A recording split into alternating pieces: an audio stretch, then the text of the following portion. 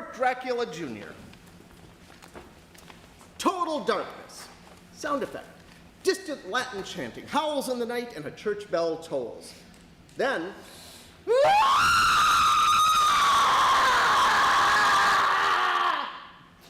At rise, Lucy Dracula lies on a bed, legs bent, clutching the sheets. Dr. Hankenstein is positioned at the end of the bed. Spawn of Satan! In the name of all that is unholy, come out of her! Yes! Yes! Let the world tremble as the darkness takes form. Let the sacred be profaned. The righteous be damned. The earth be torn asunder. In nomine Diaboli, liberate me, Father Infernus! The Dark Lord comes! This night a new heir is born. I, Bert Dracula, Prince of Darkness, command thee to... Bert, shut up! Lucy Pooh, I'm being present, like a good daddy. This is not a couples yoga class. I'm trying to help my little schnickyputs. You want to do this? Dr. Hankenstein, can't you give her an enema for the pain? If you mean epidural, too late. I am the beginning of the end!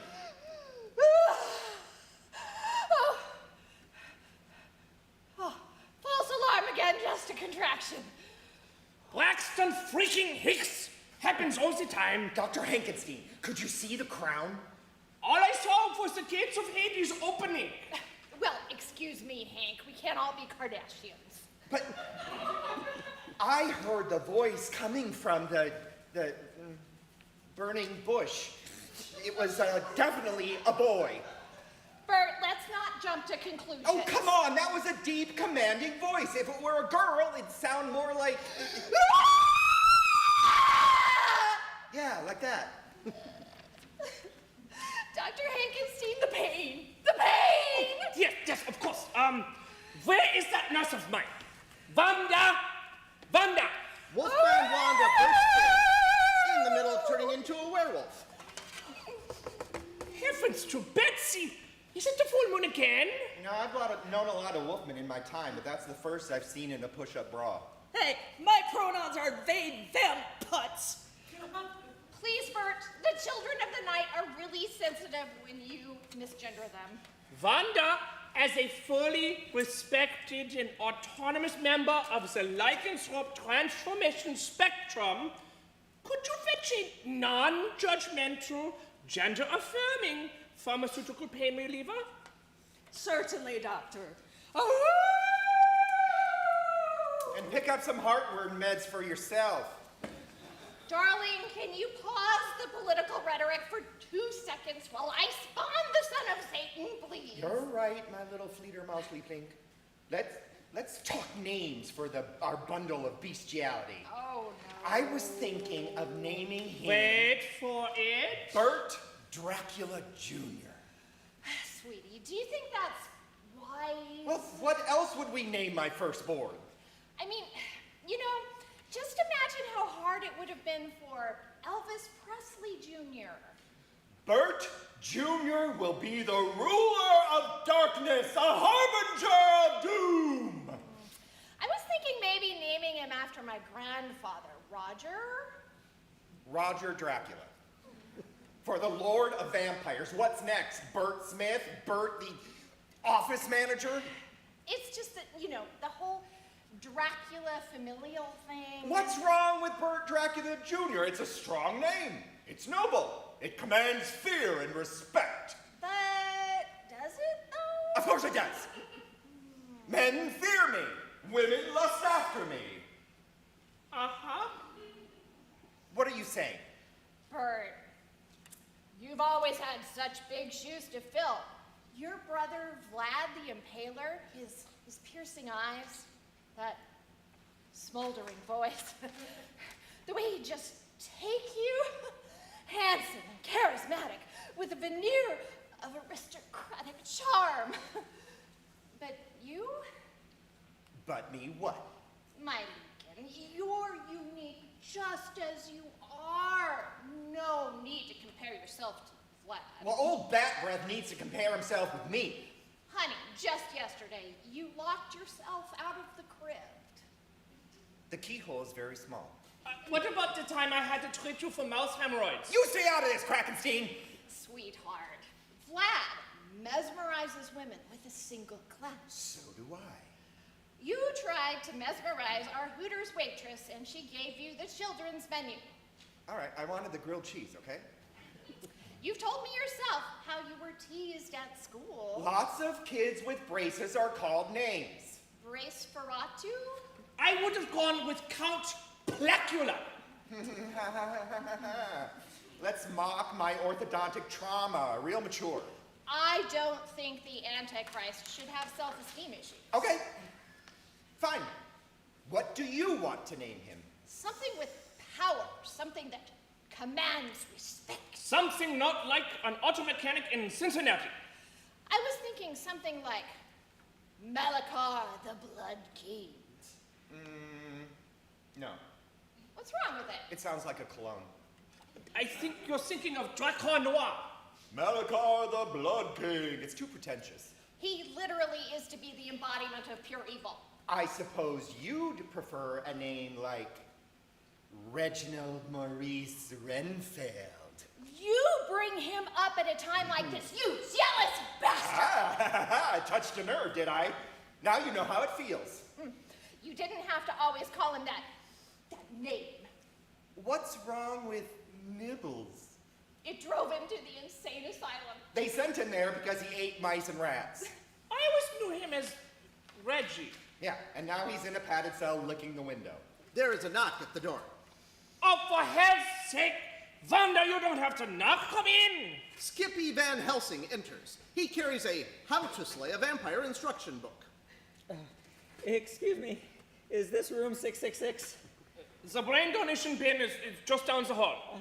No, sir. I'm Skippy Van Helsing. My uncle Abraham was a renowned doctor, philosopher, occult specialist, and professional menace to bloodsuckers. I'm here to destroy a Mr. Burt Dracula and his wife Lucy Dracula, and to prevent the birth of their unholy scourge upon the earth, the Prince of Shadows, the Claw of the Underworld, the infernal heir to the kingdom of the damned, the Stygian Blight, the left hand of Lucifer, the hellborn prodigy, also known as the Sin Spawn, the Revenant of Rod, the Crimson Usurper, and Jeff? Van Helsing, my arch nemesis. You can just call me Skippy, sir. I am Burt Dracula, and I do not bid you welcome. You certainly don't act like a Van Helsing. I was homeschooled, ma'am. Are you reading from crib notes? Oh, yes, sir. This is my first vampire slaying. Now, let me see. Step 1, enter room 666. Check. Step 2, announce victim's doom. Check. Now, it says here, use either a wooden stake through the heart, holy water, or lure the vampire into a shaft of sunlight. Is that up to me, or do I give you a choice? This doesn't seem to be your thing. No. My passion is accounting. I'm pretty good with the 10 key. Oh, a real tough guy, eh? Well, you met your match, Skippy Van Helsing. Prepare to breathe your last! In case of emergency, pull out the last resort. Skippy pulls out a crucifix. Is that oak? I'm allergic to oak. Pardon the pun, but this sucks. Hankenstein, Hank, buddy, oh pal, do something. I'm a doctor, Jim, not an exorcist. Skippy pulls out a wooden stake. Drive a stake through the heart while reciting In nomine Patris et Filii et Spiritus Sancti fiat volutos tua. Wolfman Wanda bursts in, wild, feral, attacking Skippy. Blood! Oh, what the deuce? I haven't read this chapter yet. Hold As on. he is being mauled, Werewolf, waffle irons, warthog grooming, waterboarding. Tastes like chicken. It is werewolf! Would you hold off until I finish this paragraph? No? All right, never mind. Oh, hell, let's just go with the prophecy and name him Damien. Oh, good call. Easy to embroider. I like it. We can call him Dee Dee Dee? My firstborn? He'll grow up to be a stripper. Now, the two of you, out! I can't take this anymore. I need my rest. And if I start to have a baby, I'll call you. wolves howling. Listen to them, the children of the night. What music they make. Let's go, Bert. I'll buy you a drink. I never drink wine. To die, to be really dead, that must be glorious. And I bet I could do that better than Vlad. The voice of the invisible man. I thought they would never leave. Jack? Jack Griffin, is that you? Of course it's me. Who else would it be? You were here the whole time? Oh, I was waiting for you to tell him. I just couldn't, Jack. You know how sensitive he is. Well, he's going to find out sooner or later. I know. I know. When the baby is born and comes out invisible. Oops. Blackout! Out and back. Out quick. In front. Get out there. Bow. Got a bow? Bow. Finally. There we go. Good work, team. We've never done this before. We've never done this before.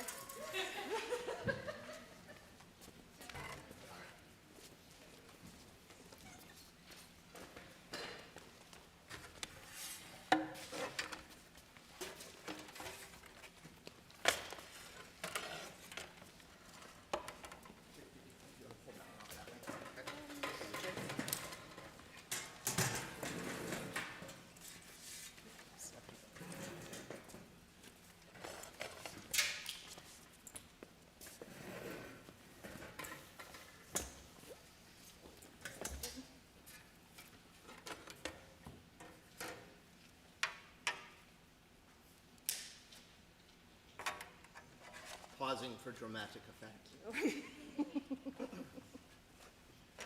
The modern elder god lights up on a consulting office. Mandy is looking over some folders and documents. There is a buzz. Mandy, your 2 o'clock is here. Send him in.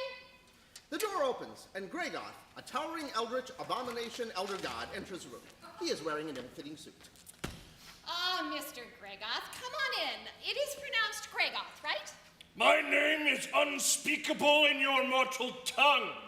If you were to hear it spoken, your skull would collapse upon itself, and your tongue would burst into 1,000 flames. Ouch. It is okay if I call you Gregoth. I'd rather not have my skull collapse in on itself and yada, yada, yada. Okie dokie.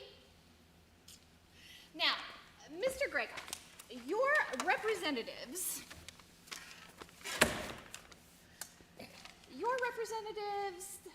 My followers? Your followers, tell me that you're an elder god. Yes! I have been here since before time itself, and I will remain after the sun has burnt itself out. Right, hence the elder in elder god. You're a little, forgive me for saying so, old? And as such, you come off as a little, let's say, out of touch with modern times. So they say. When your followers contacted me, they all seemed a little on the geriatric side, if you forgive me for saying so. The cult of Gregoth has been around for centuries, since the dawn of man, when they no longer stood like apes. It's bound to happen. This happens to lots of religions, Mr. Gregoth. The old thin out, and the young are no longer interested in following the old ways, yada, yada, yada. But we're not gonna let that happen to you. I do require more souls. Fresh souls to replace the old. Exactly. What we need to do is make you an elder god for the 2020s. Hell, I'm gonna make you an elder god for the 2030s. Here's looking to the future. Time is immaterial to me. Your race is doomed. The grains of the hourglass slowly drain for mankind. That was beautiful. But if you want to draw people in, you may want to lay off that kind of talk for a bit. You attract more bees with honey than you do with vinegar, as my grandma used to say. I think she may have had it wrong. Bees make honey. Why would they be attracted to it? Never mind, let's forget that. But I think what you need is a softball approach to collecting new followers. And if I may, this is one of the prophecies your followers gave me. It appears to be written on some sort of weird material. It is human flesh. Huh. And the red ink is... Blood. I might have guessed. Have you thought about putting your prophecies into a more accessible format for the regular masses, like a Kindle? I can also get a good deal with one of the major publishing houses, maybe get it into mass paperback. I know, seeing your words in a small book at the airport doesn't quite have the same impact as having them scrawled in blood on a sheet of flesh, but I feel your words are more important than how they are delivered, right? I suppose? I have to ask, I'm curious. Is the skin and blood from the same person? How many pages can you get out of your average person? And do you just have an inkwell full of blood or something? Never mind. Let's talk about your words, okay? The oceans shall boil, and the seas will turn red with the blood of mankind. So I have prophesied. So you have prophesized. Gregoth, this isn't particularly pleasant. It is the end of all things. Of course it isn't pleasant. Right. But you want to get people to follow you. Do you think anyone would join up with a religion that talks about boiling oceans and all of that? I know the Christians have something similar in their texts, and I know how many Christians join the church for all the stuff in Revelations. I don't think too many. And do you really intend to turn the oceans red with the blood of mankind? I suppose that is an exaggeration. Just something to consider. But I want them to know the wrath and destruction I will deliver. And that's fine. That's absolutely fine. But you know what I'm thinking? We save it. Like for another book. That's how cults work, you know. I mean, no offense, but let's call a spade here. You want to control people who will blindly follow you and your every whim, right? It's a cult, or a religion, but those words are kind of interchangeable.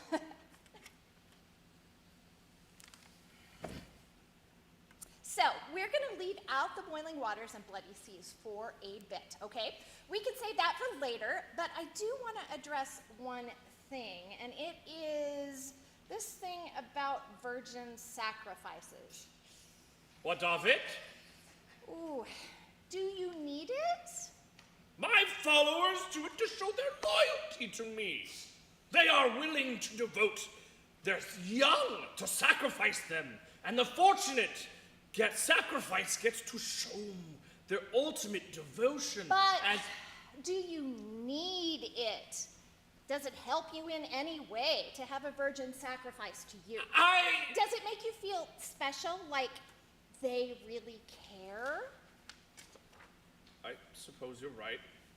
I don't need a sacrifice. I'm not saying we get rid of the sacrifices entirely, just maybe, I don't know, open it up a bit. Maybe a little bit more, I don't know, accepting. This is the 2020s after all, and I might add, going after virgins is kind of creepy. I mean, you're an elder god. You're already creepy. No offense. Virgins typically mean young, and specifically asking for young versions is kind of, it's not acceptable nowadays. I'd also suggest an age limit, like you do not accept any sacrifices under 18. Though, considering your own age, you might want to make it 21. And just accept the sacrifice. Don't get hung up on whether they're a virgin or if they're the town bicycle or anything. I suppose I can concede to that. There you go. Moving on to other things now. Now, Mr. Gregoff, how do you connect with your followers? Connect with my followers. I mean, how do you talk to them? I appear to them in their dreams. I express my wishes, and they fulfill them. But how do they get in touch with you? None would dare speak to me! Okay, I think we may need to change that. Sure, maybe your methods worked in the past, but I see an opportunity for improvement. People don't like their dreams being invaded. I think you could benefit from having a more, let's say, tangible approach. You have a lack of presence online, and if no one can find you online, you're more or less dead in the water as far as most people are concerned.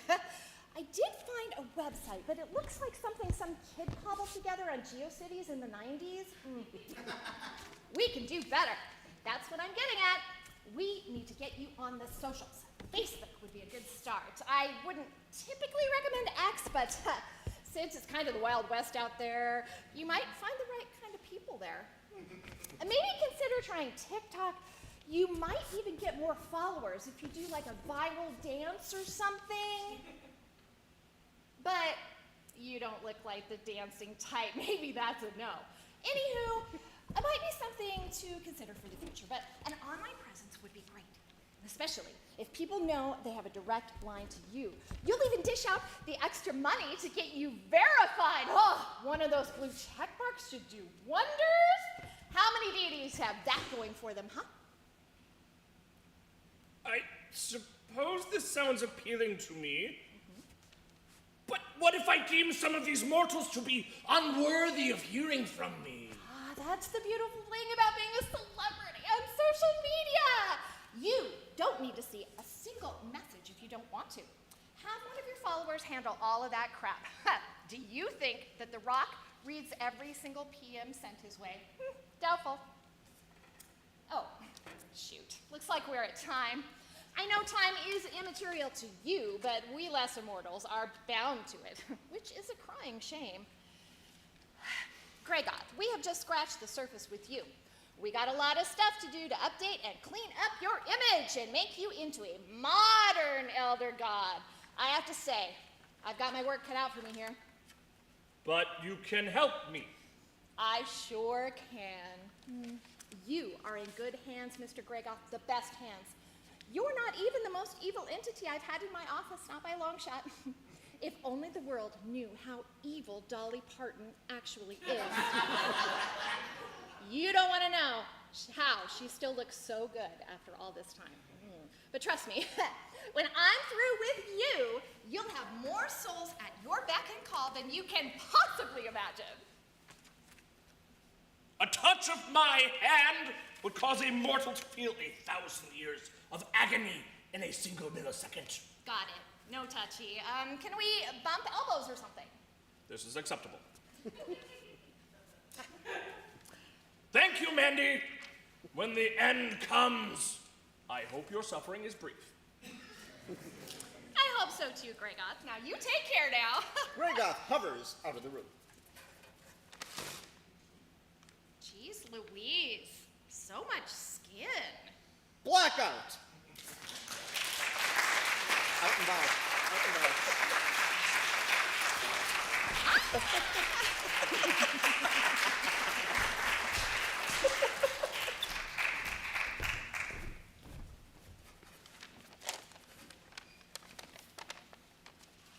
All right, so that's the first three of the, and then it's Foxman. I thought people laughing a lot. Very, very fun scripts. Thoughts from everybody?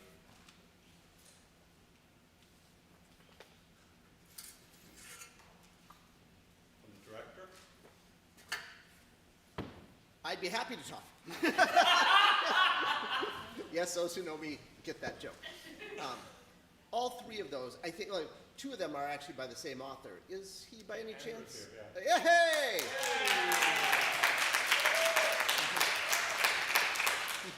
So, we'll talk about those two first. That, for me, I love how, again, in the space of 10 pages, there's a beginning, middle, and end to all three of them. And they actually carry a little more depth than skit, like SNL skit and such like that. There's not as many layers as typically in a skit. That this actually had moments built in characterizations, like we'll talk about our Elder God. I like that Gregoth it's written in a way that the actor can portray both vulnerability and obviously bluster throughout the thing in the space of just a few moments. And they've all went to sleep.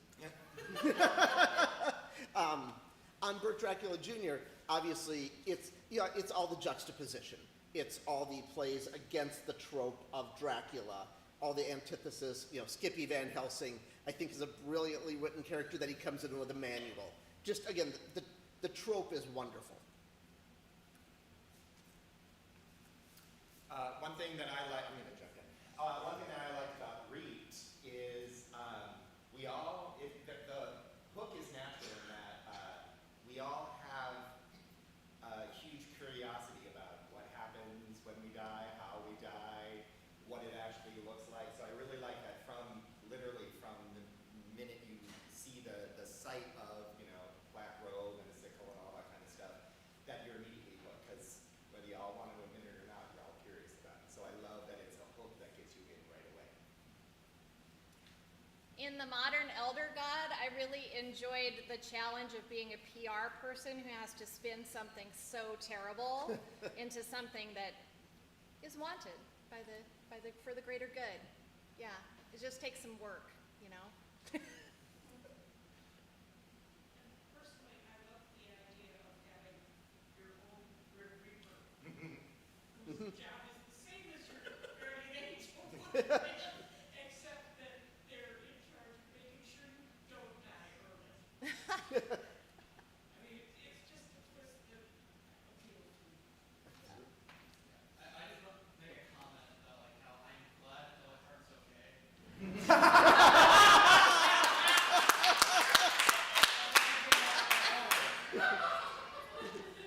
Thankfully she came online and explained that she's okay. So trying to find somebody else that everybody loves. Make evil. Yeah, I thought the tagline at the end of Reed was just perfect. Yep. I was going to comment on that too. It's for especially these shorter plays, it's notoriously difficult to end them in a way that feels satisfying a lot of times. And I think all of these did that so brilliantly, especially Reed. I think that was just a brilliant, brilliant ending. Yeah, it's kind of like back in the 60s when almost all the songs ended with people just fading out. Yeah. Yeah. And this isn't like that, which is nice. Eh, I don't have the approach right now, but I thought the ending with Van Helsing the Invisible Man. yeah,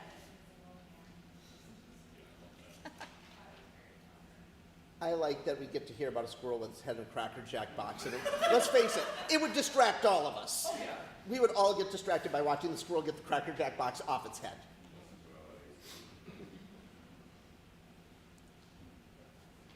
I don't know if this is purposeful or not, but Skippy reminded me a lot of Morty from Rick and Morty. And I just wanted to ask how it was a perfect part. I think that voice and everything was perfect for the character. And I will say, to the actor's credit, he stepped in and took that character and ran. I shaped a couple of things, but really, in fact, for all these characters, we sat down and we just read and let them go. So a lot of this is what they interpreted from the scripts, which is what we kind of aim for with our new play festival, is really focusing on how are the scripts being experienced by both audience, by directors, by performers. How does it read and speak? And that hopefully provides some information and feedback and validation and thoughts for the authors of, oh, that did hit kind of where I saw that going. That naturally gravitated the right way. That part did not, and so on. Yeah, I love Skippy. I mean, reading it through. I'd like to ask Andrew a question, is what does it feel like when you're in a space like this, seeing it being read? What does it feel like? Do you get nervous? And then are you taking mental notes about what you're hearing at the time? Yeah, I'm sometimes it's the first time I actually hear it out loud. Yeah. other than my own voice, like reading it to myself out loud, make sure it sounds all right out loud. But I've been fortunate enough that a few of my plays have been selected for this festival over the years. So like I'm always excited like when I get the email that I get something put on, like especially when it's something brand new. These are a couple of my newest plays. I just wrote them like last year. Like I was part of like a 30 play challenge that I wrote these two ones here, and then these are the two that stuck out for me. And yeah, I was always excited to like see like how the director interprets it, how the actors interpret it, see what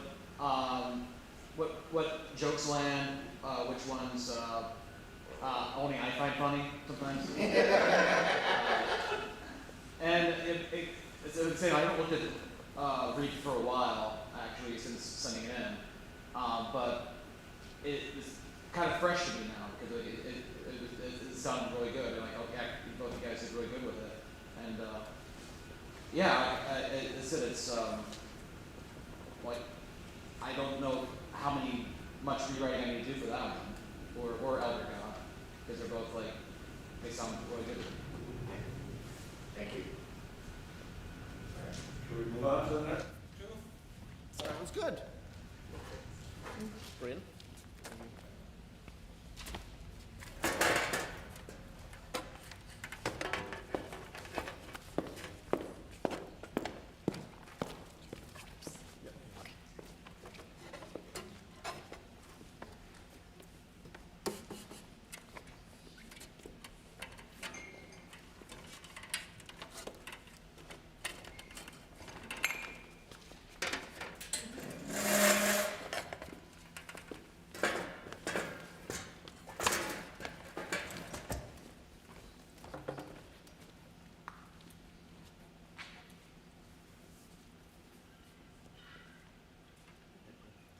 The Look of Love. Place, a coffee shop. Time, now.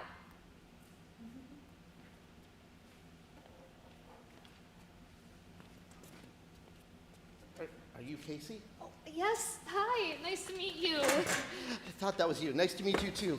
Have you been here long? Have you been waiting long? Oh, not too long, maybe an hour. Oh, good. Wait, an hour? Sorry, did I get the time wrong? I thought we said 12:30. Oh, yes, we did. It's just, I like to be early for things. I hope I didn't inconvenience you. Please forgive me. No, there's no reason to forgive anything. I mean, everything's fine. That's good. As you can see, I'm not used to dating much. I'm new to the city. You? No, I've lived here most of my life. Oh, you must really like it here. Yeah, sure. It's got its downs and its ups. You must have lots of friends in the area. I guess. I've got my friends from high school, the ones that stayed in the area, some coworkers, you know, the usual, a couple of people from my pickleball league. That sounds great to me. I have a lot of trouble meeting people. My birthday was just last week and I didn't even have anyone to celebrate with. Oh, wow. Sorry to hear that. Well, happy birthday anyway. But that's such a coincidence. My birthday was just last week, too. Really? Which day? Tuesday. Oh, wow, Wednesday. Crazy. Leo twins. That's nuts. You're really nice, Alex. I'm glad that we can become friends. Thanks. Yeah, you're nice, too. And, you know, you look just like your picture. What's that supposed to mean? Oh, no, nothing. I meant it as a compliment. Like, you know, you're pretty. Oh, okay. Thanks. You're pretty too. Thanks, I guess. So, what did you do for your birthday? I had a birthday dinner with some friends. Yeah, this sushi place over on La Kienga. Maybe we can go there sometime. Do you like sushi? Oh, yeah, I do. Okay. Oh, but I'm not so sure I can go back there too soon. Why not? Something really crazy happened, you know, at my birthday dinner. Really? What happened? So, we're at the restaurant, right? And one of my friends, Justin, he was hitting the sake pretty hard. The waitress was just doing her job. She was very friendly and kind of cute, too. So she comes over to bring me my spicy tuna roll, and she's putting it on the table, and Justin, suddenly, he asks her if she's married. And she looks embarrassed, and she shakes her head. And he asks, "Would you be my wife?" And he's holding out his napkin ring to her, you know, like a wedding ring. Can you believe that? So I said, Justin, you can't do that. It's tasteless. And then Justin's girlfriend bursts out crying and says, he's just being romantic. Why do you have to ruin it? And she got up and stormed out of the restaurant. So now half of my friends are mad at me, saying I was too hard on Justin's girlfriend, and the other half are applauding me, and one of them even brought me a Prius. Isn't that crazy? Can you imagine that?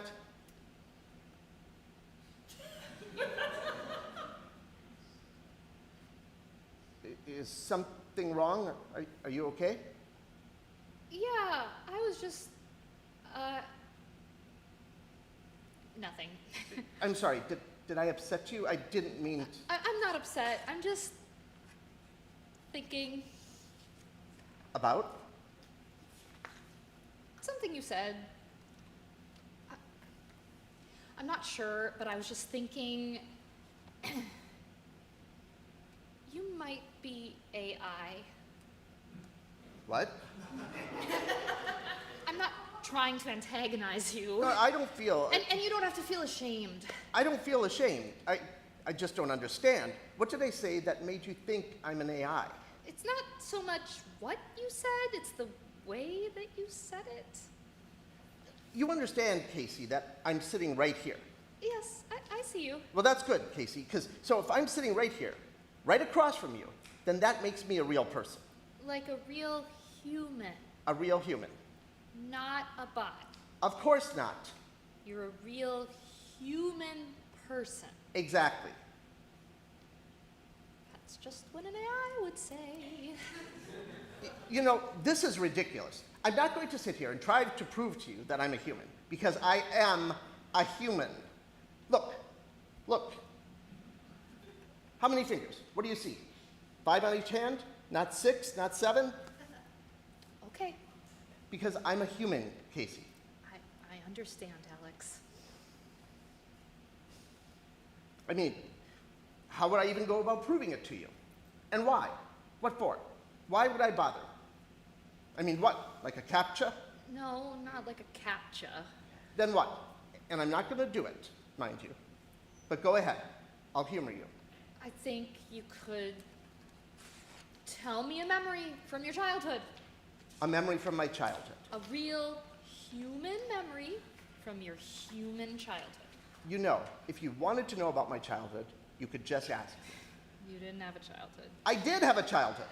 I don't know why you're getting so offended. AIs are super smart. It's a compliment. You're very convincing, too. Is this what you do? You meet someone on Bumble, you ask them to coffee, and then you accuse them of not being human. No, I've never done this before. Like I said, I'm not used to dating much. I'm new to the city. Well, let me tell you, Casey, you suck at it. Hey, listen, don't get upset. I didn't mean that. I was just a little, I take it back, okay? I was just angry because you called me an AI. Thank you for understanding. Sure, it's okay. You're very kind and friendly. Thanks, Casey. I tried.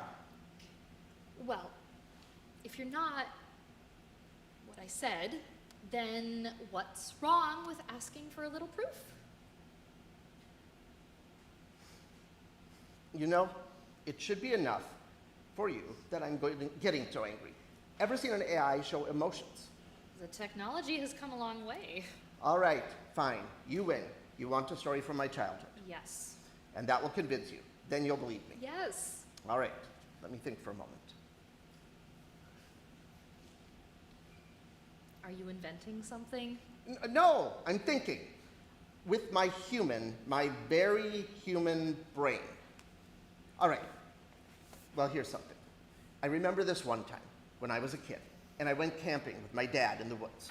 And we set up a tent, and we set a fire, and we put marshmallows on the end of sticks. And I sat there, my dad next to me, staring into the bright orange flames. And I felt good, safe, you know, with my dad next to me. And I looked up into the sky, and it was really dark. But the sky was alive. It was filled with stars. I'll never forget that. So I turned to my dad, and I asked, Dad, how many stars are there in the sky? And he looked at me with that look, the look of love. And he said, 10,787,333,002. Dear.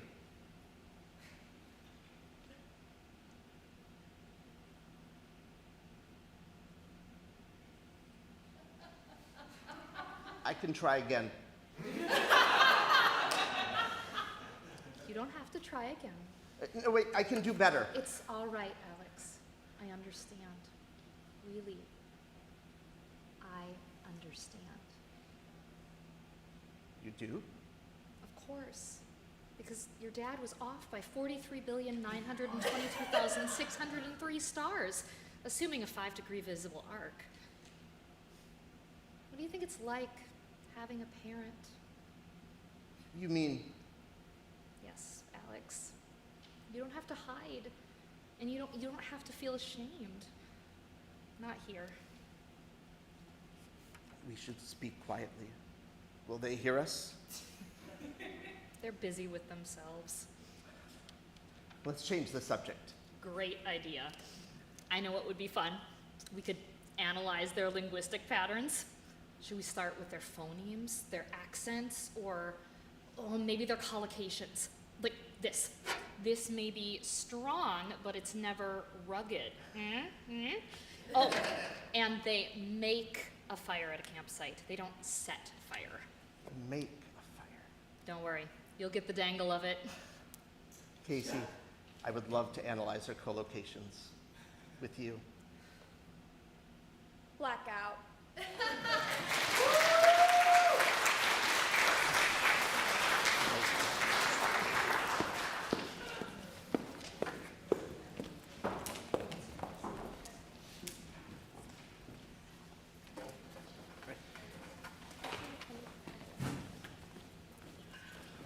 We just need the 5 stands. I need a flashlight on my back.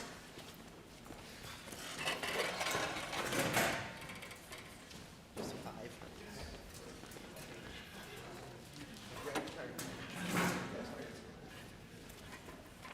Yep. We need a total of 5. Beautiful. You only need 5. Just 5.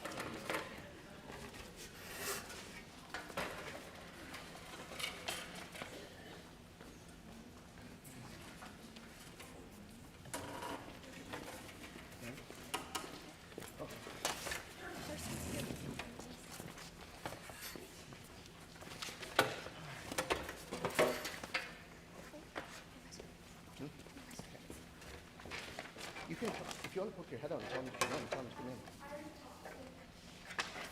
Sorry, some others have arrived. So you're going to invite them in if they want to come in. Jim, do you want to let people know out there if they want to come in, they're welcome to, like we're at a moment?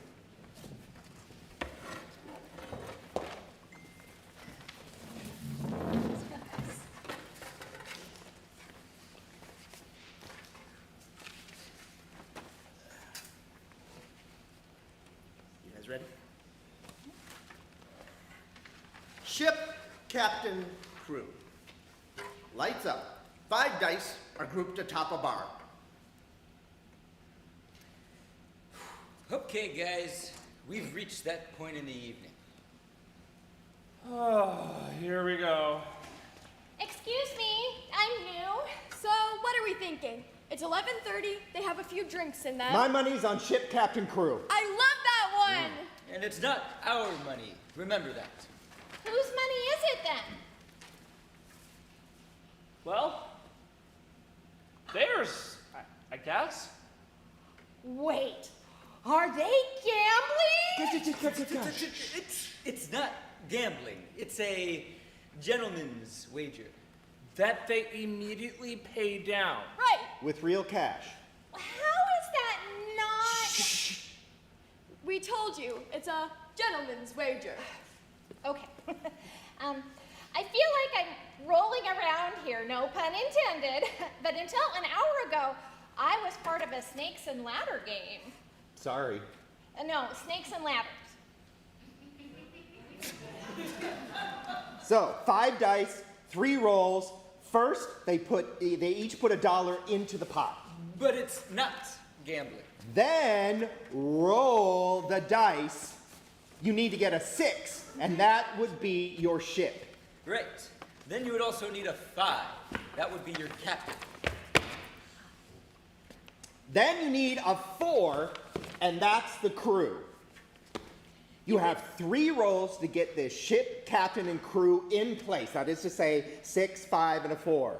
Anything after that is your points, and the highest point total wins. You can re-roll as many as you want, but you have 3 rolls to get the most points. Why did you make the woman the crew? Are you saying that the woman isn't good enough to be the captain? Oh, hey. No. Not at all. They rolled a 4. That's it. Uh-huh. I see how it is. Hey, you don't know who I am. Nope, I agree. I should be the captain. Preach. It's just luck of the throw.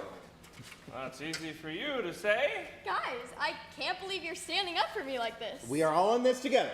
Plus, we love you. You love me? Well, love is a strong word, but how? Not the pips. Yes, we love you and we're stronger with you here. I love you too. 4 rushes over and attempts to hug 1, but the large and square nature of the fact that they are dice makes that difficult at best. It's best if we're all on the same page. Uh-oh. What? All right, here we go. All right, we trained for this, people. Dice? Oh,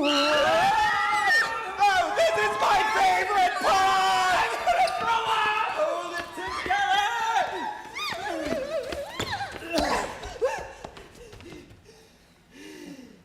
Well, that's a pisser. Well, good news. We're almost guaranteed 3 rolls. 2 rolls left. Because there's nothing higher than a 3? Exactly. Here we go again. Oh, please let this be something. Oh,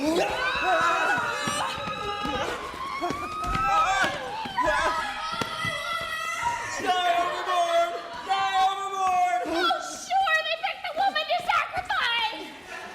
If they can find, then they can still count. I don't think this is gonna end well. Roll us already!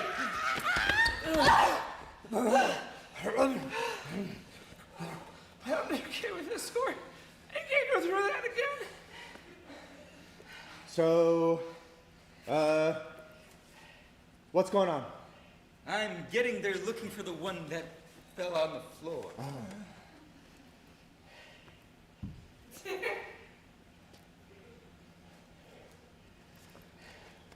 They have a name. Oh. What is it?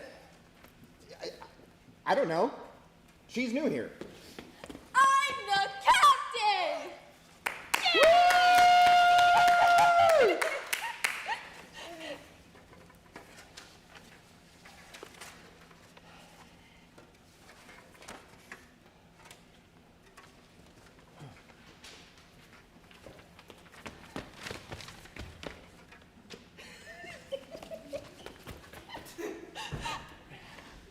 Sorry.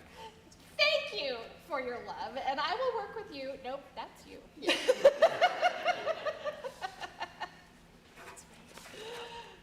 Okay, that's what I'm talking about. I see you and I return the love. Thank you for your love. I will work with you so you can finally earn that promotion. So, what's next?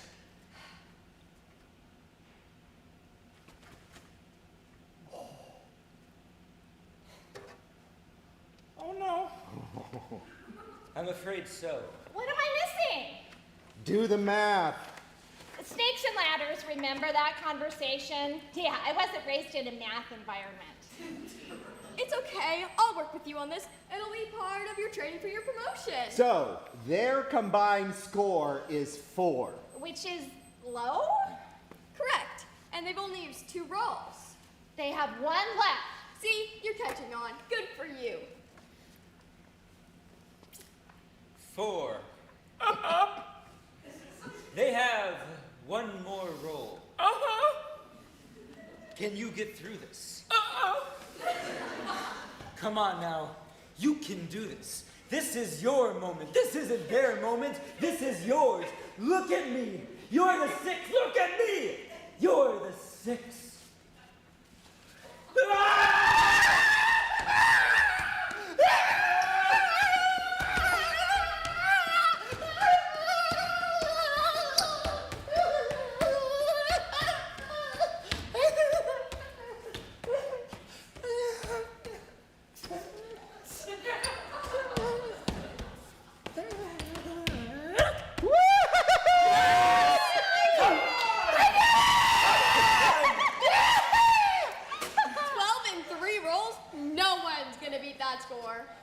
Not unless they try to do it in 2 rolls.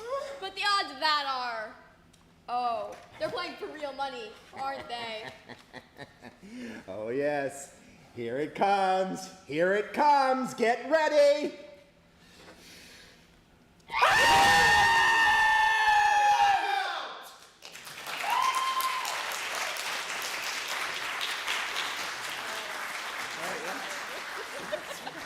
Wow, right, forgot about that. Thank you.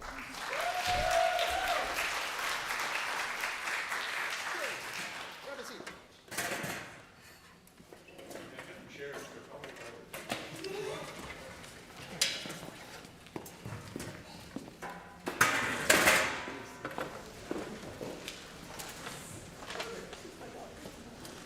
Go ahead, Jim. All right.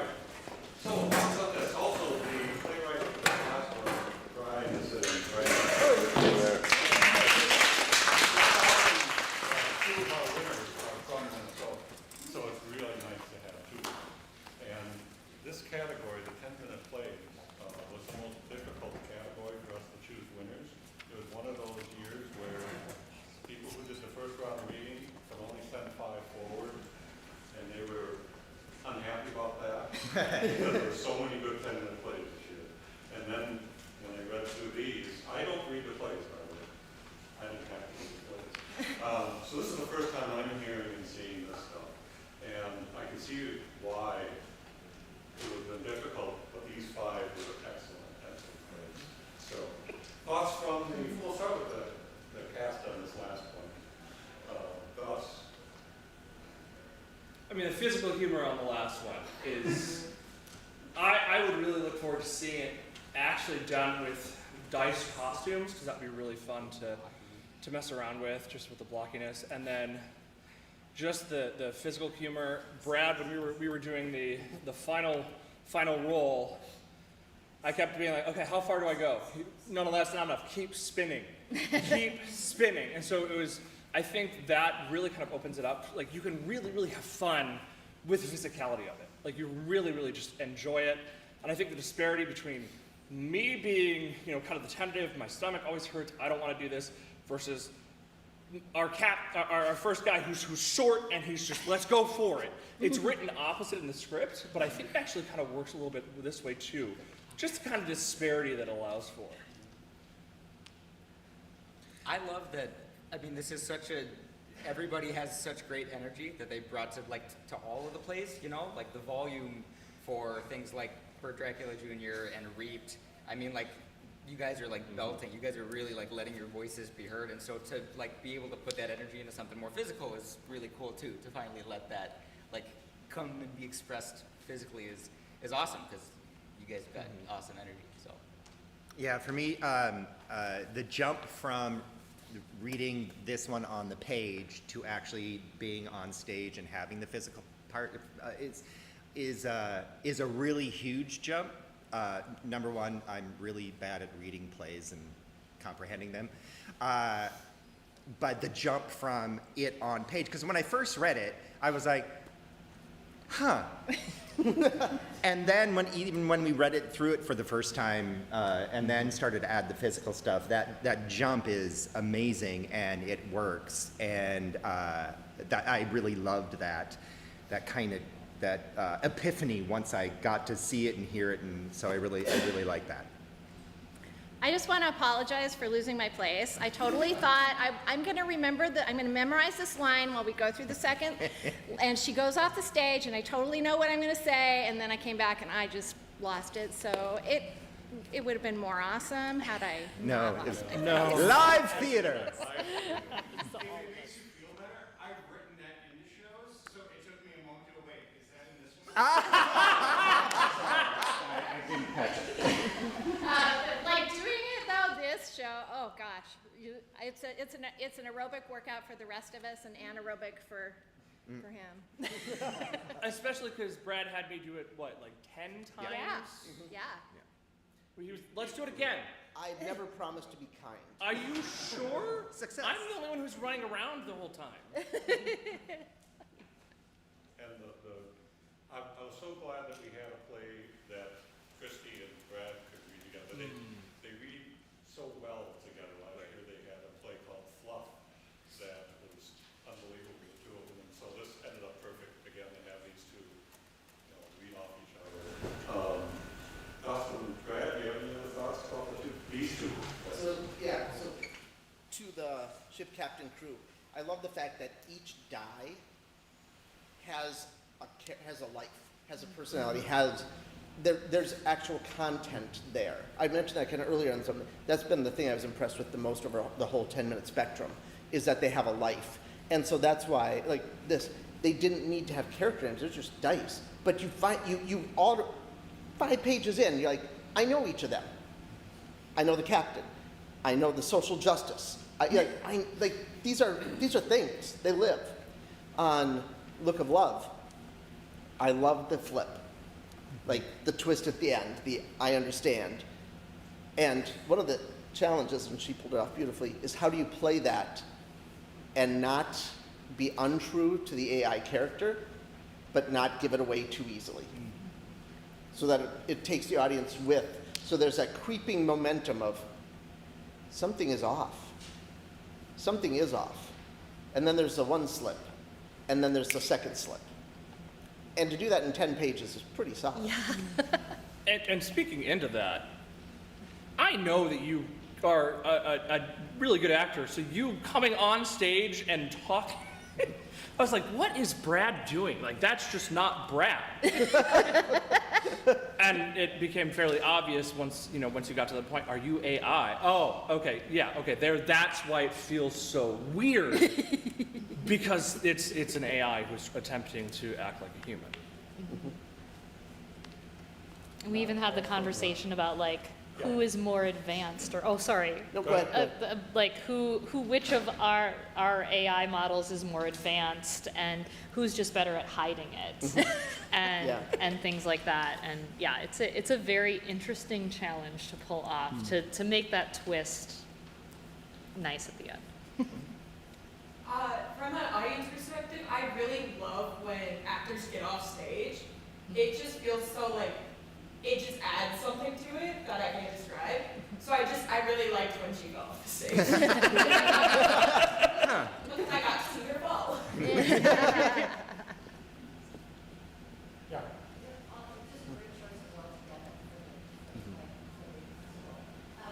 Each one of them, makes you think of those characters in a different way. The twist at the end of the second one to the end here was terrific. Everything just switches in your brain. I will never throw dice the same way. Great sympathy. Excellent. Hey, Brian, the sorry line is a gem. I love that joke form. The comment was that the sorry line is a gem. I love that. Love it. Love. You juxtapose something. Yep. Sorry. And it was delivered really perfectly, by the way. I will, if I chime in, tell you Reese's Shoots and Ladders and not, or Snakes and Ladders and not Shoots and Ladders, because Snakes and Ladders is a worldwide game and Shoots and Ladders is straight. So, I was wondering about that. I don't want to get sued. So, let's leave it at that.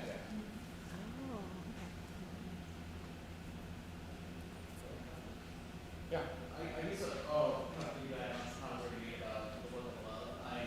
so the switch, I thought, I guess I didn't read the description of the on the website before I came today, so I didn't know what I was going to like. I thought, oh, it's going to be an awkward meet cute date thing, and then the AI thing drops, and I'm just waiting, here, okay, where's going to be the slip up for when there is going to be some AI stuff dropped in. And I said I didn't even catch the lamp at the fire.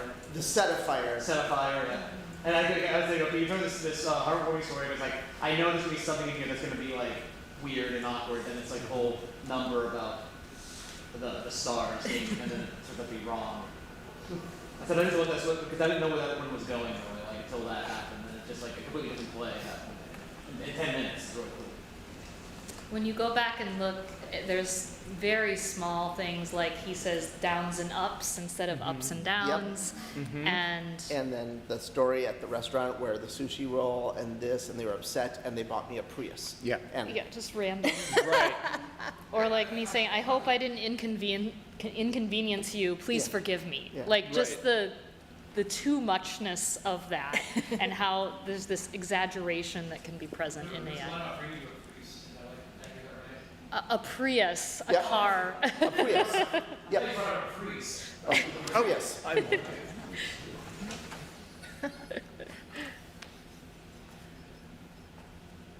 else?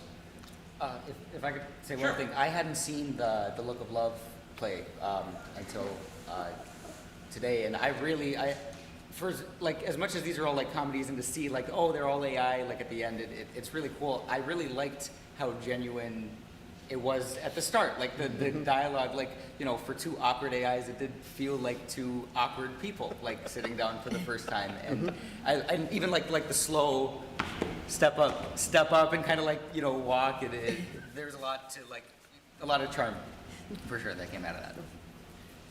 On the director's side, I will say that was one of the challenges for the order to present these in, because there were two-person comedies, and then one 5-person comedy, like fairly comedic, and then there was a movement-based play, and then there was a heart play.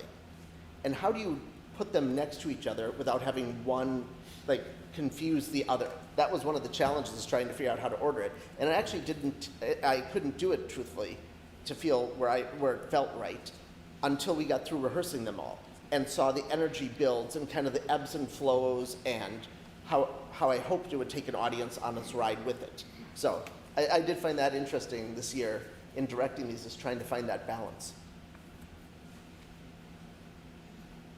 Okay, well, we'll take 5 and then move on to the next play. Is that Rabbit Hood? Yep. Rabbit Hood. And thank you again to the 2 authors who were here. Yeah.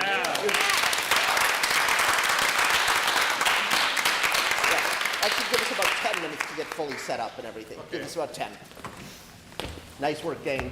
You guys did awesome. Where do you want dice? Great job. Where do you want dice? Over in my bag. Workout for today.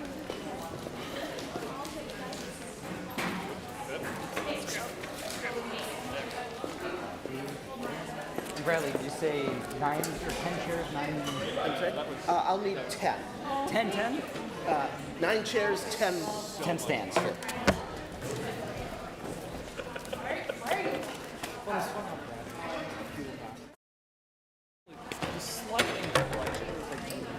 Okay.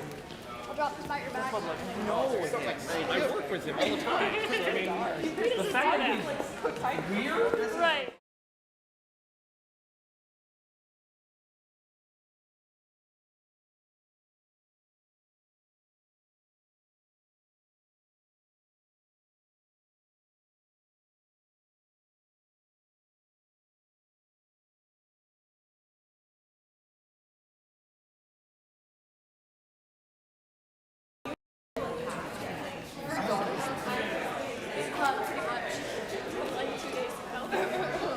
Oh, yes, I do remember. Absolutely. Hey! All right, gang. Hi. How goes it? Good. Thank you so much. For hopefully, a little bit of that to kind of get a feel of how this works. If you've noticed, one of the things we're focusing on is volume and keeping that so it doesn't sort of shit. It's the exact same as the visual. So that's what I talked about. And now, chairs back here when you are not consistent.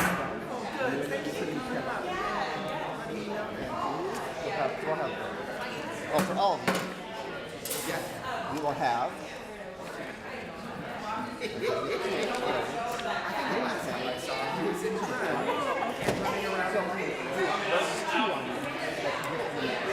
So,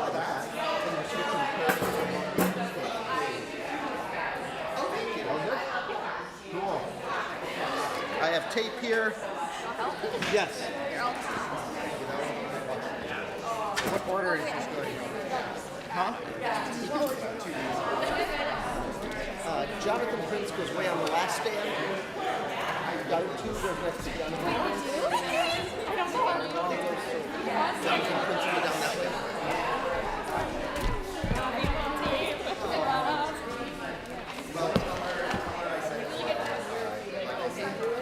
Yeah, you're not gonna look. Well, because Maya was like, And each of you should stand up and measure your stairs so it's at the right height. I've been here since like 9, 8. I don't know where mine is. there'll be a tag on it. Make it very hard to know. I don't know. Thank you. I appreciate that. How did you get to On that character. I think it's kind of. Oh, wait. I was. There's a Mopsy. On this side. Hey. Oh, he's right, measure it. Mopsy is right here. I guess not. My mom's right here. Hi, Mom. That's so great for you, Ben. Run away. I don't know. Benjamin and Olivia. Ended up. And I think we awesome. Guard 1 and guard 2. Oh, I'm right here. Guard 2. Wait, where's me? 1 second. We might shift stuff. Just you, Charlotte? To center. Guys, where's me? Where am I? You're not. You're actually kicked out of the show? You have an ID? What's your ID? Oh, this is Megan. Where am I? What's your character? Sherry Nottingham. Is it over there? Look at all of the Right there. Who do you stand next to? I should. So you're right there. That Olivia's. Did I miss one? Yeah, We Sherry need F. one more stand, don't we? Sherry F. Nottingham. Yep. Which goes in between here. There you go. Oh, trust me, trying to map out all the stands and Oh, yeah. chairs from Understand. 6 shows. And they come and go and then balancing what show I put next to what show. So it I doesn't know. throw something I'm a else in. professional. Tell Eden I will. I will. Here's the sheet. No, they're gonna be scared. Oh, you better go back and get him. All right. I'll be back up in just a Maybe I want a better one. What's wrong with it? What? I feel like you'll figure it Wrong with it? Stop, I'm it is hard to make. Like that. Well, set it how you want it, and then don't move it. I'm not that tall.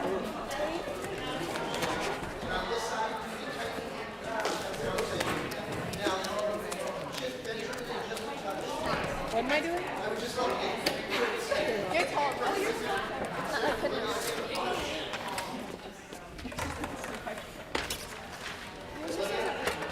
Yeah, I'm working on it. Not exactly sure.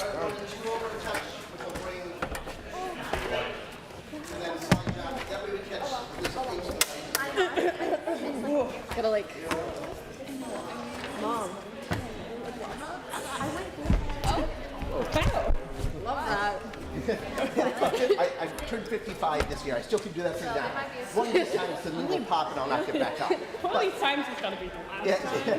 Oh, when I at our work conferences, I will actually jump off the stage and high five the entire staff. And all my staff take bets on when my knee is going to buckle and I won't get back up. Valid. Okay, so you see how exactly I was talking about the jump off the stage and how all you take odds I won't get back up off the conference. We are streaming. Okay. Oh, nice. So, just remember volume, characterization, enjoy this. At the end, after I yell blackout, I'll step out in front of this and try to bow uniform. We'll try. So that's pretty key. In fact, let's take it off of you. And you too, in fact. So get out, when you guys get out here, wait till everybody else lines up. You make sure that side's lined up, you make sure this side's lined up. Look at each other, then out. Yep. Bow. And then we'll move stands and sit down and we'll have the discussion about the play. Okay. Cool? Awesome. Not yet. I want to go say hi to the two authors quick. And I have to pee.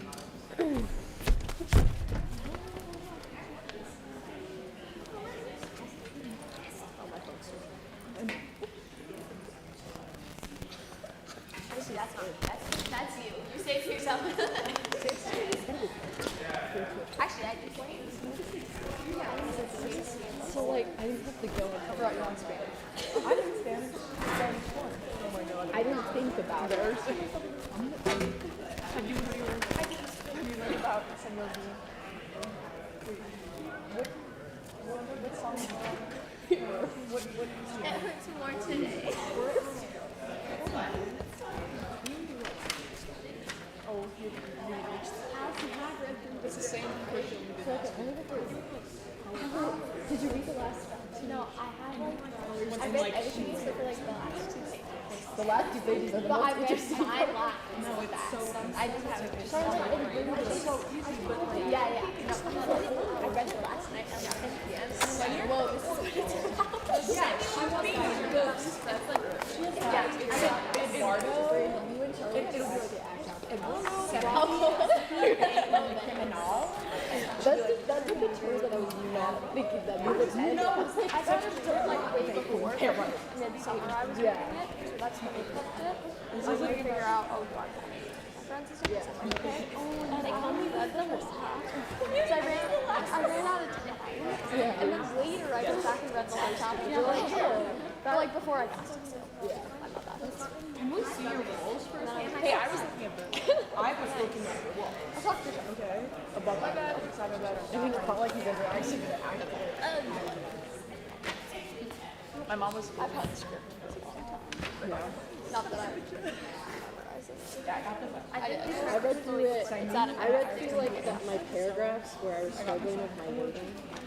I finally decided to figure that out. No, look it. I wrote I actually wrote the pronunciation. Yeah. I don't have any of it. Because I was struggling. But I'll probably get composite wrong. You're gonna say compose it? Where's my brother actually? Composite. Or like wearing my hair. And then cooperating and embedded. Is that what that means? Yeah. I'm just making sure. Of all. Oh, that's hard. What?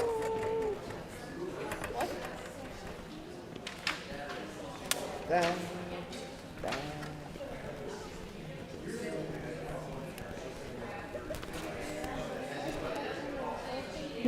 Oh shoot. My brother decided to sit over there. Decided to sit over there.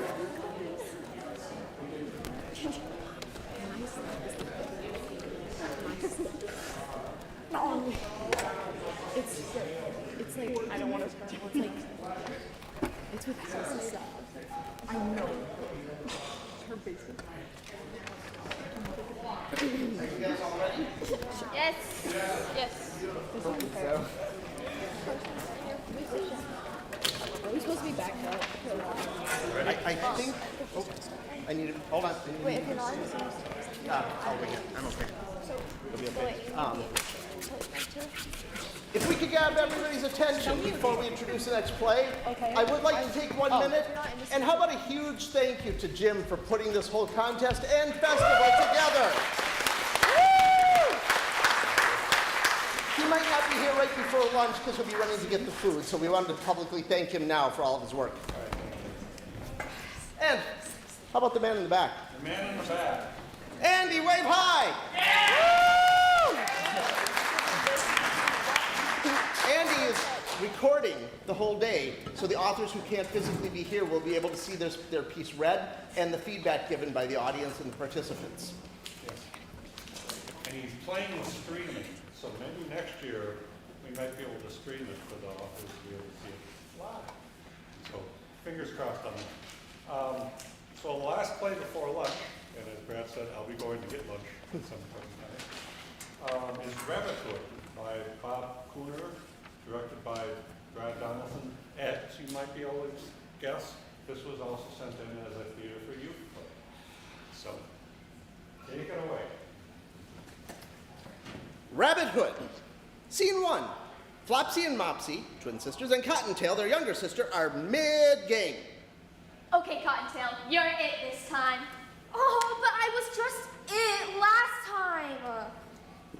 It's because the loser is always it. And let's face it, Cottontail, you're a loser. You take that back, Flopsy. What's there to take back? It's the truth. It is not, Mopsy. It's two. It's not. It's two. If you don't take it back, I'm telling Mom. Go ahead and tell. We'll just deny it. It's your word against ours, Cottontail, and we're older. Mopsy has knelt on all fours behind Cottontail. Flopsy gives Cottontail a shove, resulting in Cottontail tumbling backwards over Mopsy and ending up on the ground. Ma! All right, just forget it. If you're gonna be a baby, I'll be it, okay? I'm only counting to 10. Got it? Close your eyes and no cheating. Go. 1, 2, 3, 4, 5, 6. I said no cheating. Ugh. 7, 8, 9, 10. Ready or not, here I come. Where are you? I'm gonna find you. You can't hide from me. Peter Rabbit, wearing an old jacket torn in the back and carrying a sack of something, enters from the opposite side. I'm gonna get you, 'cause I know you're right. Ah! Peter! Peter! Peter! Uh-oh. Peter Rabbit! I was never here, got it? Where the daisies is that rabbit? Peter! Flopsy? Yes, Ma? Mopsy? Yes, Ma? Cottontail? You mean Peter. Just where is your brother? Oh, you mean Peter? Considering he's your only brother, yes, I mean Peter. Flopsy, is there anything you'd like to tell me? Not really. Mopsy? Not exactly. Cottontail? Yes? Well... I'm counting to 3. Cottontail, if you don't... No, please, not the counting! Well? He's over there, hiding! Way to go, Cottontail. You mean Tattletale. Oh, hey, Ma. I didn't see you there. Oh, really? And just where have you been, Peter Rabbit? Me? Oh, nowhere really, just, over the other side of Sherwood Glade. The other side of the glade? Look, Ma, I just wanted to find us something better to eat, all right? Like, I don't know, rubagaba or something. I was hungry. We all are. You got that right. All we ever get are scrawny little clover leaves and those nasty little tasting weeds. I can't even remember the last time we had lettuce, much less a carrot. I'm sorry, but we're doing the best we can with what we've got. You know, it hasn't been easy without your father. At least we're not starving. Yet. It's a good thing Peter's looking out for us. Even if he does have to steal a little from McGregor Corp. Oops. Stealing from McGregor Corp? But is it really? If I've told you once, Peter Rabbit, I've told you 1,000 times to stay away from that part of Sherwood Glade. If those people at McGregor Corp catch you over there, there's no telling what they'll do to you.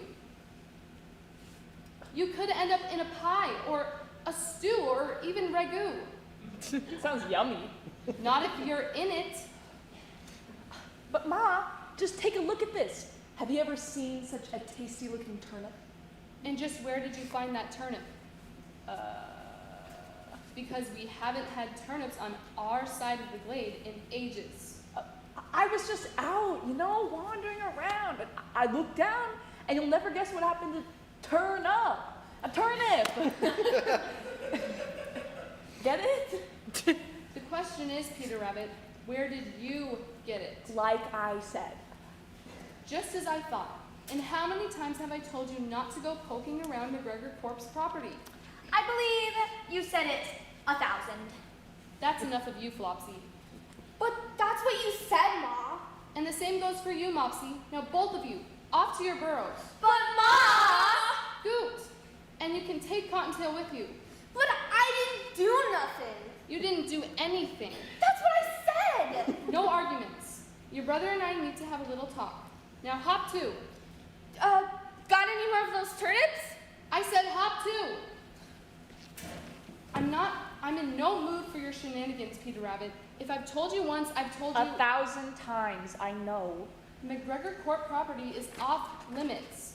But Mom. It's too dangerous. If your father were here, he'd tell you the same thing. That's just the point. He's not here.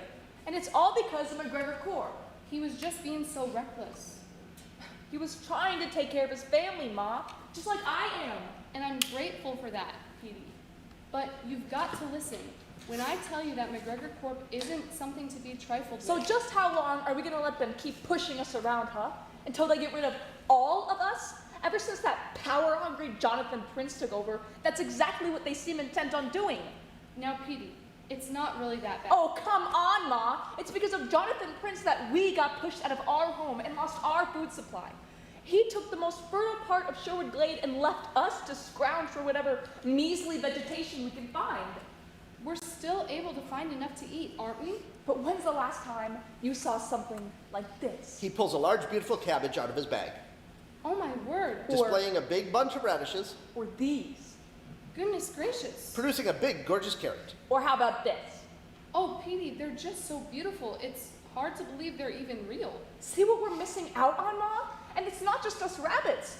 What about all the other animals in Sherwood Glade that McGregor Corp has left homeless? I know, son, but it's not right to steal. But isn't that what they did? They took our homes away from us, our very means of survival. But it's not the same for them. They're people, humans. They operate under different rules. You're right there, Ma, they sure do. Peter, I know it's not fair, but it's just the way it is. Not if I have anything to say about it. Sherry F. Nottingham, Chief of Security at McGregor Corp, enters, accompanied by a McGregor Corp Guard 1. Excuse us, ma'am. Hate to bother you, but I'm wondering if you have time to answer a few questions. And you are? Sherry F. Nottingham, ma'am. McGregor Corp Chief of Security. As a matter of fact, I was just about to start our supper. This won't take long. Oh, that's me. We'll be quick as a bunny. Well, all right then, but you know how impatient these youngsters can be when they're hungry. Not really. Here's the situation, ma'am.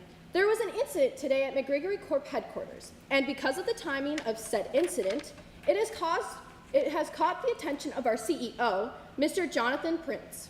Mr. Prince, you say? That's right. It seems that someone or something was able to breach the warehouse security fence at our East Sherwood Glade growing site. Did you hear that, Ma? Something broke into McGregor Corp. And we're making some inquiries here in West Sherwood Glade. Talking to your neighbors. Gathering statements and whatnot. Is that so? I'm wondering if you might have seen or heard anything that struck you as suspicious. Suspicious? Out of the ordinary. Abnormal. Peculiar. Well, let me think. How about you, young rabbit? Anything today strike you as strange? No. Strange? Absolutely not. Nothing at all. Actually, our security cameras were able to get a picture of the culprit. You mean there's a photo? Removing the photo from their pocket and handing it to Sherry. Sure is. Here, take a look at it and see if it rings any bells. As you can see, the photo's a little fuzzy. Yes. And that rascal in the photo is a little fuzzy too, if you catch my drift. I'm not sure. I know it's not much to go on, since you can't see the culprit's face. The camera only managed to get a shot of their backside, as they escaped under the security fence. I see. See anything you recognize? Anything that looks familiar? Well, I don't know. I can't really say. I know what you mean. All those fluffy tails look alike, don't they? No, I can't say I recognize a thing. Now, if you don't mind, I need to get supper started. Sorry to trouble you. Here's my card. You'll be sure to let us know if you see or hear anything. Mr. Prince would be most appreciative. Thank you. You too, young rabbit. Don't hesitate to contact us. Oh, I won't. Sherry and guard 1 pass by Peter. Sherry turns back and notices Peter's torn jacket. Just a minute. What's going on there? Peter quickly hands the bag off to his mother and turns to face Sherry. What's going on where? Your jacket. It's torn in the back. What do you know? What happened to it? Looks like you might have ripped it. Maybe on a fence or something. Is that possible? Well, anything's possible. Oh, Petey, why do you insist on wearing that old torn jacket? If I've told you once, I've told you 1,000 times. You've got a perfectly good new one in your burrow. But no, he's just got to wear this old raggedy one. Sneakily handing the bag back to Peter. Kids, you just can't tell him anything, can you? Now, you have a good day, Chief. Notting Hill. That's Nottingham. Sherry F. Nottingham. Yes, of course. My apologies. Goodbye now, Chief Nottingham. Hey, that was pretty slick, Mom. About the jacket, I mean. I don't like lying, Peter. But you are pretty good at it. So, what did happen to your jacket? The truth. I tore it on the McGregor Corp fence. All right? Running away from those flat-footed guards they sent after me. Peter Rabbit, you could have been killed by those guards. They'd have to catch me first. And what makes you think they won't? Especially now Jonathan Prince himself is involved. She was just blowing smoke about Prince. Why would he care about a few missing vegetables? And besides, I'm faster and smarter than any of those rent-a-cop goons he's hired. But they've got a picture of you, Petey. Just my fluffy little tail, not my handsome little face. Mark my words. One of these days, that cocky little attitude of yours is going to be your downfall. But I haven't been yet. I haven't been caught yet, have I? But you might not always be so lucky. It's not luck, Ma. I've got mad skills. And just you wait and see. One day, I'm going to be the most famous rabbit in all of Sherwood Glade. You've just got to be more careful, Petey. I don't know what we would do if we lost you. No need to worry about it. It's a mother's job to worry. All right, hand me that bag of vegetables. I don't know, Ma. It's stolen property. You sure you want to be an accessory to a crime? I just want to make us a nice supper for once. Now hand it over. Love you, Ma. Just stay out of trouble, Petey. And give me that jacket, too. I better mend it. Thanks, Mom. Benjamin Bunny, Peter's favorite cousin, enters. Benjamin sports sunglasses and a hoodie emblazoned with the McGregor Corp logo, the same kind Guard 1 wore. The hood covers his rabbit ears. What do you got there, young rabbit? Peter mistakes him for another McGregor Corp guard. Nothing, not a thing, sir. I'm afraid you're gonna need to come with me, son. I've gotta charge you. Charge me? With what? With being a sucker! I knew it was you all the time, Benny. Nothing, sir. Not a thing, sir. I was just playing along. We're not. You got punked, and you know it. So what? What are you thinking anyway, wearing that stupid hoodie? I like it. It's cool. Yeah, but it's from McGregor Corp. I know, but... But nothing! They're evil, Benny. Take that thing off. But it matches my kicks, cuz... It's a whole look I got going on here. You look like a traitor. Hey, what are you saying? Because only a traitor would wear a McGregor Corp hoodie around here. Where'd you get that anyway? Found it. Yeah? Where? Other side of Sherwood Glade. Yeah. I was just over there too. I thought I saw you hightailing it out of there. What do you do? I got us something decent to eat for a change. Got any extra? Sure, if you want to stay for supper. There's cabbage, radishes, turnips, carrots. You can stop right there, cuz you had me at cabbage. Well, if you're staying, I'm gonna need you to take off that hoodie. Oh, come on!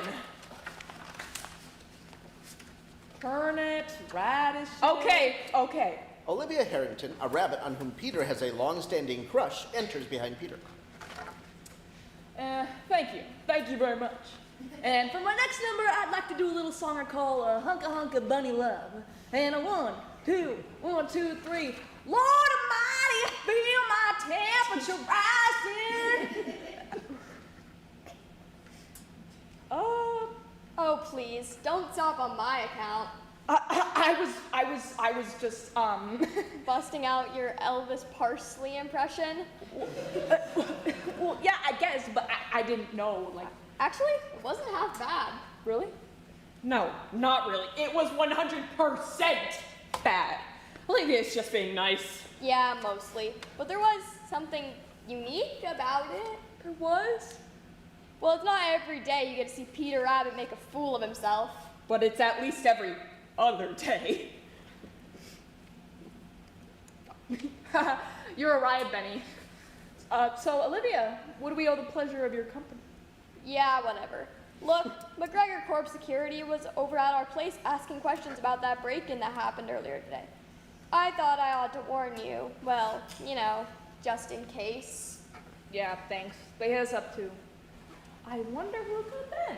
Yeah, I wonder. Well, I don't, because I know it was you, cuz. Yeah, come on, Benny, that's ridiculous. Petey, it was you. I saw the photo. Oh. How'd I look? From that angle, guilty.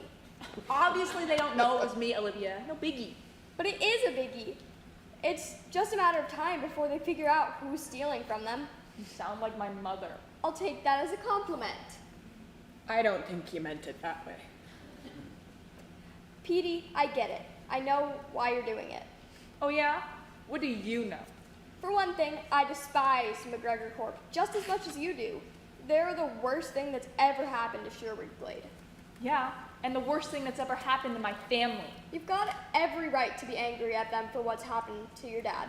But if you keep doing what you're doing, your family's gonna end up losing you too. So what are we supposed to do?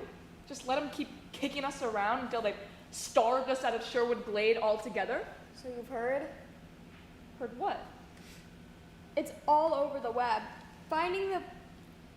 Take a look. Olivia pulls her phone up. The audience sees the news video clip featuring Jonathan Prince that Peter, Benjamin, and Olivia are watching on the phone. Good morning. I am Jonathan Prince, McGregor Corp CEO. As you know, McGregor Corp's expansion in East Sherwood Glade has been an unqualified success. In fact, we can't keep up with the demand. So today, I'm here to announce McGregor Corp's production facilities will blaze westward and take the entirety of Sherwood Glade. That way, we can provide all the delicious and nutritious vegetable products that you, our customers, have came to know and love. Our bulldozers are ready to roll and construction will begin immediately. We thank you for your continued support, and remember, McGregor Corp's motto, if it's 100% good for us, it's 100% good for you. I can't believe this. It's despicable, isn't it? Peter? Peter, say something. What's there to say? They're taking over and kicking us out. They win and we lose. Again. There's gotta be something we can do. Like what? I don't know. Protest. Refuse to leave. Fight back. Something. Right. We can't just give up without a fight, Peter. You literally said that yourself. I was talking about sneaking into McGregor Corp property and taking a few vegetables. This is way beyond that, Olivia. How are we gonna fight back when Jonathan Prince comes at us with bulldozers and who knows what? There's nothing to do but pack up and get out of here while we still can. I can't believe you're just gonna walk away, you of all rabbits. What's that supposed to mean? Well, what about all your big talk on how McGregor Corp is the enemy? How we have to stand up to their corporate greed and environment devastation. So when push comes to shove and the fight becomes real, you just throw in the towel, right? Come on, Petey. I've never, ever known you to be a quitter. When you know you're gonna lose, what's the point in fighting? What's the point? What about the homes and the lives of animals here in Sherwood Glade? They're not my problem. Wow, Petey. Who's the turncoat now? Throwing the McGregor Corp hoodie at Peter. You might as well wear this yourself, traitor. Maybe I will. What the heck? If you can't beat them, join them, right? Peter Rabbit dressed like a McGregor Corp guard. How disgusting. It is disgusting, cuz. But also scarily convincing. Oh, yeah? Yeah, you're totally disgusting. No, I mean, like, you really think I look like a McGregor Corp guard? With those sunglasses and that hoodie covering up your ears, you do. What about this? I got you, cuz. Peter, you're not thinking. Oh, I'm thinking, all right. Come on. Who's really gonna believe a rabbit is a McGregor Corp guard? We hear Flopsy, Mopsy, and Cottontail's voices from off as they approach. Peter! Peter! Mom wants you! So let's find out. You two play along with me, all right? You're gonna be in big trouble, Petey! Now, listen here, you two rabbits. I don't want to see, hide, nor hair of you near McGregor Corp property ever again. You understand? Yes, sir. I said, do you understand? Yes, sir. Hold it right there, all of you. And just what do we have here? Looks like 3 more miscreants, if I'm not mistaken. What's a miscreant? And what's that I smell? Could it be, I don't know, vegetable stew? And just where did those vegetables come from, huh? Somebody or something stole them, isn't that right? No, sir. Was it you? No, sir. How about you? It wasn't me, sir. Not on your life. No way. Oh, really? Then I guess that can only mean one thing. It was me. You scared Peter. You scared me half to death. You should have seen your faces. That was a mean trick, Petey. What were you thinking, pulling something off like that? I was just trying to prove a point. No, wait, well, yeah, that Flopsy and Mopsy are scaredy cats. What about you, Cottontail? No, sir, nuh-uh, it wasn't me, sir. I did not sound like that.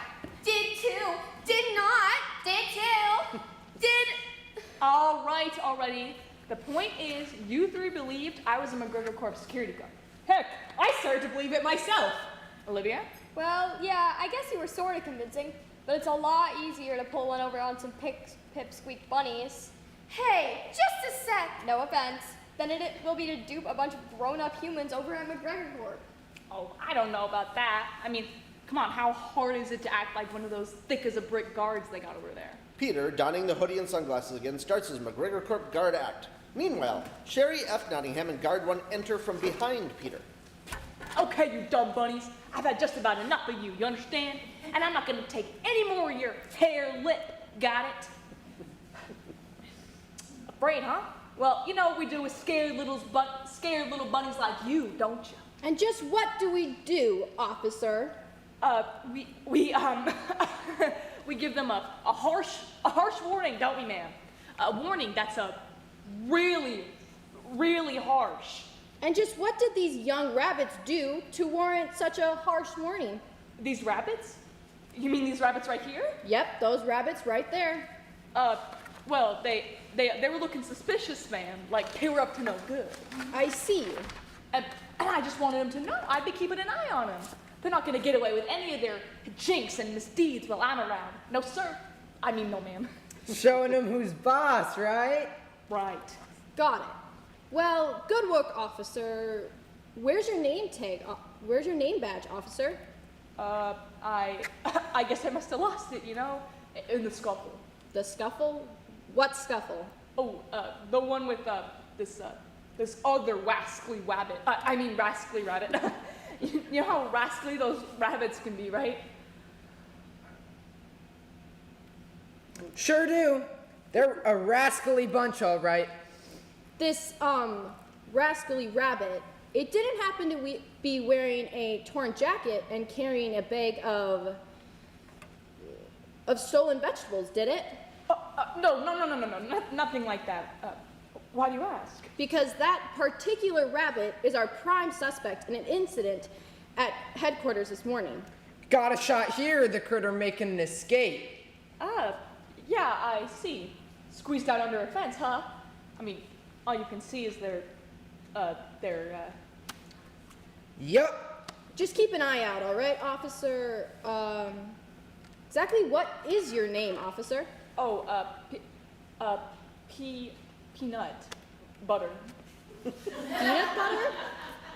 Actually, it's a P period nut butter. Like P is my first initial, so essentially like P-knuckle. I mean Pinnacle. I like the card game. Like P-knuckle butter. That's my name. That's quite a mouthful, isn't it? Yeah, that's why I go by P. Just plain old P, peanut butter. You'll have to forgive me, Officer Nut Butter. Oh, you can just call me P. No thanks. The thing is, I don't recall ever meeting you before, which is strange because I pride myself on knowing all my security personnel. Well, personally. And I would definitely remember that name. So would I. That's all right, ma'am, because I certainly remember you. You made quite an impression, you know that. Well, no need to be modest, ma'am. Why, there's no one in all of Sherwood Glade who doesn't know Sherry F. Nottingham. You're a legend around these parts. Oh, go on. Oh, I could go on, but I don't want to embarrass you. Suffice it to say, no one will forget the mark Sherry F. Nottingham has made around here. No sirree. Well, I do my best. And that's all one can do, isn't it? I'd like to see someone try and do better. What's that supposed to mean? All right then, that's enough of that. I'll certainly remember you from now on. Keep up the good work and be careful out there, officer. 10-4, Chief. Copy that. And thank you, ma'am. I'll look forward to seeing you again. Did you get a load of that? They fell for it. Lock, stock, and barrel. Dude, that was a beautiful thing to Mind behold. blown. Awesome. I know, right? But that's enough about me. So, Olivia, what did you think of my performance? I think you're completely full of yourself.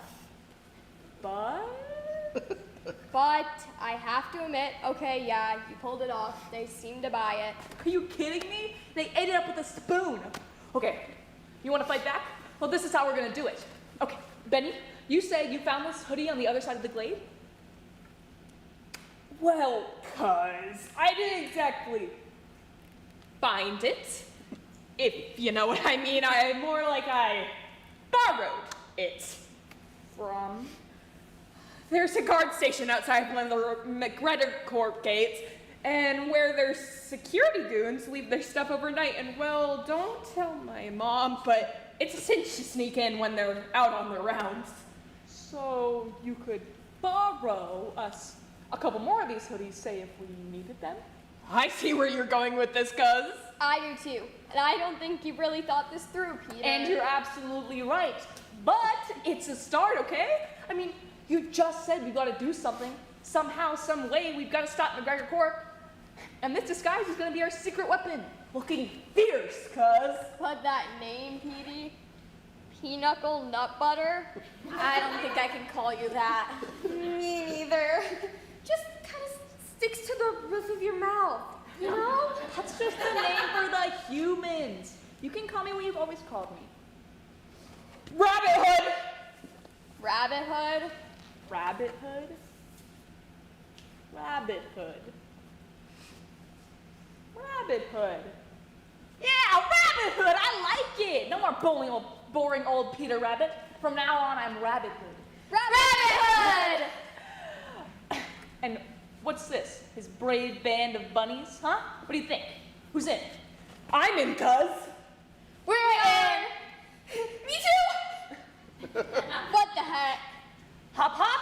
Hooray! Hop, hop. Hooray! Peter, Benjamin, Olivia, Flopsy, Mopsy, and Cottontail. Sherry and Guard 1 re-enter. Guard 1 is holding a photo of Peter and pointing out Peter's now exposed fuzzy tail to Sherry. Hop, hop. Hooray! Rabbit Hood! Rabbit Hood! And his brave band of bunnies.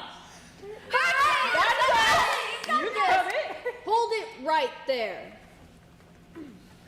Ah, look who it is. Chief Nottingham.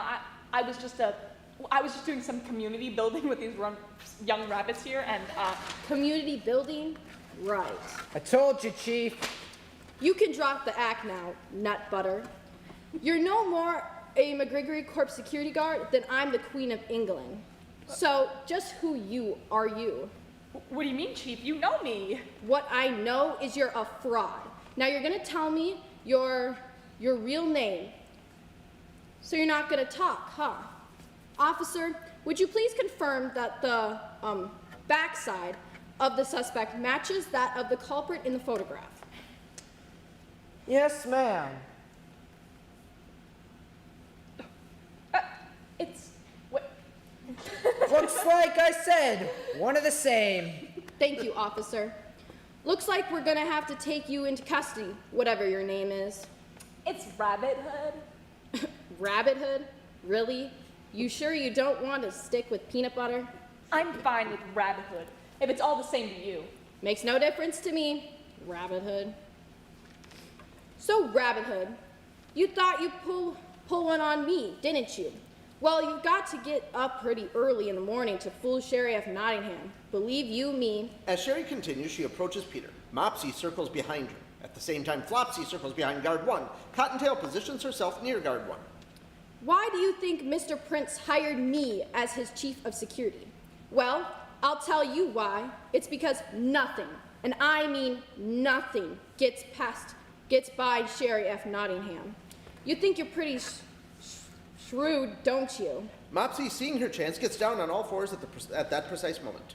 But I guarantee you that Sherry F. Nottingham will always, and I mean always, come out on... Sherry trips and falls backwards over Mopsy. Top! Benjamin pushes guard 1, who falls over Flopsy. Run, Rabbit Hood, run! Yeah, go! Get him! Get up, you bumbling idiot, and get that Rabbit Hood! Lights down. Lights up on the scene, too. Lights come up, isolating Jonathan Prince and Sherry F. Nottingham. Jonathan Prince here again, on the heels of this morning's announcement of the McGregor Corp exciting plans for development. You may have also heard rumors of a break-in that has occurred at our East Sherwood facility. Some have suggested that this may have been sort of a retaliatory act committed by radical militants who stand up in opposition to our proposed expansion. But here at McGregor Corp, we want you to know that there is no evidence of this whatsoever. None at all. We here at McGregor Corp take all crimes against property very seriously, even petty theft. Thus, we will most assuredly apprehend the culprit in short order, and we will prosecute them to the fullest extent of the law. We want to emphasize, however, that our primary valued customers, with even more of the high value products you've relied on all these years. Because remember, if it's 100% good for us, it's 100% good for you. Lights out. Scene 3. Nighttime in Sherwood Lane. For a quick moment, it's relatively peaceful. Then suddenly, we hear the sounds of barking dogs. Peter, still wearing the McGregor Corp hoodie, enters as if being chased by the dogs.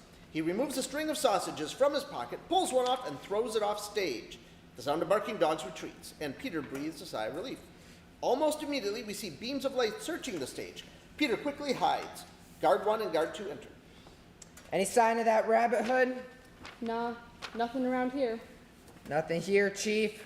You sure about that? The dogs were definitely acting like they picked up a Rabbit Hood scent. You mean his stink? Well, maybe Rabbit Hood was here, but he's not anymore. I'll tell you one thing.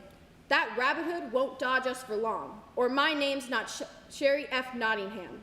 Come on, sounds like the dogs might have picked up another lead. Sherry and the guards enter. Peter peeks out. Suddenly he hears voices and sees more beams of flashlights approaching from the opposite direction and hurriedly hides himself again. That's mine. Oh. Hurry up, Benny! I'm coming! You've got to keep up. We don't have much time. Haven't we already looked around here? Like, maybe twice already? He's not here. You heard those dogs, Benny. And if they can find him before we do, well... I'm telling you, Petey. I'm telling you. Petey can take care of himself. He always has, always will. I hope you're right. In the meantime, we're going to keep looking. All right, all right. Benny, Yeah. I don't know what I'd do if anything happened to him. I mean, well, you know. Yeah, I know. Okay then. But when we find him. If we find him. When we find him. You better not say one word about, you know. Oh, I know. Not one word. Benjamin notices his sneakers untied. Got it. You coming? You go on. I'll catch up. Just gotta tie my sneak. Make it quick, okay? Benny! OMG, cuz! Shh, keep it down, you're gonna give me away. Oh, yeah, sure. Sorry. Cuz, me, Olivia, and me, we've been looking all over for you. You're not the only ones. And here you are! Wait till I tell her. Hold it, just wait a sec. I heard what you said. It sounded like, well, that she, she likes me or whatever. Oh, yeah? Am I right? I mean, is that what you got from what you said? Like, she, likes me or whatever? You're talking like likes, right? Yeah. So yeah, cuz she likes you, all right? Like a lot. For real? Yes, dude, for real. But you didn't hear it from me. She will kill me if you tell her I said anything. Olivia Harrington likes me. Huh. Listen, cuz, you gotta snap out of it. You got a lot more to worry about here than your despo crush on Olivia. Benny? At that exact moment, Olivia enters behind Benjamin so that she is seen by Peter, but not by Benjamin. Olivia? Peter? Hey, look who I found. Peter, are you alright? I can't believe it. Yeah, I'm fine. I'm good. I'm just so happy to see you. I mean, all of us were so worried about you. Yeah, I mean, sorry about that. I didn't want to think it was a good idea to let you know where I was. I mean, I didn't want to get you or anybody else in trouble. You know what I mean? Well, you're safe. That's all that matters. Thanks. But, well, it's not all that matters. We've still got to stop McGregor Corp. How? I may have a plan.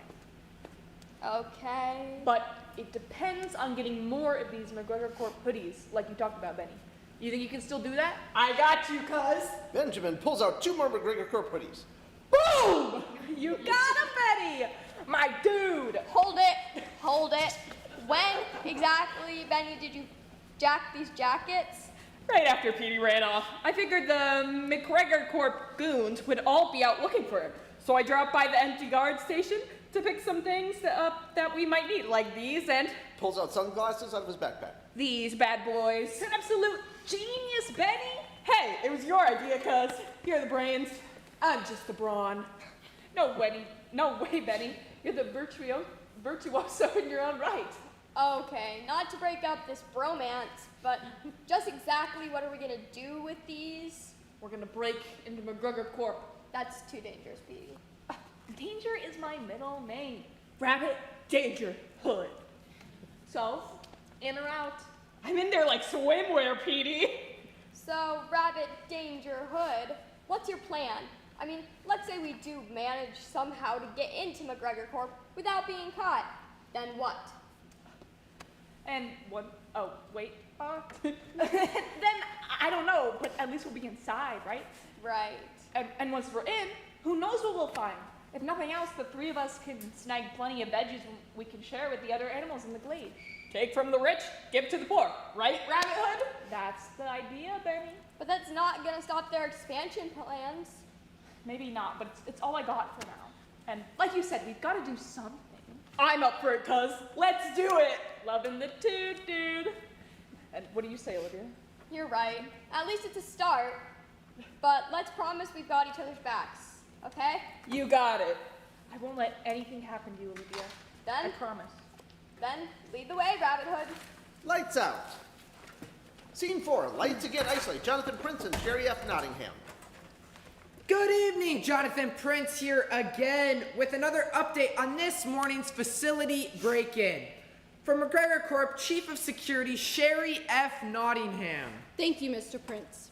We would like to report that we have apprehended the culprit who broke into McGregor Corp headquarters this morning, but unfortunately, we can't.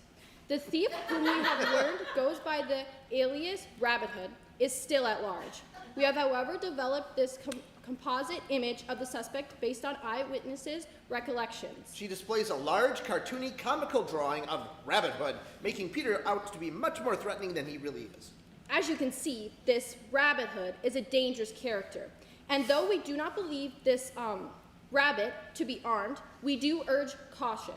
If any of you out there has any knowledge of the whereabouts of this Rabbit Hood, please notify us immediately.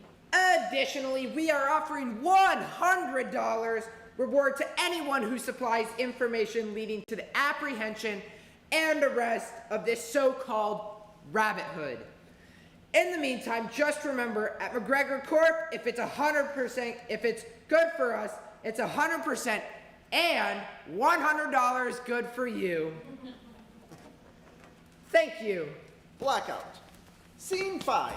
Nighttime at McGregor Corp's growing site warehouse. Lights up to reveal a dim, shadowy interior space. Boxes and crates bearing McGregor Corp labeling such as McGregor Corp, freshness you can count on. McGregor Corp, 100% good food. McGregor Corp, naturally delicious, etc. are piled high. Guard 2 enters, walks through with a flashlight, doing a cursory scan of the space, and starts to exit through a door. As Guard 2 approaches the door, another guard, actually Peter in disguise, enters through it. Oh, hey there, buddy. Hey, how's it going? You know, same old, same old. Yeah, I know what you mean. What are you doing here? I thought everybody was out looking for that, what's his name? You know, bunny, hop, rabbit food. Oh, you mean Rabbit Hood? Yeah, I was doing that, but then they sent me back over here to relieve you for your break. Didn't want to leave the warehouse unprotected, you know? Whatever. There's nothing going on around here, though, bro. Been quiet as a tomb all night. Well, you know what a stickler that Chief Nottingham is. Don't I know it? Sheesh. Well, okay then. I was gonna go out to get myself a cup of joe. I'll bring me back one if you want. On me. Well, sure, yeah, if you're buying. I guess I'll take a celery tonic. Celery tonic?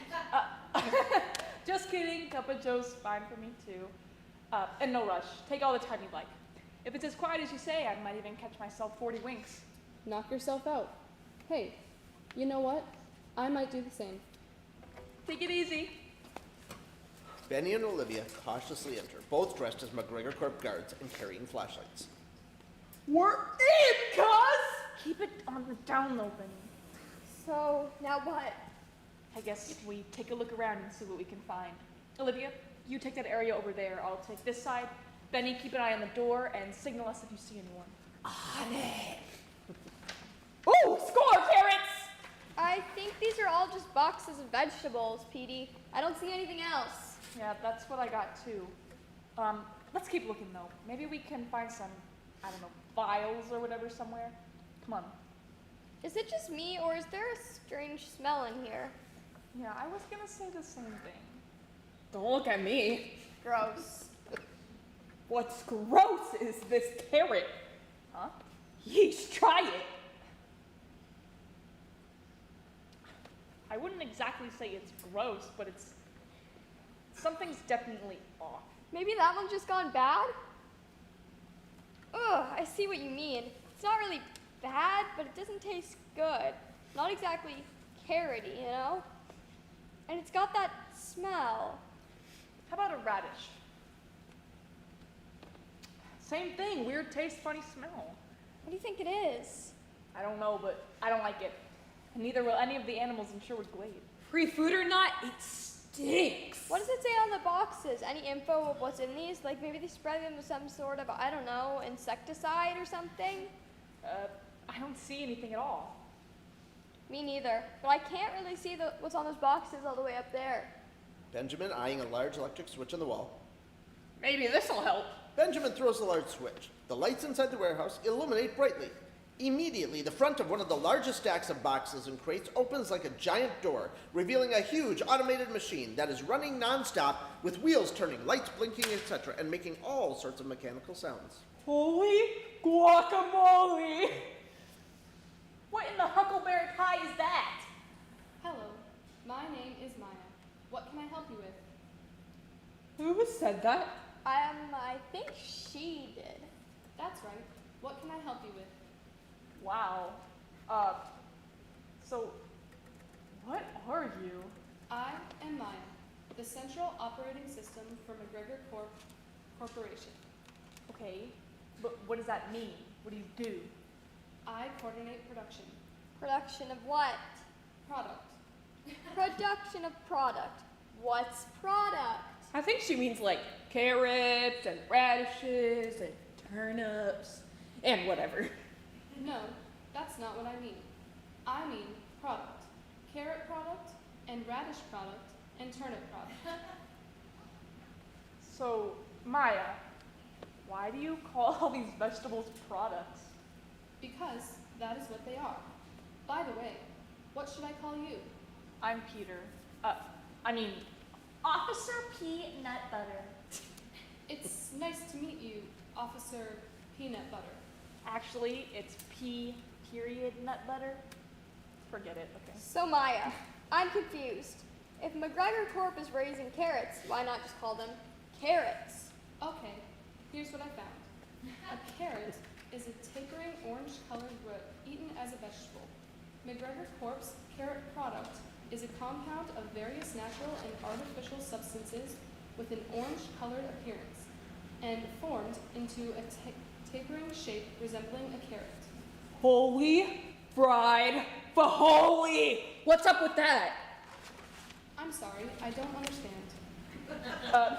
Maya, can you be more specific about the ingredients that go in the carrot product? Okay, here's what I found. The first 10 ingredients in McGregor Corp's carrot product are pulverized wood chips, aluminum magnesium sulfate, intrasterified fat, carnauba wax, butylated hydroxyanisole, cyclamate, red number 40, yellow number 6, and blue number 1. And that's just the first 10? Yes. Would you like me to print the entire list? Sure. Printing in progress. The machine spins out an enormously long list of ingredients. All of this and no real carrot? Sorry, actual real carrot is not an ingredient in McGregor Corp's carrot product. But pulverized wood chips is? And what about McGregor's other products? Any turnips and turnip product? Sorry, no. Radishes and radish product? I'm afraid not. Cabbages? No. How about Ruta? Also, no. Vaga. This is it. This is how we bring them down. McGregor Corp doesn't sell real food at all, just a bunch of phony junk full of stuff nobody ought to be eating.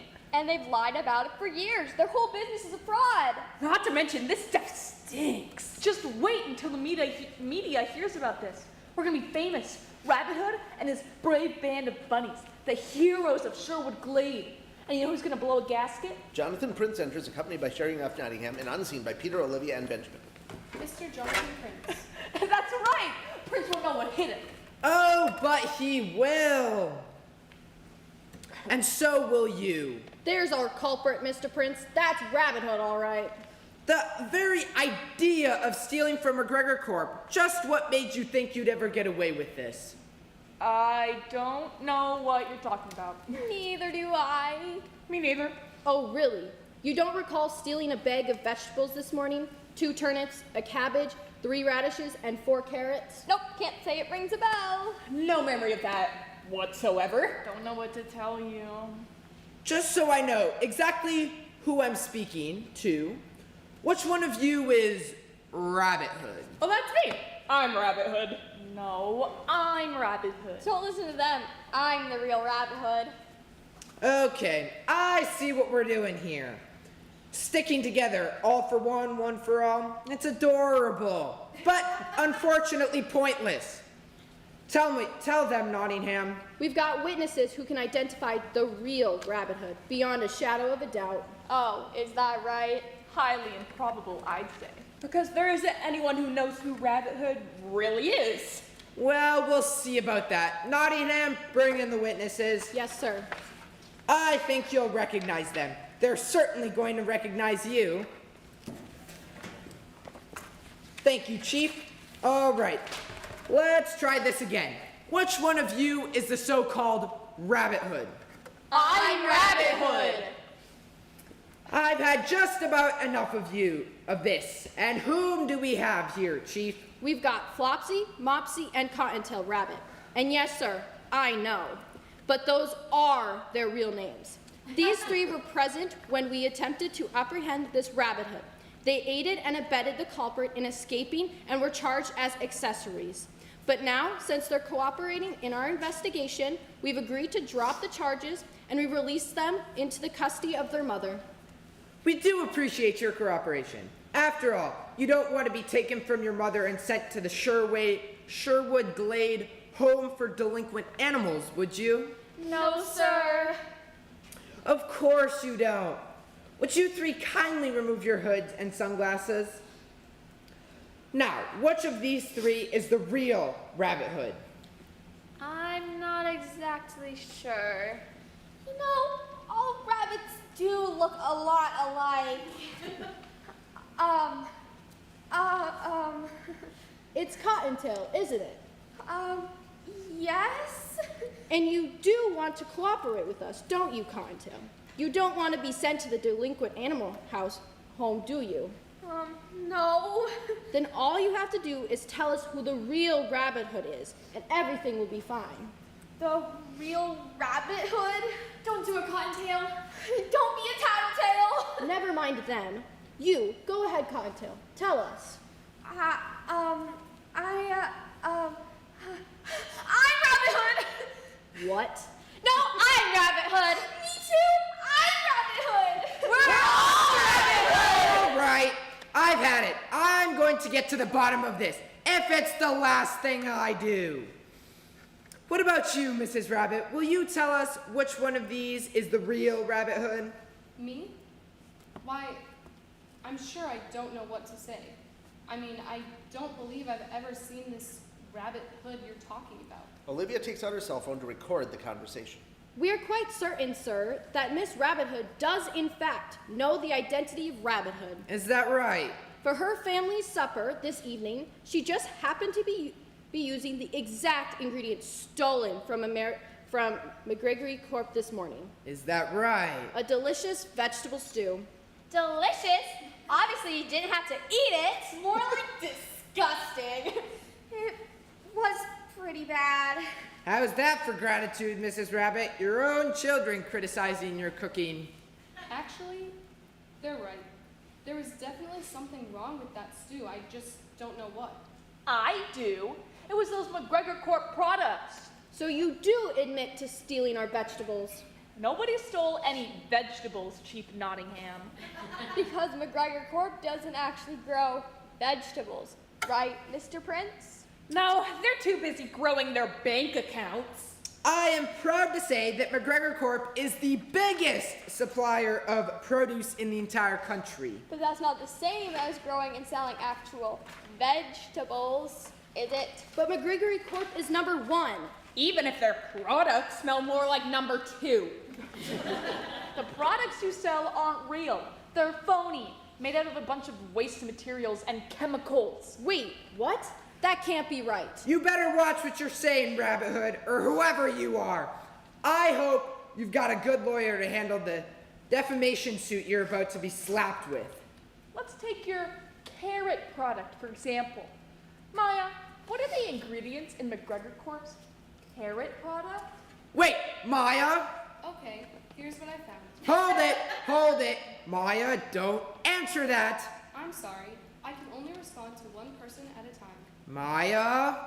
The first 10 ingredients in McGregor Corp's carrot product are pulverized wood chips, aluminum, magnesium sulfate, intrasterified fat. Prince moves to pull the switch to turn off Maya and close the door.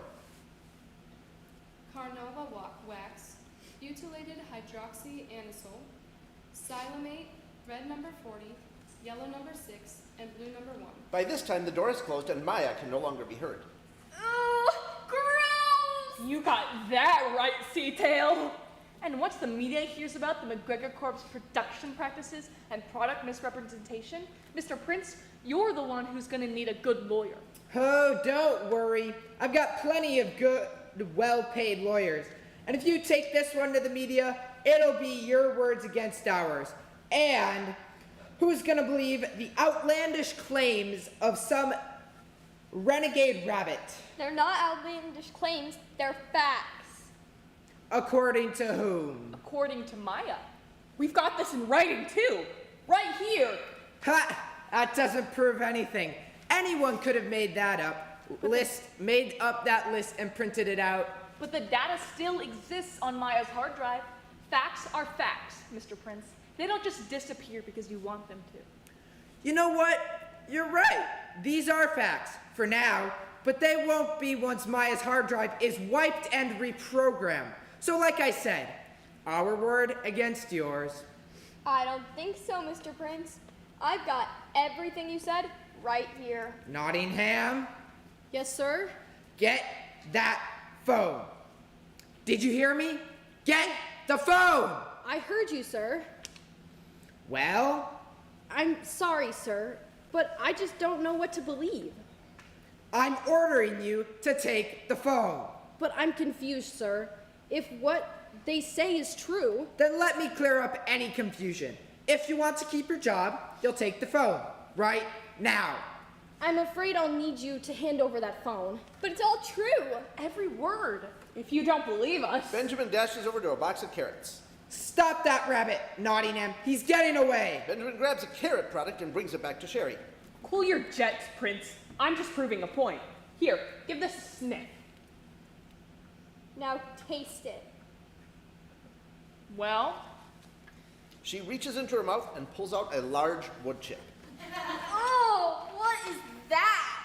I think it's a wood chip? Non-pulverized, I'd say.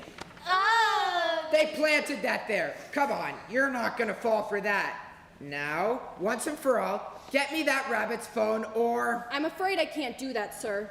In that case, Nottingham, you're fired. I'm afraid you can't do that, sir. Why not? Because I quit. This isn't what I signed up for, Mr. Prince. When I joined McGregory Corp, I really believed in what I thought we were doing.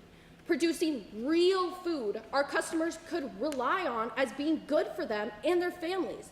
But now I know it was all a lie, and I cannot be a part of it. I'm sorry. It was just business, Nottingham. Yeah, dirty business. Your customers deserve to know the truth, Mr. Prince. And we intend to give it to them. How much for that phone? I'll pay any amount. You can't buy us off, Mr. Prince. If you haven't noticed, we're rabbits. Then what do you want? Carrots? Lettuce? Take all you want. That stuff? Seriously? No thanks. All right, name it. Call off McGregor Corp's expansion in Sherwood Glade. Not in your life. Who do you think you are, breaking into private property and threatening me? Why, I gotta... Sherry steps in front of Peter to protect him. Seems like you're the one making threats, Mr. Prince. And how's that gonna play on the 6 o'clock news? Okay. But the bulldozers are set to roll at dawn, and I can't call them off now. Oh, I think you can. All it takes is a phone call.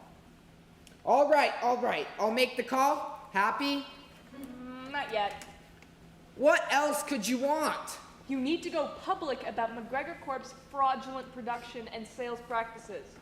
I can't do that. It'll be the death of McGregor Corp. Maybe not, sir. Not if you accept responsibility and honestly commit to making the necessary reforms to ensure McGregory Corp will produce 100% real food from now on. I don't know. The truth is gonna come out one way or the other.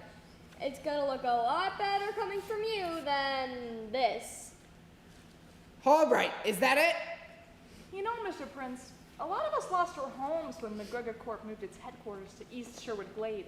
And if you had expanded westward, we'd have been homeless again. Homeless? I didn't realize that. What do you want me to say? Sorry? That's a start.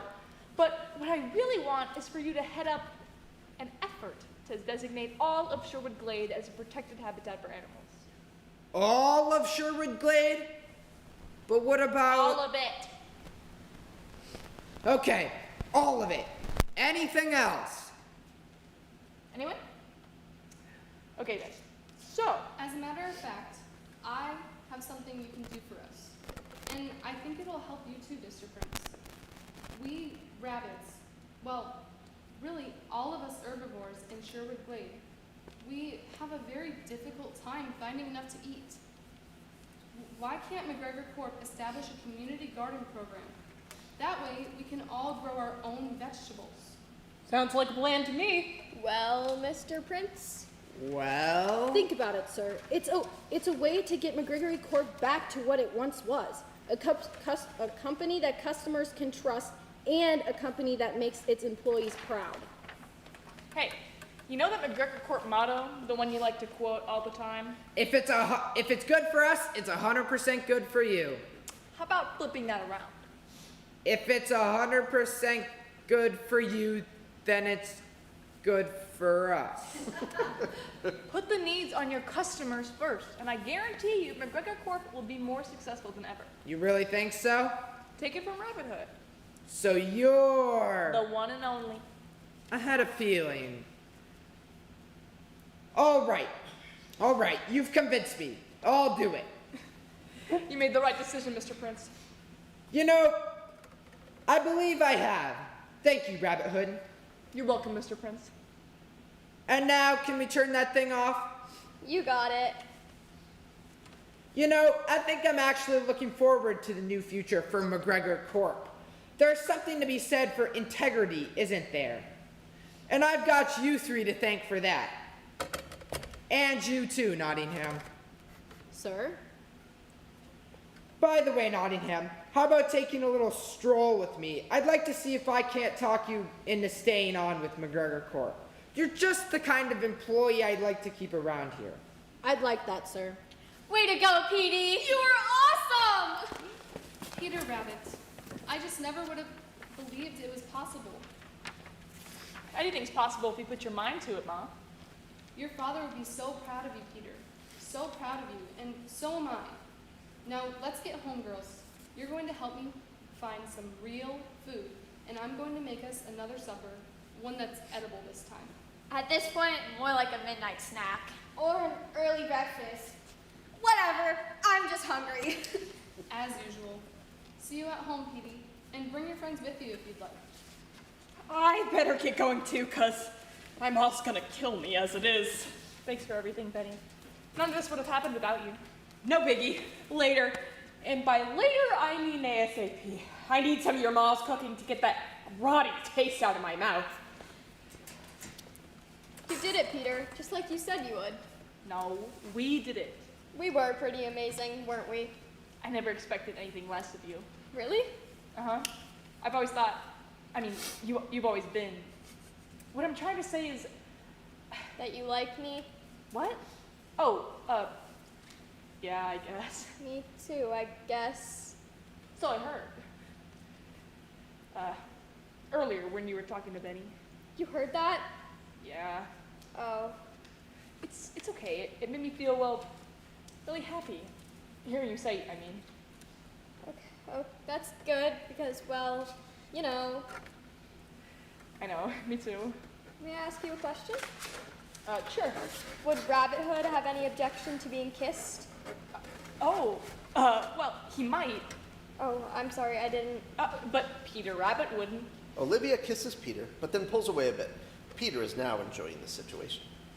And Rabbit Hood too, of course. No objections whatsoever. Sorry, you missed your chance, Rabbit Hood. But Rabbit Hood saved the day. Come on, give him another chance. Olivia! Blackout! Out front. Go, out front. Go, go, go.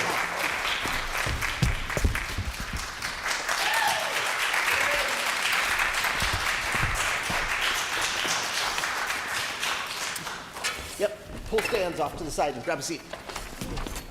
I'm going to step in for Jim on this one. So, 1 second, we're almost there.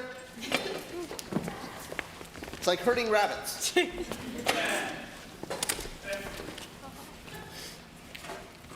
Wonderful. How did the audience think? What did they think? What felt good? What was the experience? I enjoyed the wordplay with the names. Fantastic. It tells you right away that you're in for a farce.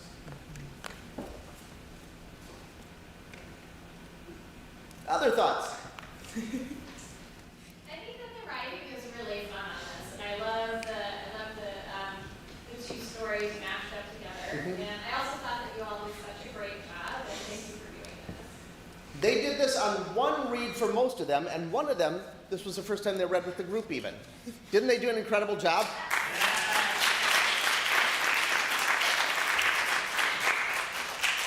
One thing that I really liked when I read the script, I loved the turn.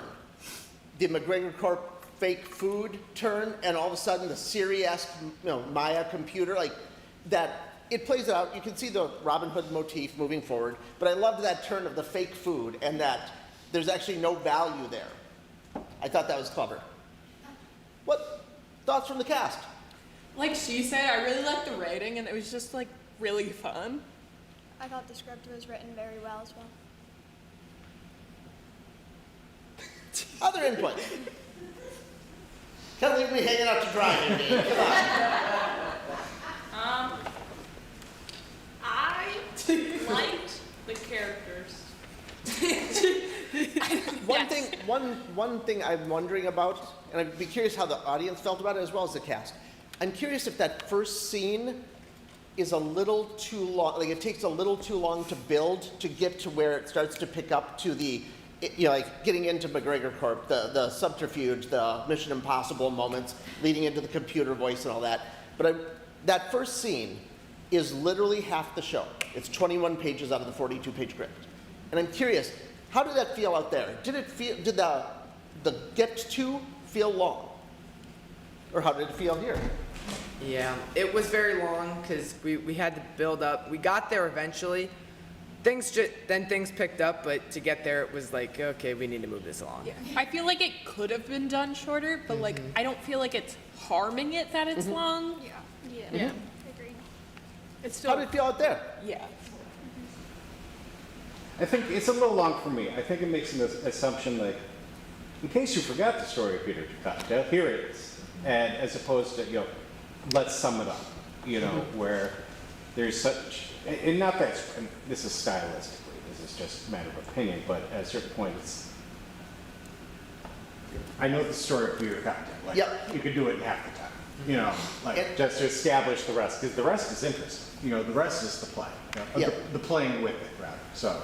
But again, it's a style. And I felt the same way, like either you know the story already and you don't need the exposition as much, or if it's presented to a younger audience, they may not know the story at all, and that won't tell them the story. Right. That, I think it could move just a touch faster in the beginning. Yeah? I'm not going to focus on the beginning. I thought it was fine, but I'm being honest, it's probably been more than 30 years since I've read Peter Rabbit. But the end for me, the wrap up with the CEO was a little fast in terms of like how the problem resolved itself. Like it's great that he came around and recognized that money isn't everything and that fake food should be real food to benefit the consumers versus himself. I mean, I think we all know the reality that that's not how business works, but I feel like for me it was just like a little too fast. Sure. Like, oh, you just bought into all of that hook, line, and sinker in a matter of 30 seconds. Yep, I hear you. Yes? I enjoyed learning the family dynamic first. I'm sorry. I enjoyed seeing that family dynamic. Oh, yeah. First. I mean, we came back to it later and it closed the circle, but I found that very appealing. I enjoyed watching Mopsy and Cottontail have to argue with themselves. So you've directed a lot of children's theater. Like, do you think this is the right length? How do you think it would work on stage for real? I think, again, moving that beginning a little faster, I think maybe a little more buy into the end. The one thing I do like that the author put in there, and I can see how I would stage it, is the video segments. I would love to have a back screen, and those are off-site, like the actors are off-site with a live camera, and you see it on a video screen, like this pops up with the other characters out in front, and then you even bring some of that back during his change-in, like re-quote some of the beginning part of, we're doing this, 100% for us, it's good for you, and you watch his turn happen there. I think it could play out pretty fun, especially with some of the multimedia stuff. And I think that would help it runs about an hour, so I think it'd help keep that moving forward, especially for a younger audience that are more screen-based anyway. But I do think that the show is clever. I think the 3 blends is wonderful. Anything else for the good of the group? Once again, thank you. Lunch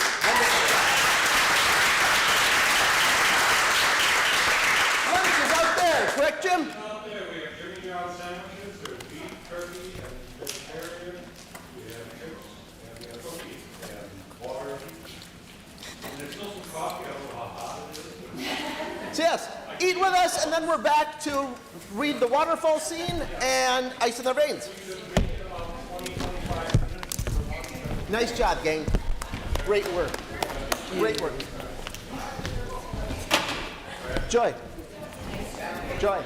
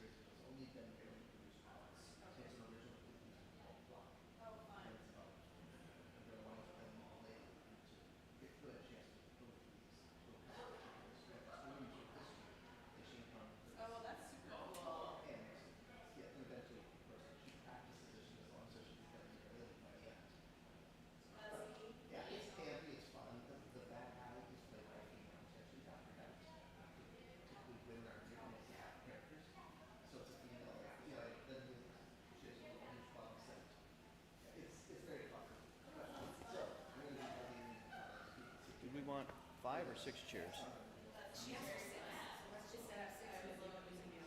Okay.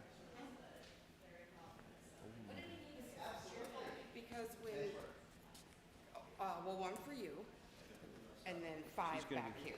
you gonna be, where are you gonna be down? I think you could sit down there. Oh, that's true.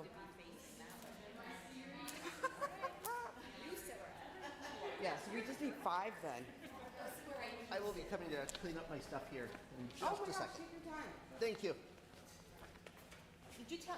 Was I not listening to you when you told me about the 6th chair? Yeah, well, the 6 would have been for you, so otherwise we'll do 5. Okay. Exactly. Exactly. Yeah. Just gotta set this down here. It's been so long. It's a nice theater. It was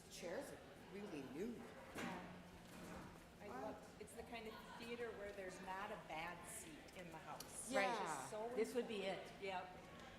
How about these, take these three off the end? Yep. Yeah. Yep. This hat belongs to my father. Really? Jonathan Price. Prince. I just like to see it here.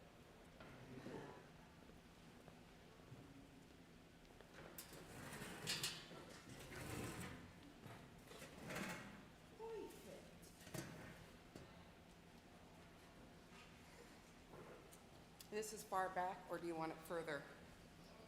Do you want it here or at this line? Downstage? All the chairs. So that I way want we'll one bring more them up. chair. We decided five. I'm gonna sit front and center. I'm on the front row, on top of the row. I don't think I. I think we Could I need. leave my bag wherever you're sitting? Yep. Near you? I got my bag right there. I think I want him back. Back more? Yeah, I was thinking maybe this line. This line? Give a And then visual to to that. pull it up. You want to be, The only thing is we find have, the light we right have, here. we have to be careful of these. Yeah, that's why One step go on- back a little one step more. on the mics. Yeah. Because, am I in the light? Yep. Go on. Still in the light? Pretty easy spike Fine. here. Okay. In fact, Rose is still in it, Huh? except she's in a brighter light than you are. Yeah, so, yeah. I don't know why they don't have anything in the center. That's weird. That is weird. Well, I guess this one here is center. Sure you know. That's the center one. Yeah, but it's that big gap. Yeah, there is a big So gap. much and then nothing and then so little. Yeah. So we've got some Oh, yeah. parts here already from stuff. Where do you want me? We'll put Ellie and Stevensonson on the end. And the ends, okay. I'm going to. We are the next thing, right? Yep. And set. Yes. This is gonna be how I'm one character. Yeah, absolutely. Right, this is girl. And then this is how I'm going to be a different. Speaking of which, were you changing your yesterday? Michelle? Yeah. Yeah. I meant to comment on that last night when you were doing it. Oh. I like that because it demonstrates passage of time. She didn't have time to do that. She had to leave. But you do that and it makes a lot of sense. So thank you for I was doing glad that. I had a black one. Good choice. Yay! Actor choices! Actor choices!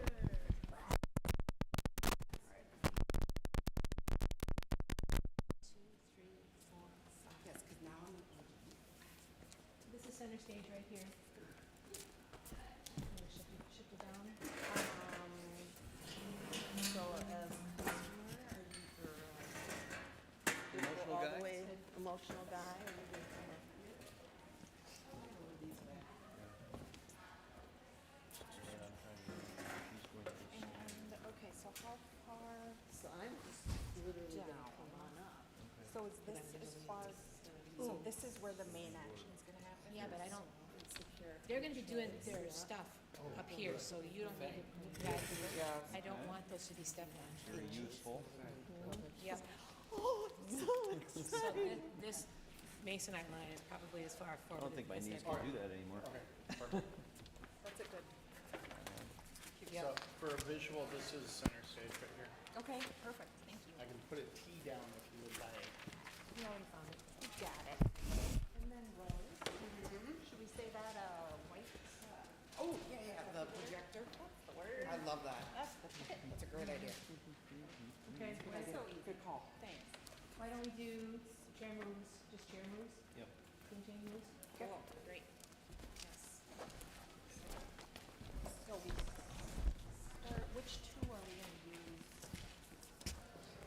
I would use this one and this one, because Stevenson and Simpson and Elliot gave us the name. Okay. So use this one and this one, yep. Okay. So when we, so we'll be sitting back here when you start, and then Yep. when we start, we'll move these chairs out. Yep. So Rose, I think we were, so I was on this side of you, wasn't I? When we are doing. Oh our my God, opening you're so scene. right. That is 100% correct. I mean, So, grab, I'll sit on this one. Maybe this one or this All recycling. that will grab. Thank you. Well,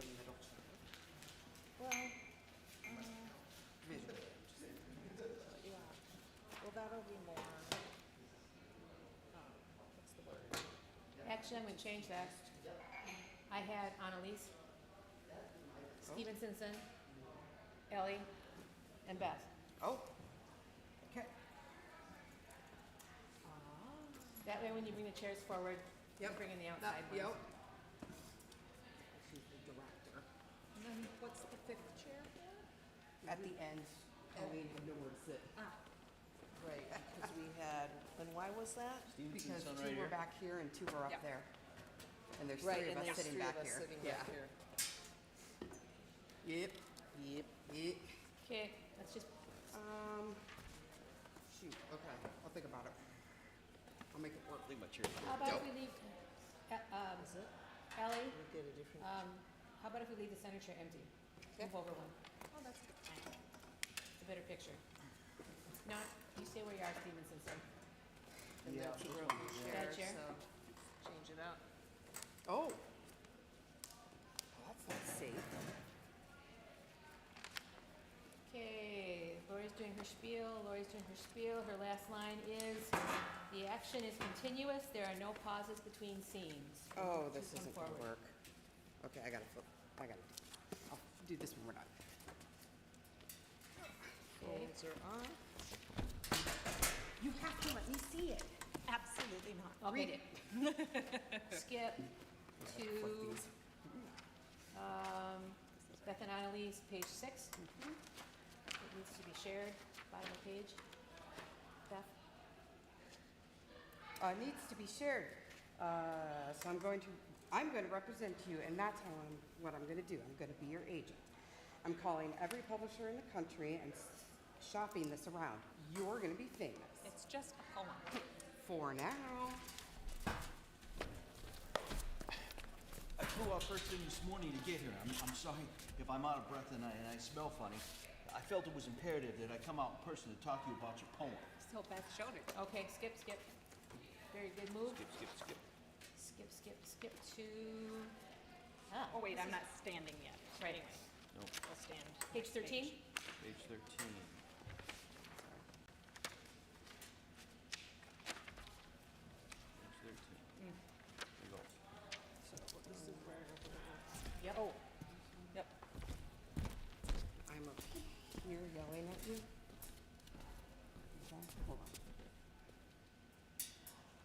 I know what I have to do. I'm just trying to figure out what. It's hard to start in the line. That's right. I was in between you two for the fake contract.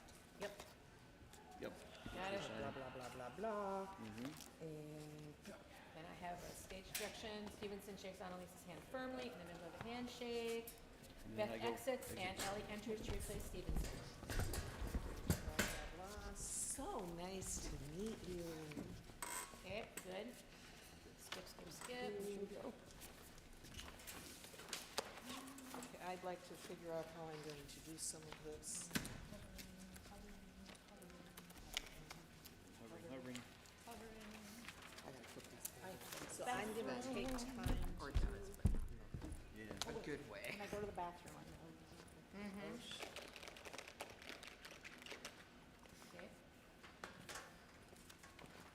I have to bring it up.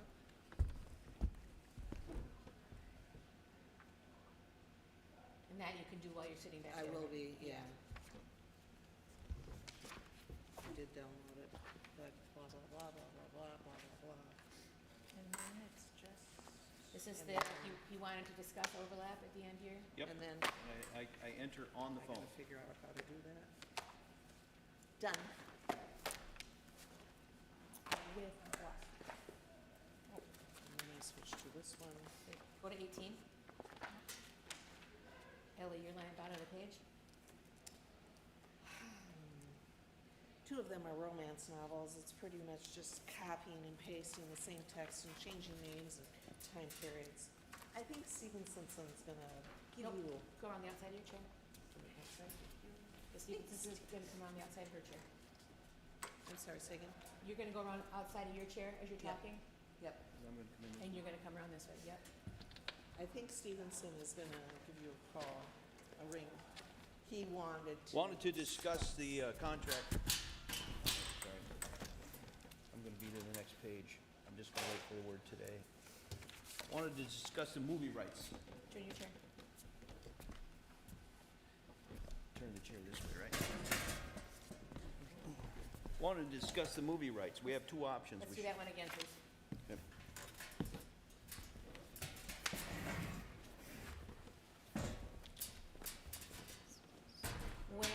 When she says the word ring, come back, Ellie, please. When she says the word ring, that's when you start moving with your phone, so that you're ready to say he wanted to discuss. Gotcha. Do your whole line there, Dad.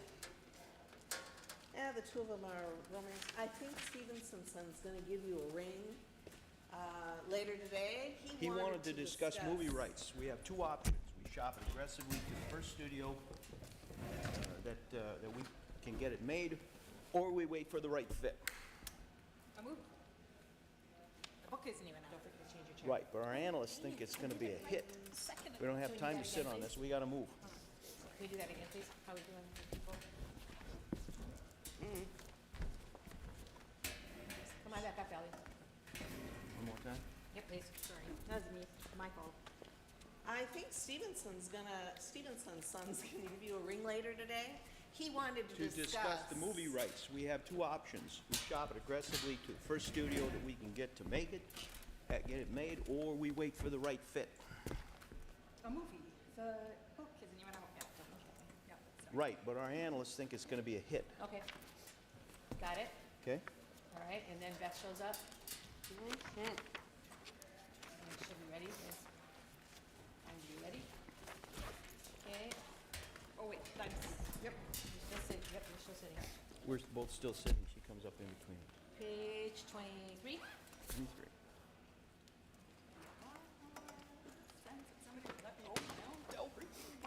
Right. And Stevenson and Beth leave. Yep. Lisa's downstairs center. And do I do anything in the chair? Nope, leave them. Okay. Just don't step on this. Okay. Okay, that's scene 5. That's your long story. Scene 6, nothing changes. Okay. And the inspired girl comes in. Yep. I do have that I'm sitting, but I don't have to, I can just I'll just stay standing. That'll be easiest. For the interaction with the Just stay standing. fans. Yep, Okay. I think so too. Will the chairs be there? Yeah. She was going to be sitting in it, but it's too clunky to move them right now. Yeah, yeah. This will be easier. I just want to cross out my sit.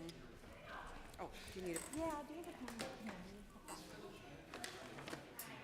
Oh my God, what am I doing? It's literally in here. Oh, that was smart. I could have done I that. was like, right there. That baby back looks so good. I might have to give it to you. Oh, I take it. Yeah? Give you $2. Ooh, it was practically free. And everywhere. Practically free. Let's hustle, guys. Yeah. Don't sit. 23. Sorry. No, we're 24. Sorry. 24? Page 24. Okay, don't sit. Okay, so you come in. Keep it. She's center stage. Oh my God, this is so exciting. It's so cool. This is my favorite book. You have no idea. It is? Does it come downstairs center farther? Come in front of the chair. Okay, so now you can walk in front. Oh my God, this is so cool. Okay. It is. Yeah. And Beth gets rid of you. Beth gets rid of me. Do I walk on? Walk in front of her. Walk in front. Shoot. Yep. Line is nuts. Who's next? Line out the door. It's nuts. Why do I have this memorized?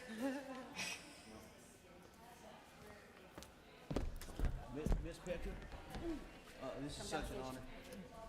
This is such an honor. Annalise is fine. Annalise is fine. It's nice to meet you. My Aunt Melanie passed last year. When I read your book, it broke me. Okay, I was, next. Peter. You're done. Okay, you have a good day, sir. Okay. Oh my God. Except you need to go the other way. Oh, I need to go this way. You can't Oh, cross that it. was my fault then. I Yep. shoot Push you me wrong out. way. Get that out of here. Oh my God, I can't believe I'm reading it. I'm obsessed with your book. Sarah is incredible. Who? Sarah, your main character. You can't get. Which way does she go? The other way. That way. That way. Yep, Got back it. to your chair. Perfect. Sorry, Colleen. Leave that. Now I'm coming at Yep. you. Yeah. It made me feel like a fraud. What is your problem? I don't know how to help you. Okay, scene 8. Chairs. And then now we're in the theater, right? Yep. Okay. Hug noise. Stevenson enters scene 9, page 28. This is the worst movie I've ever Got it. seen. Oh. Kick us out. Page 30. No, I'm firing myself. Ellie enters. Movie I've ever seen. The chairs need to be curved. Okay, Ellie comes in and sits. Stevenson filled me in, blah, blah, blah. That's not my ass. Yep, good, got it. What do you need then? Blah, blah, blah. Okay, page 32. Fair enough. Ellie exits. You do your final thing. And then, as soon as you do your line, and I do mine, end of play, as soon as I say end of play, the three of you come forward and bow. Got it?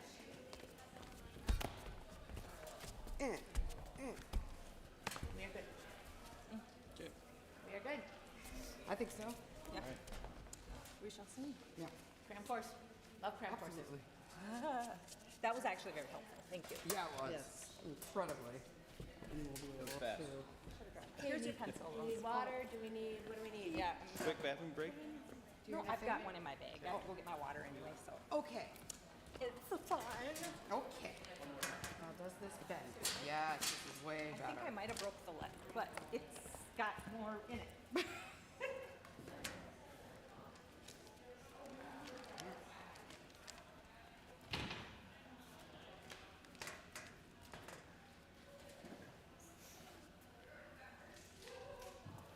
So that'll put you up on I thought keep the music stand over there for you. Will that help? Like as you're entering, bringing it in with you. I just have to take time Yeah. to literally set up to, I keep doing that. all right, I am now gonna write a book. And do that. Yeah, And if Annalise gets impatient while you're doing it, that's yeah. that's Because it's gonna business. take me a little while to set up, Okay. to open up my Okay. laptop or my tablet, put my book down, start to crack open a bottle of water. So, And Annalise is the kind of person that might want to help you, so if she offers to help you, I might just be very confused about what the heck is going on in my house. exactly right. Exactly right. Just, I can do that hand thing again, because it's like, nope. Yep. Did the 3 chairs work for you guys back there then? The third or the 5th chair? I mean, Yeah, did it that will, work? Okay, it good. will. Yeah. Well, for the end. Blah, Yeah. blah, blah, blah, blah, blah. Yep, yep. So you'll be doing the setting up when, after I've offered you a food or a drink? So like top of 14? Sure. No, Kind of I- well, yeah, okay. kind of while Lori's reading the stage direction there? Yes. Or- Thanks, I'm good. I brought an energy drink and then I'll bring that out, pull it out, and then I'll do my setup. Okay. This will go down, this will come up. Okay. So I'll just wait, after I offer you a drink, I won't do my next line. You dance too, huh? Until you say kill you. I was not aware. Okay. So I'll just, after I say or a drink, that's all you to do your thing? Yep. Until you I'm say. good. Yep. Till you start your want one line. Well, I think, What do you think, Ken? Or do you want to set up and then, at the very beginning, be setting up and then say it's nice to meet you? On 13. oh, that's a concept. Whatever I could works for you. just walk right in and Sit take right down. control of the situation. And I'll just watch you and nod and shake my head. Oh, and- what do you think, Laurie? I think you're going to do the best things to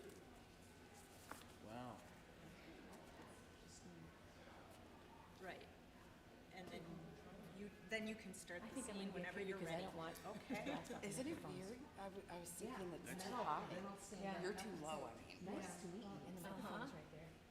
Yeah, absolutely. The whole recording is just your stage directions, and here you hear us. I didn't think she was. And then Ellie takes. She doesn't want any. Well, let's make sure you get a chair that's not. She's a get her done kind of gal. Oh. Get her done. Or- She's not, yeah, she definitely doesn't want it. Right. Seek the spotlight. Does not seek the spotlight. But she's gonna get the spotlight. Right. I'm gonna give it to her. Silver Silver platter. platter. Drinks. Yes. Oh, that's good. Well, it's in the script. Silver platter? Yeah. It is. Is it? Yes, Colleen, it is. did you bring Who your says little it? lamp? I do. Okay, well, that's why you know. Yeah. Want to try your lamp? Yeah. Yeah. Because then you're not there, but you're here. You could. You absolutely. You really want to watch. So. Yeah, that's why I wanted to be there. I I always sit know. front row center. I think I'm gonna sit up here. Okay. Because that mic is right there. And that's gonna pick me up and it's very loud. If I'm using my projection boards. Yeah. And I don't want him to have to be adjusting for me. Sure. So. Oh, that's cute. This is what we got for the meeting. There it is, right there. Yeah. You even say it all to of us me. had 'em. I do. I didn't And I pay any really did attention. it because I was not in the light. Yeah. Hey, look, And- can offer you the world on a silver platter. So she gave on it your to us. wireless screens. Each of us got a. Yeah, it's rechargeable. Oh, it's gonna read. Well, it has- It's directional. You'll be the defining voice of a generation. It's like a little R2D2 light. 10,000 bucks up front. Doesn't make the same noises, but yes. Ah, well, I could do that. I'm getting hungry. That is Pastor. I'm too nervous to be hungry. That's so much money. That is so much money. That's so much money. I mean, for you and me, not if you're the government. It's not much money. That is the coolest thing. They need a lot more than that.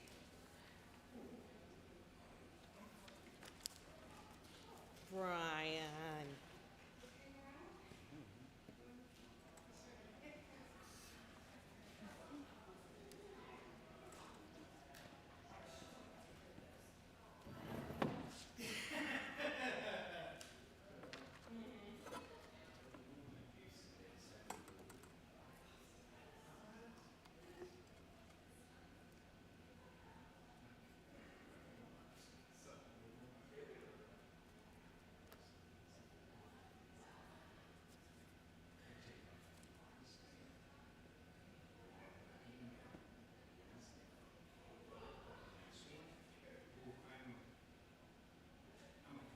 I wonder if I could grab a bit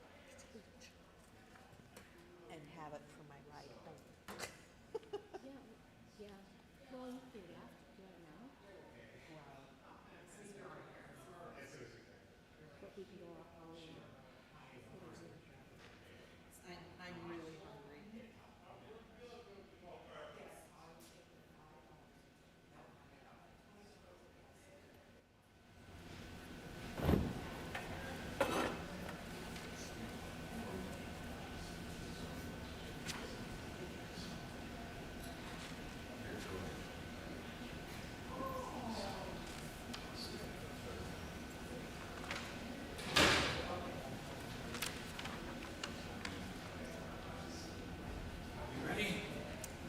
We had one's up there and one's out there, so. Okay.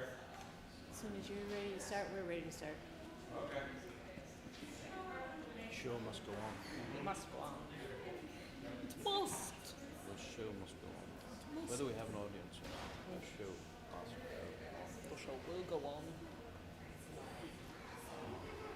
We will perform for each other. That's all we can do. And that's what we do. Oh, Come on down, Rose. looks like Come on down, Rose. They're closing the house. this is their Ellie has found some sustenance. That'll be for my car ride home. Oh, I wish I could do that. Clever girl. Clever girl. Such a I'm afraid of stairs. Exactly. Those were awkward stairs. I've made something else. Yes, the lights. Making that light fail. All right, did I grab the right one? Lights are making the Yes. room fail. Okay.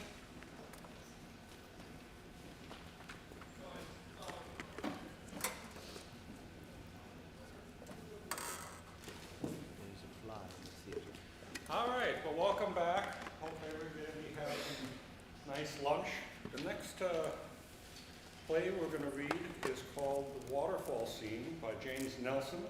It's a one-act play directed by Lori Swigert? Yes. Okay, I wasn't sure. Yes. I've always pronounced it that way. Is that correct? Swigert. Take it away.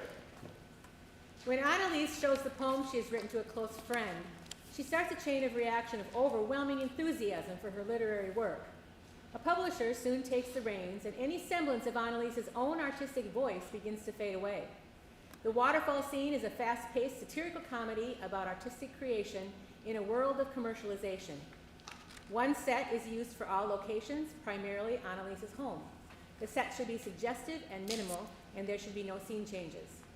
The action is continuous. There are no pauses between scenes. You have to let me read it! Absolutely not! I shouldn't have even mentioned it. But you did, and now I'm dying of curiosity. I haven't even looked at it since I wrote it.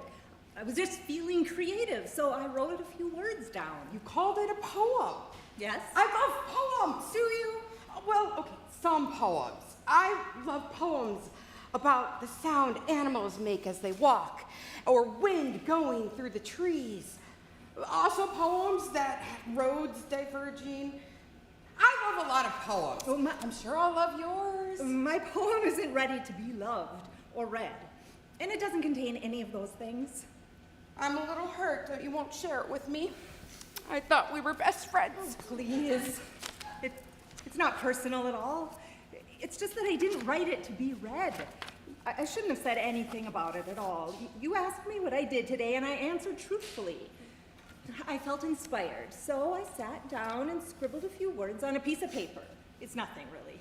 Fine. I won't beg you to support your art. You know, most writers would be incredibly appreciative for their friend to read their work. Don't make me feel guilty about it. Anyway, I'm not a writer. You wrote a poem! One poem does not make me a writer. Sure it does.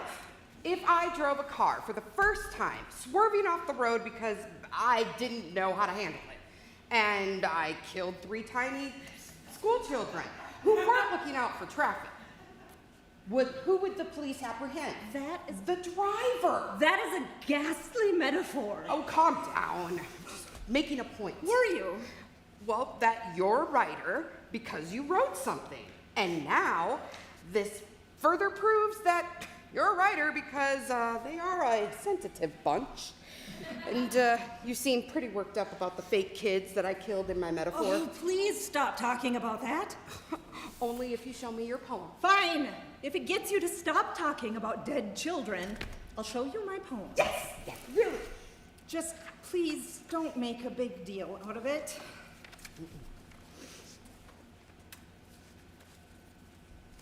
Here you go. Why does this look old? The paper. It is old. But you said you wrote it today. I wrote it on old paper. Oh. I have some new paper if you need to borrow some.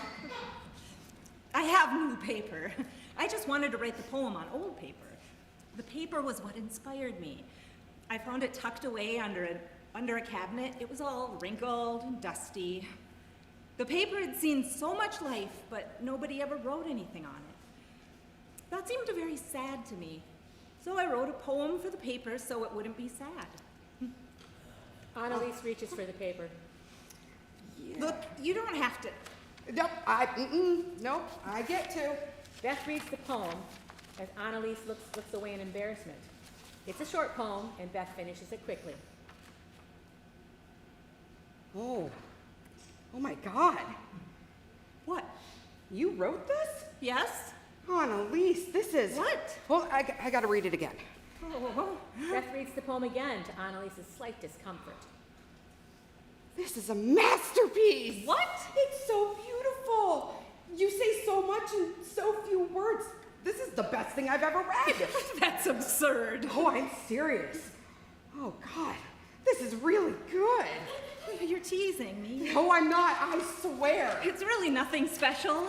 I'm telling you, I've never been so moved about anything. I don't know what to say to that. Okay, your modesty is honestly starting to get a little annoying considering how good this is. I'm actually a little annoyed with you right now. For what, exactly? You have to know how good this is. Someone doesn't just write this and not have any idea what they've just written. I'm not trying to be rude. I'm just having a hard time understanding your reactions. I don't think it's anything special. Well, it is. It's very special. And honestly, I don't know if you deserve to have written it. What exactly does that mean? This poem should have been written by someone who would appreciate it more. I do appreciate it. Clearly, you don't. So, I want it. Sell it to me. Sell you my poem? I'll give you $5,000 for it. $5,000 for that? For the poem. I'll pay you $5,000 and I get to tell everyone that I wrote it. That's absurd.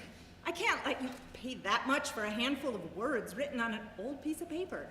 $100,000. That's outrageous.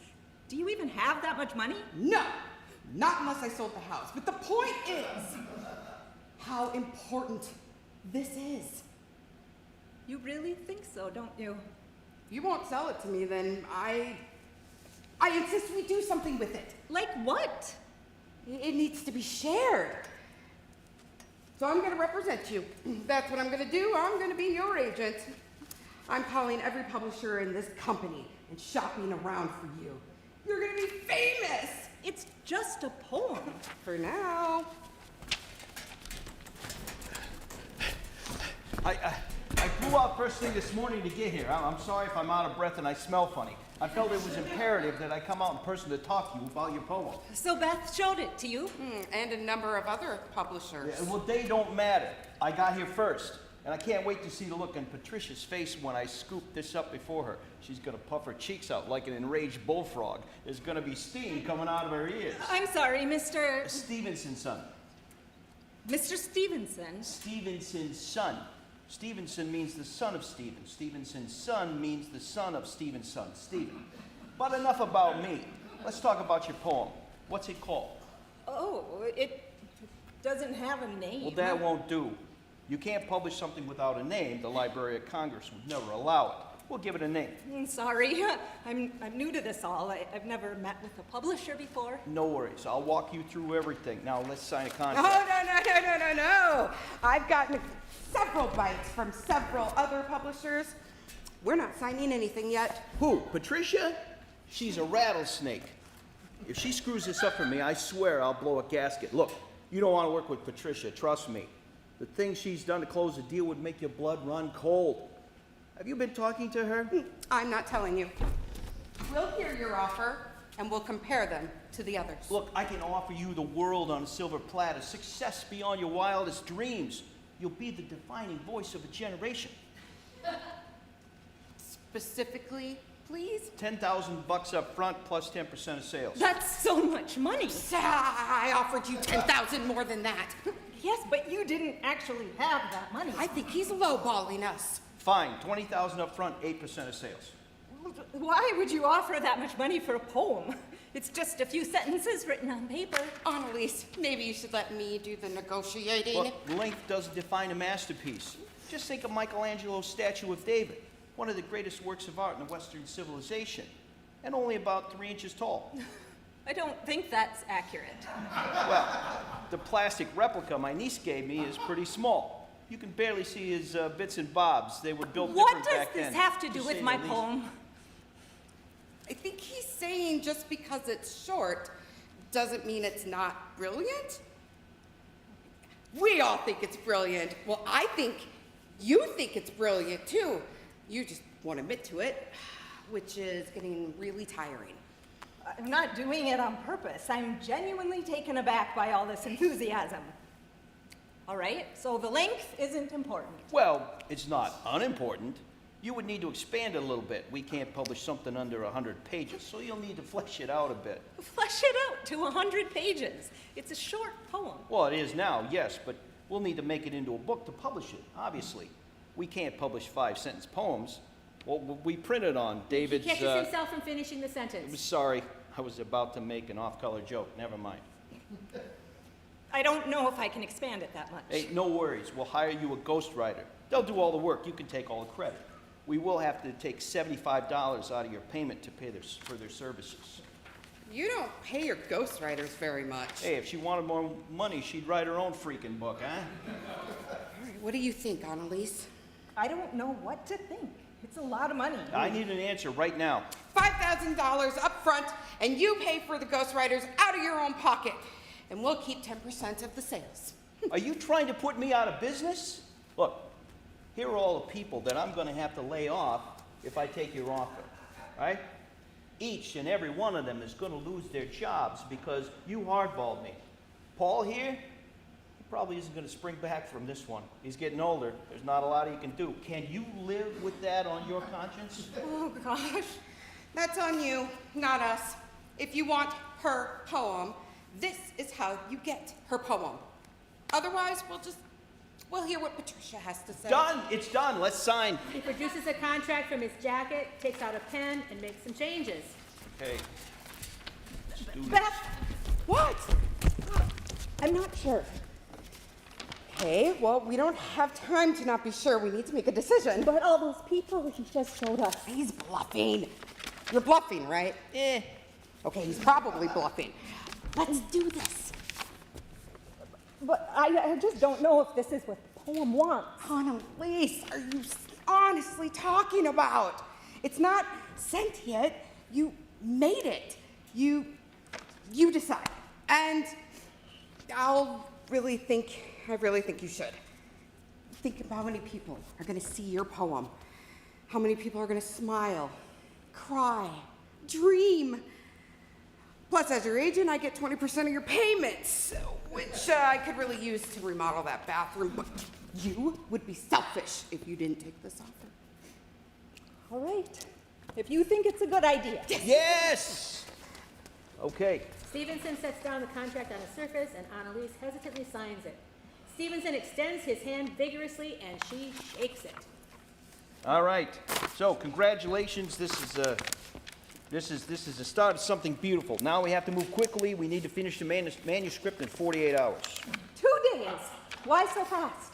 Well, you're in the publishing business now, and things move fast. If you'll excuse me for a moment, I need to make a couple of calls. Congratulations, Annalise! How does it feel? To be honest, I feel sick. That's just excitement. You're gonna make a lot of money, and you made me a lot of money. But more importantly, your poem's gonna become a novel. How amazing is that? I can't picture it. There's no narrative, so I don't see how it's going to be adapted without becoming something else entirely. That's what the ghostwriter will figure out. Your work is done. You just get to enjoy all the success now. So your ghostwriter's headed to the airport right now. She'll be arriving around dinner time. Don't feel obligated to feed her, though. She will need to stay with you in your home, of course. In my home? Well, it's part of the process. She'll need to be on hand 24/7 while she completes the script. She's not a guest, though, so don't feel like you have to treat her nicely. Of course I'll treat her nicely. I just wasn't expecting to host. Does she have a name? Well, presumably, you'll have to ask. Meanwhile, I got my team putting together the cover art, and we got a placeholder order queued up with the printers. We're on track to ship out the first run of copies to distributors in 2 weeks. You'll be on the shelves by the end of the month. How efficient. I think we made a good choice signing with you. What do you think, Annalise? It's so much to take in. Hey, don't worry. We'll do all the heavy lifting from here. Are you comfortable scheduling book signings and author meets and greets already? For a book that isn't even written? Who would want to meet me? We can put a pin in that for now. I have to head back to the airport. But here's my card. You can call me anytime, day or night. There's no activity I won't stop in the middle of to take an important business call. Just ask my ex. Sorry, I was about to make another off-color joke. I really need to stop that. These are different times. Congratulations, Annalise, and welcome to Stevenson's and Sons Publishing. I'm excited to work with you. Stevenson shakes Annalise's hand firmly. In the middle of the handshake, Beth exits and Ellie enters to replace Stevenson. She has a carry-on suitcase in one hand, and she finishes the handshake with her other. We've transitioned to scene 3.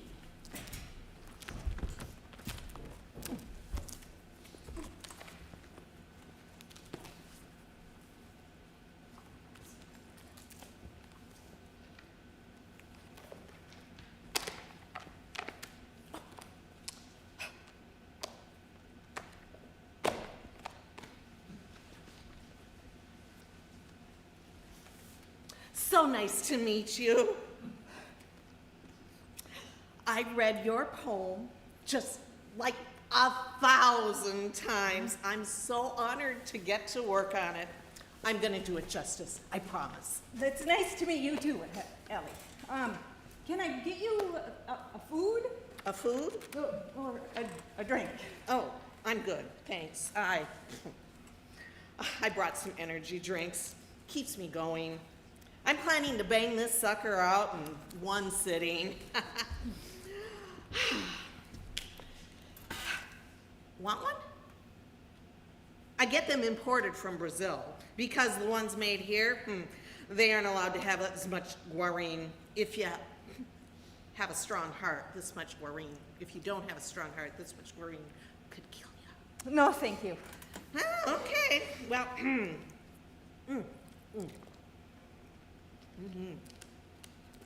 All right, I'm gonna get started here. So, but I'm gonna multitask, is that okay? Don't be weirded out if I'm typing while talking, okay? Ellie begins rapidly typing without stopping for conversation. So, could you tell me a little bit more about this poem? Well, I don't know what to say, to be honest. I found a piece of paper and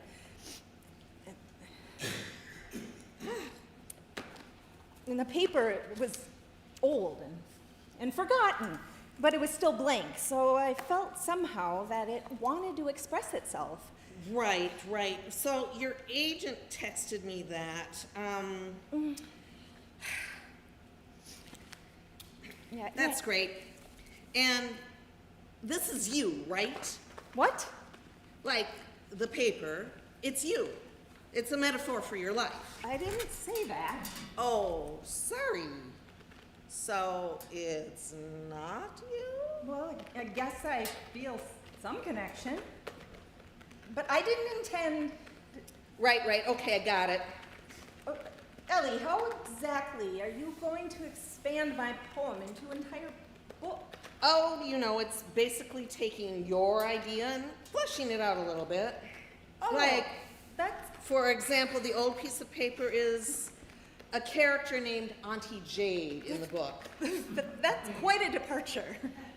If you don't like the name, I can change it, but I'm already pretty far along. Well, you just started. I work really quickly. It's sort of my job. And this Auntie Jade, she's the main character? Not really. In fact, I already killed her off in the last chapter. Oh. So, this might sound a little weird, but pretend I'm not here. Like, just let me watch you for a few minutes.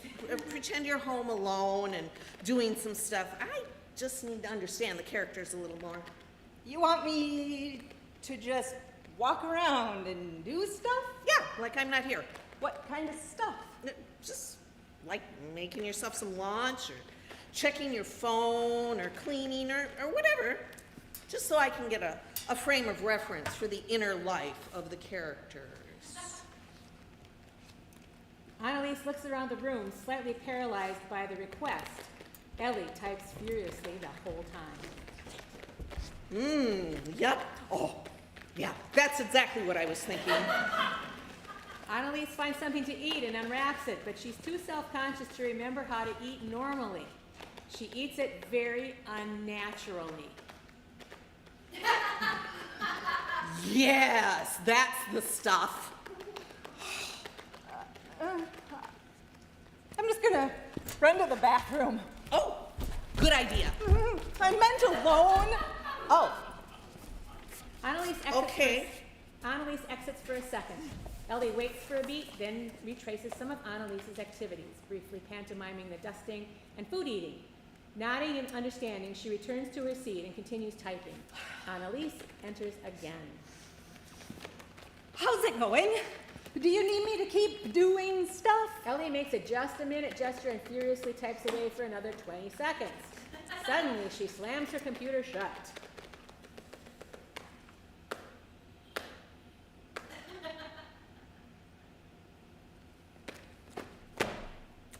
Done. Done with the whole thing. It's a solid first draft. The editors will take it from here. May I at least see what you wrote? Oh, actually, they don't let me show the authors until it's locked in. Nothing personal. It's just that authors tend to have issues with the drafts, and if you ask for changes, it really slows down the process. I'm not allowed to read my own book before it's published? Well, that makes it sound weird and kind of aggressive. Think of it like this. You signed on with Stevenson Son and Sons Publishing. We make your work easy. You don't have to worry about a thing. Oh, I am, though. I'm worried that you could have written anything in that book and put my name on it. It could literally be filled with hate speech, for all I know. Don't be absurd. That wouldn't sell. People who like that stuff are largely illiterate. Annalise, trust me, people are gonna love your book. The waterfall scene is stunning. It's all anyone's gonna talk about. I guess I'll have to take your word for it. What's in this for you? What do you mean? Well, you're underpaid and clearly very skilled. Why don't you write your own book? Like with my name on it? Yeah. Who would buy that? I'm a no-name. You're a famous writer. I'm not famous at all. I'm not even a writer. This is the first thing I wrote, and I didn't even write it. You did. Right, but in a couple of weeks, when people read the waterfall scene, that's all gonna change. Mark my words. Hey, gotta run. I've got 4 more books to write today. 4? Well, yeah, 2 of them are romance novels, so that's pretty much just copying and pasting and same text, and change the names and the time periods. I think Stevenson Son's gonna give you a call today. He wanted to discuss movie rights. We have 2 options. We shop it aggressively to the first studio that can get it made, or we wait for the right fit. A movie? The book isn't even out. Right, but our analysts think it's going to be a hit. We don't have time to sit on this. We got to move. This is all such a whirlwind. I haven't even read my own book. Well, you're about to. I booked you a reading. Advanced copies of the book were shipped at Day's End. It's a high-volume indie bookstore near you. Yes, I know it. Great. You'll need to be there by 7 p.m. tonight. You're going to read the waterfall scene and then sign autographs there. Tonight? I hope you didn't have any other plans. No, but... No, great. Now, back to the movie. Oh, great. Your agent is calling. I'm going to merge the calls. Beth appears in another space on the phone. Hey, talk to me. What's Megaton? Beth, I got Annalise on the line. Annalise, hi. How are you? Overwhelmed. Ah, sweetie, I know everything is moving fast, but it's really exciting. We're finalizing the movie deal. Finalizing it? Yeah, Stevenson's son and I agree Megaton won't take what we want, tender Rainbow. It's not quite an action-packed as Megaton likes, but TR is gonna make it into a kid's movie, which isn't the worst idea. It's pretty schmaltzy stuff, no offense. You've read it. I haven't even read it Oh, yet. no. But Stevenson Son's people sent me the synopsis, the waterfall scene. Oh, it's extraordinary. So I hear. Oh, I'll be at the reading tonight at Day's Inn. I'm excited to hear you read for the first time. You and me both. Okay, don't worry. It's not as bad you are not as bad of a public speaker as you think. People think authors that are a little bit rough around the edges anyway. I'm rough no, you're perfect. Okay, Megaton's out. They needed 10 on-screen violent deaths and 2 instances of full frontal male nudity. We only have 1 death and no nudity apart from the dog. I think it's too big of a stretch.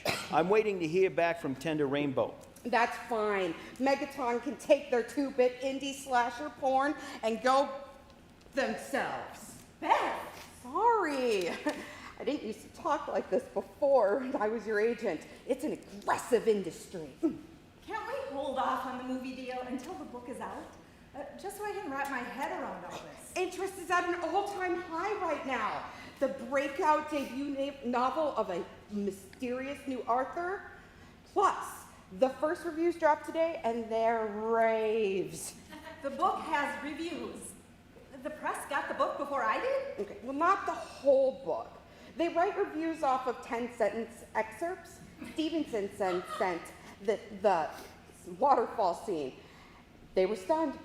Listen to this.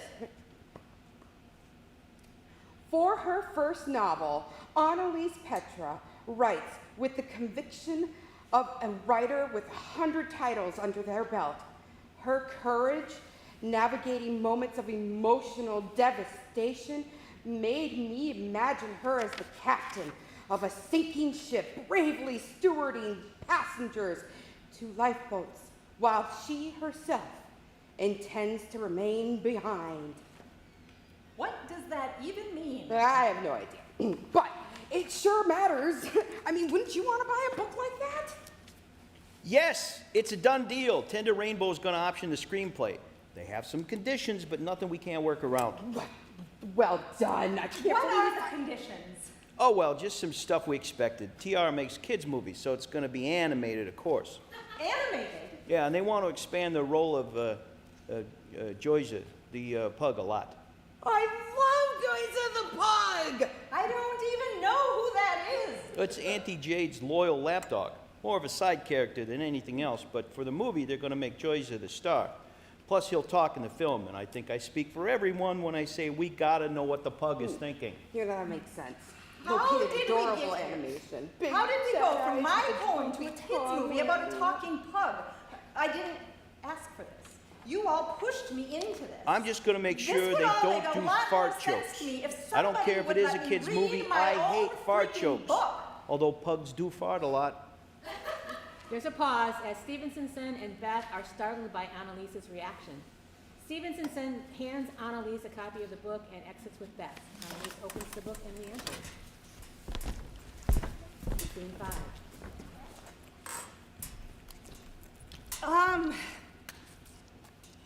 Hello everyone. Wow. There's a lot of you. I'm going to read a section of forgotten paper. Please bear with me. This is my first time doing this, and it's still fresh to me. The book. Okay. Auntie Jade leaned back, resting her full weight on the damp rocks behind her. Jowza nestled his small body next to her, burying his face into her side. The two of them breathed together as one, and her hand moved almost imperceptibly down her loyal companion's back. After a few moments of listening to the soothing sound of the waterfall cascading into the river, Auntie Jade's breathing started to slow. Jowza wriggled into her, pressing his flat face against her failing body in an attempt to provide an even more comfort to his master in her final moments. He may have succeeded, as when Auntie Jade passed, she had a hint of a smile on her face. As she released her final resilient breath, Jowza left out a pained whimper. But the noise was lost to the din of the crashing halls. Oh my gosh, this is really sad. Why is it so sad? I don't think it's supposed to be this sad. Sorry. Several people approach Annalise. These characters are probably played by the same actors as Stevenson and Ellie. Hi. Oh my God, this is so cool. This is my favorite book. You have no idea. It is? It's not even out yet. Well, the ebook dropped 2 days ago, and I literally stayed up all night reading it. It's so good. I'm so glad you enjoyed it. Do you want me to sign your copy? Yes, please. Oh my God, this is so exciting. What are you writing next? Oh, I hadn't thought about it, to be honest. I'm still a little surprised by the response to this one. Okay, we're gonna keep moving it along. Annalise, the line is out the door. Thank you. Nuts. Thank you. Goodbye. Miss Petra? Oh, this is such an honor. Annalise is fine. It's nice to meet you. My Aunt Melanie passed last year, and when I read your book, it broke me. I was reliving her final moments again, but from her perspective. That sounds awful. No, it was wonderful. I sat alone in my apartment sobbing. I cried for hours. It was the darkest moment of my life. I don't know what to say to that. Oh, you don't need to say anything. You said so much already. Thank you for taking me on this journey. Your work is so important. Thank you, sir. We'll just keep the line moving. Right, thanks again. Nice to meet you. Oh my God. I can't believe I'm meeting you. I am obsessed with your book. Sarah is incredible. Who? Sarah, your main character.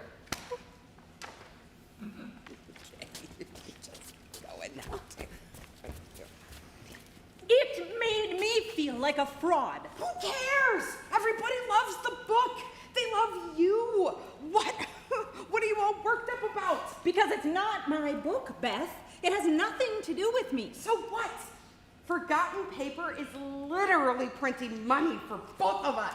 So what could you be possibly so upset about? Because I didn't write my poem to make money. I didn't even write it to show anyone, and I didn't ask for this attention. Well, I don't know what to tell you. It's a product, and so are you. And there are thousands of writers who would kill to be in your position.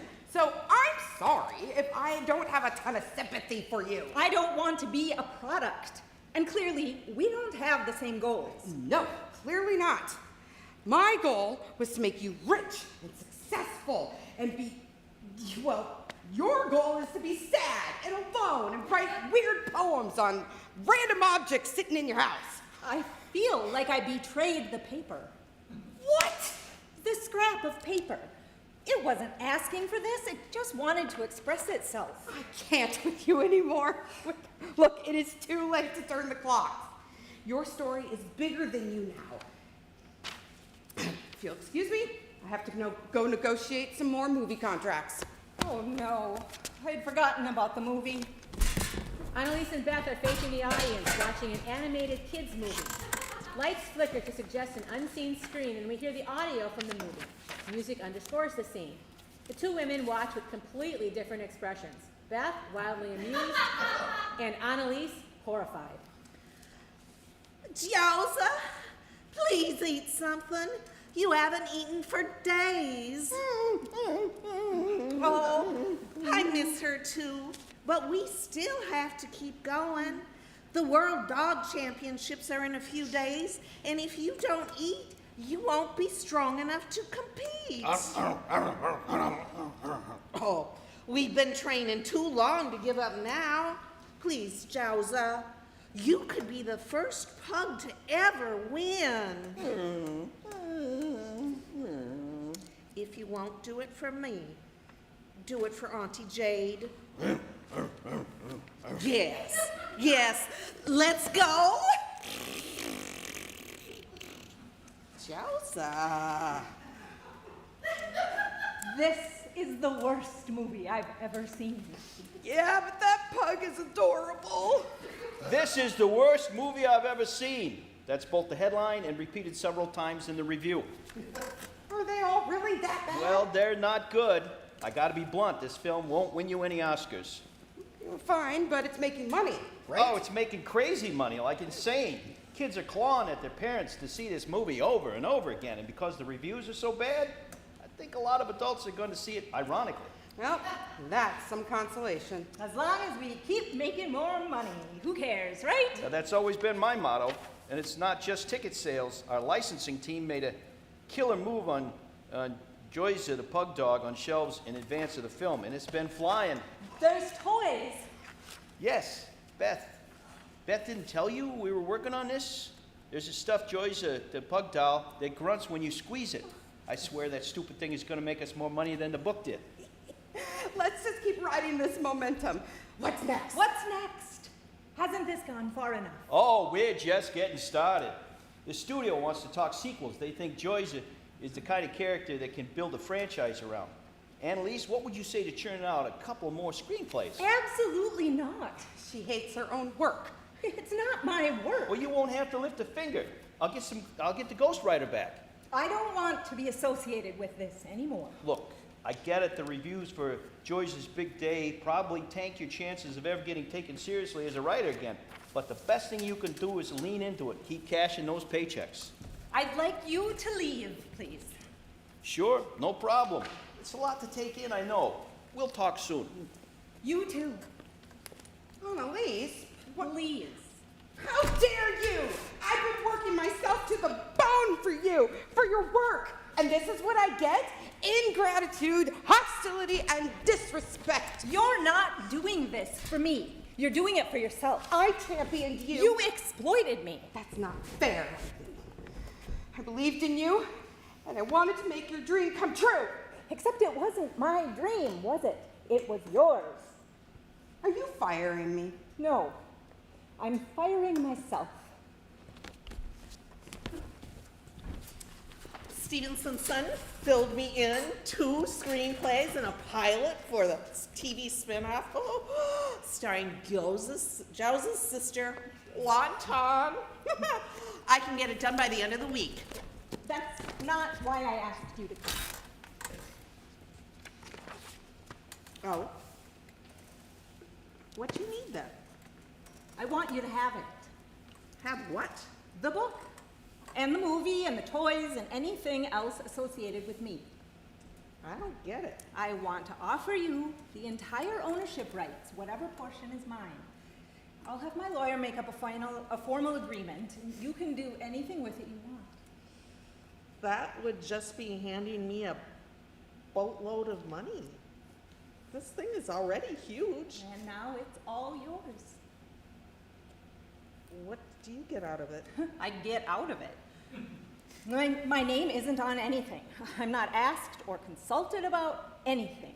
I can go back to my normal life before all of this. I don't know. This is pretty big. Please, Ellie. I mean, if it's what you want, I'm not gonna say no. Oh, thank you. Thank you. Oh, I'll take good care of your work. It's your work. And respectfully, I don't give a crap what you do with it.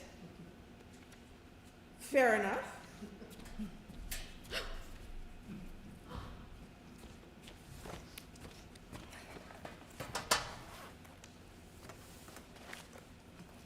I'm so sorry.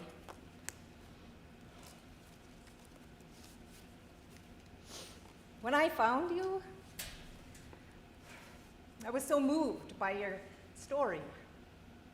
You had no choice but to endure. It might have been hundreds of years before someone found you, but you waited. You might have disintegrated, forgotten, and alone, but you waited. And then I found you. But I was so moved by your story, and I tried to put my own words to it. But you didn't ask me for me to speak for you. You just existed in your own quiet beauty. I'm going to put you back where I found you now. But you won't be forgotten anymore. I'll always know where you are. Annalise raises the paper so that she can read the words of the poem. May I read it one last time? Annalise takes a breath and begins to read the poem, but before we hear the first word, the lights go out. End of play.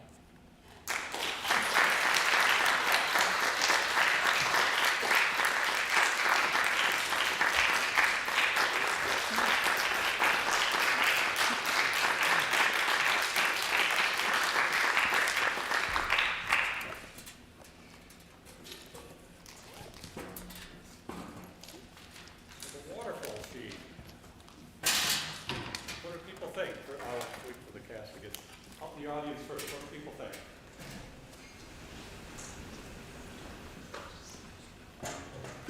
Well, I'm seeing lots of thumbs up. It's a very interesting story of something that gets away from the readers. I know when they were talking about it, when they were doing the play selection, I thought, well, it just really was a well-written play. I was going to say, the thing I found wonderful, it moves fast. I like that the author chose to blend scenes rather than truly break up scenes. Right. Just that perpetuate that things move faster than you can keep up with at times, and at times you're just along for the ride. Mhm. Watch that cycle. So I appreciated that whole mechanic. I also love the fact they chose never to reveal the poem. That I think was the right choice and the crowning tag to it, right at the end. In the true fashion, they left you wanting more. What does the cast director think?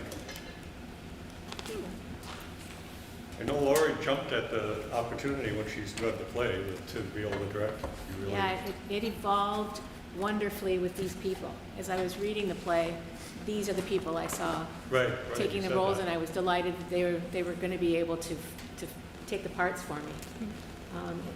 The moving back and forth is something, of course, that I always add. I like to have the movement on stage. But I told them, I said, I know that in between the scene changes, what you guys do with it is going to be great. And it really was. It was fun to rehearse with them, and if I watched them discover what was going on, and the innuendo and some of the underlying things that were revealed in the way they portrayed it were things, some things I missed.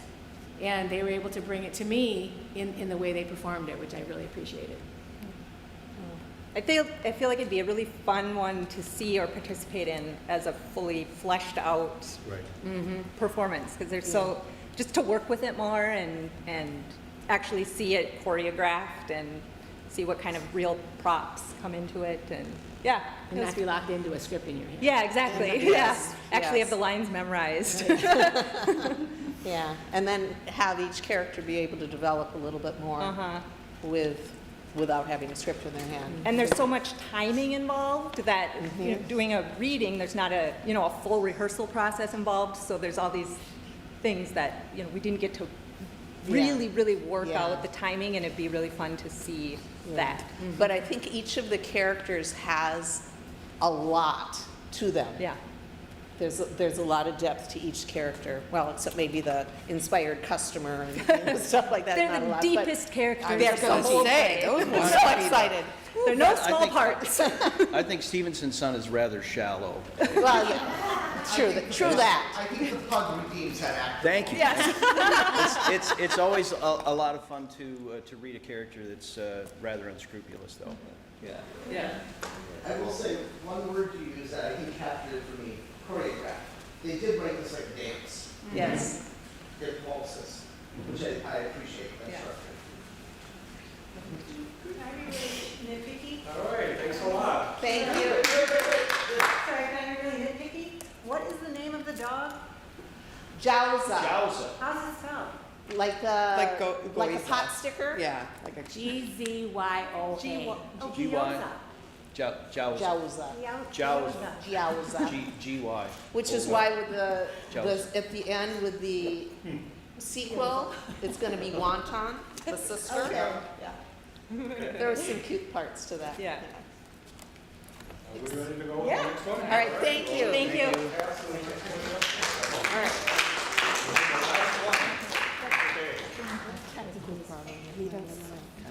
Read up in the lobby. Thank you.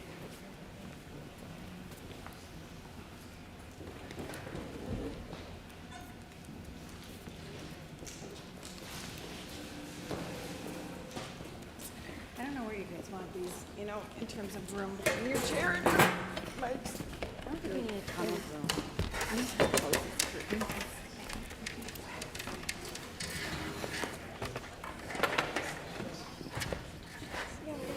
Introductions and we're gonna sit down. Oh, she's gonna close the curtain. That one got picked.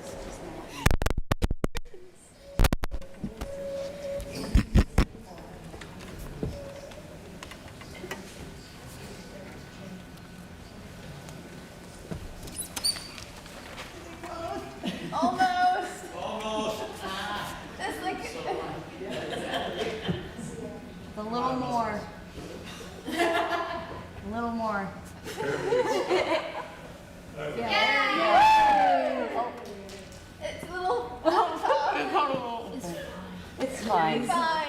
It's fine. Actually, like we need more room, don't we? You need more room? Are you good? You're going to side. All right, so our last play of the day is a full-length play, Ice in Their Veins by Ali Cantor, directed by Lisa Weaver.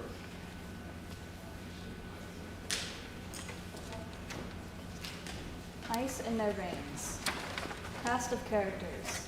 Stefania Stevie Velasco, played by Faith Lohr. Peyton Lynn, played by Katie Sunleaf. Galina Navalsky, played by Piper Hurlbut. Isabel Swain-Holtzman, played by Lily Rosengren. And Octavia Kent, played by Jasmine Salo.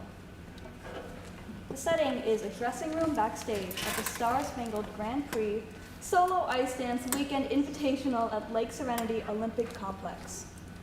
A dressing room, a rack of coats and warm-up jackets in the corner. Stevie and Peyton have set up a phone to film themselves. Stevie hits record.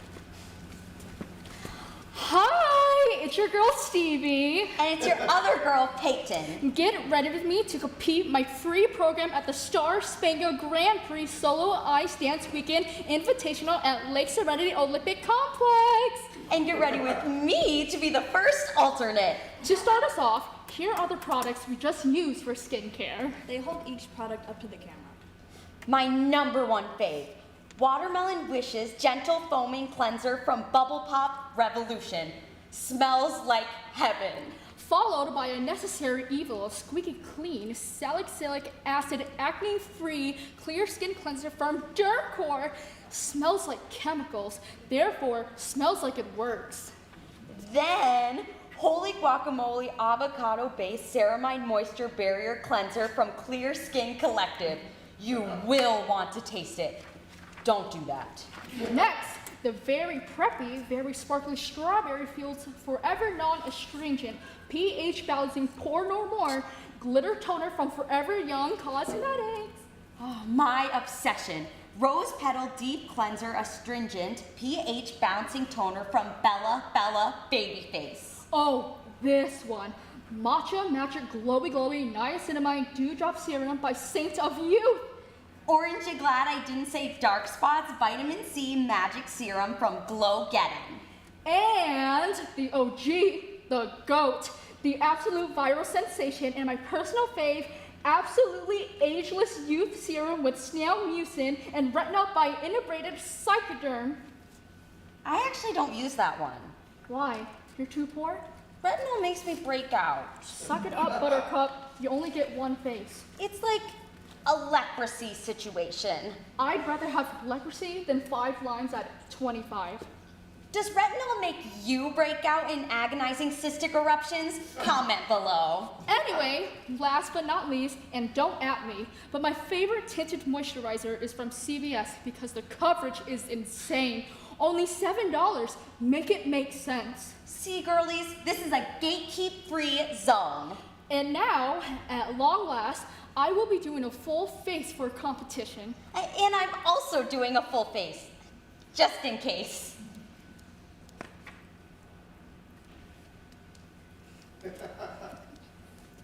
Yeah, just in case, I push Isabel Swain-Holtzman down the stairs so you can go on. Don't say that. Oh, her mom terrifies me. Her mom is obsessed with her. I know. My mom isn't even here. Neither is mine, because she's getting a Starbucks. Oh, that's so nice. Isabel Swain-Holtzman's mom does do her makeup, though. I heard Isabel Swain-Holtzman's mom let her get Botox. Yeah, but it's for migraines. Still, have you seen her free program? I don't want to talk about Isabel Swain-Holtzman Free's program. Sorry. How about if you tell the girlies about your free program? Great idea. It's called Once Upon a December. It's an Anastasia medley. Very mindful, very demure. Very vintage. The judges are going to love it. They're all like 30. Maybe I should ask Coach Kyle to recommend some old person music for my free program. You should, at a minimum. What do you mean? Do you want my honest opinion? Your free program needs more than old person music. Your free program needs God. Oh, it's that bad? Coach Kyle sends you out there every weekend with totally non-competitive choreography. It's basically sabotage at this point. I've been competing it for weeks and you never said anything. Is your mom paying me to coach you? No. Coach Kyle likes it though. He says that my skating is really maturing. Your costumes are really maturing. Well, we can't all do Russian orphan-themed programs set to music from the 1900s. Oh my God. I know you didn't just say Russian. What? It's an Anastasia program. And? And Anastasia's Russian. Stop! I swear to Christ, if I lose today due to psychic damage, Peyton. What's wrong with Russia? What's wrong with Russia? Seriously? Politics? Yeah, I'm nervous about the Bolshevik Revolution. No, think. The enemy? Galina Navalsky is Ukrainian. I hate her! But she's objectively not Russian. She's not American either. That's the point. Why is she here? Why don't she go home? I think they bombed her village. Okay, but then why not send her to Lithuania? Or, like, Canada. There is so much ice in Canada. Look, girlies, now I'm putting on my most waterproof mascara because I'm probably going to cry and the kiss and cry when a baby Ukrainian refugee pummels my butt. Hey, speaking of the kiss and cry. What? Never mind. You can't just say that and say never mind. Well, I heard someone from our club got kissed in the kiss and cry. When? After the qualifier. Who? By who? Guess. Who? No. Yep, and it was amazing. Oh my God, ew, Peyton. Don't be jealous. You can't kiss your coach. It was good. It was fun. It was like... What, creepy? No, I thought you'd be excited. No comment. A little bit excited for me? No comment. It was the first nice thing to happen to me in forever. Say less. I obviously haven't been winning, and I feel like I've been letting him down. But this means he clearly still likes me, right? This is more depressing than you creating orphans. This is probably my worst season ever. His support just means a lot. I feel like I wouldn't even be the alternate if Octavia Kent didn't get leukemia. Don't say that. You're gonna get us canceled. Sorry. No offense intended. RP Octavia, moving on. Octavia's not dead. Don't say DEAT. They're gonna flag the video. She's not unalive? Not unalive is a double negative. It means the same as dead. You just said dead.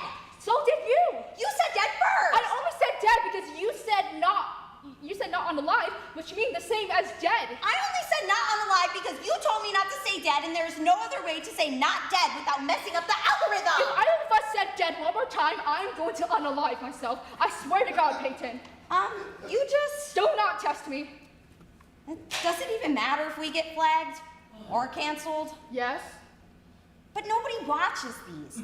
They're all watching Octavia Kent do Get Ready With Me for Chemo. She has so many followers now. Like thousands, almost 1 million. I truly don't get it. Her content is really inspiring. No, it's not. It inspires me. You don't watch it. You don't watch it, right? I know you told me to block her, but I can't help myself. Her mom just films her sleeping in different hospitals and puts sad music over it. Well, I guess I find that inspiring. I don't know. What does it inspire you to do? Languish? Watch me as I visibly cringe. What? Was your Ferber filter lost in the mail? Did you order it on Temu? Everybody's so nice to her, and she actually looked good with that feeding tube. Her hair didn't even fall out. So? Kinda sus. She's not faking. When I went to visit her in the hospital, I saw her throw up. Whatever. She's blocked. So, whatever. Maybe if I use retinol, I could pretend to have real leprosy, and people will watch our disease girl content. Absolutely not. I was kidding. Never kid about that. Once you become a Munchausen girly, there is truly no going back. But maybe you'll get lucky and your house will burn down or something. Then I can be a refugee, like you know who. How am I supposed to compete against a literal war orphan? This is so unfair. Well, I guess there's one good thing about not winning all the time. No, there isn't. There is. There's one. What? While Galina Navalsky and Isabel Swain Holtzman are still stressing out on the competition circuit every weekend, we'll be touring the country and skating professionally. Maybe you will. If I stop winning, I have to go to college. You don't have to. My mom only paid for an artistic sport to make me more well-rounded for application. I heard they don't really want well-rounded anymore, though. They want specialists, sharp people, not round people. Why? ChatGPT can do the round parts. That's what I've been doing for literally my entire life? I thought you loved ice skating. You know what I love? A career that allows me to afford to own a house in my lifetime. But you're happy now, right? Like, making makeup videos with me? That's fun. Happy? You just told me I wasted my entire youth blunting my edges for no reason. Then come audition for Princesses on Ice with me. And what about when we're too old to be princesses and don't have degrees or actual work experience? What are we supposed to be? Princesses have moms. We can be queens on ice. Try unemployed losers on concrete. Or you could just try really hard to win and it won't be an issue. I guess I have to, or there goes my freaking adult life. But no pressure, God. Maybe the war orphan will choke. Yeah, I'll choke her. She's 14. She has like 3 entire seasons left to win. Coach Kyle said she probably has PTSD. Why not? She has literally everything else. You could still beat her. No, I can't. If you really lock in, you can. With these pores? Stop. You're so intense when you're in the zone. I know you can. I said stop.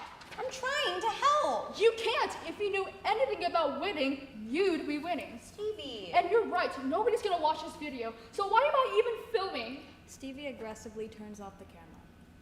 I think you're pretty, Stevie. Another topic you know so much about. Nobody looks at you except well-compensated creeps. I just wanted... It's creepy. Sorry, but it's creepy. It was sweet and romantic. It was illegal. It was my first kiss. Oh, God. Oh, God. Oh, God. Oh, God. It's that bad? Yeah, Paint. That's bad. No, I just... It's cringe, okay? Hell, even I am becoming close to crossing that line. Everything's so stupid. It's like we were supposed to be... We were finally going to get the oldest and best, like the seniors were when we were growing up. And now here we are, and nothing. We're just old. I guess. I feel like if we had one more year, we could have been really, really good. We could both be so freaking good. But we don't. Or if there wasn't a stupid war in Ukraine. There is. Or if Isabel Swain Holtzman would realize she's the best at too many things and quit ice dancing to focus on the stupid science fair or whatever. Thank God her mom won't let her have social media. Or she'd probably be valedictorian of that too. Maybe today. It's too late. It's not. It is. You didn't even skate yet. Do you really not get it? It was already too late a year ago, maybe 2 years ago, or maybe we were always doomed. That doesn't mean you shouldn't try. Are you kidding? Trying your best and still losing is the literal cringiest thing. We're too old to be cute and too poor to be pretty and too young to be sexy, sorry. But we are, and after this, our skin is gonna get worse, and our knees are gonna get worse, and Galena Gavassi is somehow still gonna be on the ice winning medals, and even if we get a job, we only get to be princesses for like 5 stupid minutes before we had to be villains and moms for eternity. And I didn't work so hard my whole life for that. That sucks, that really freaking sucks. Why does everybody get to win but me? Sorry, us. You can still push Isabel Swain Holtzman down the stairs. Ha. I'm only half kidding. I thought you were scared of her mom. I am.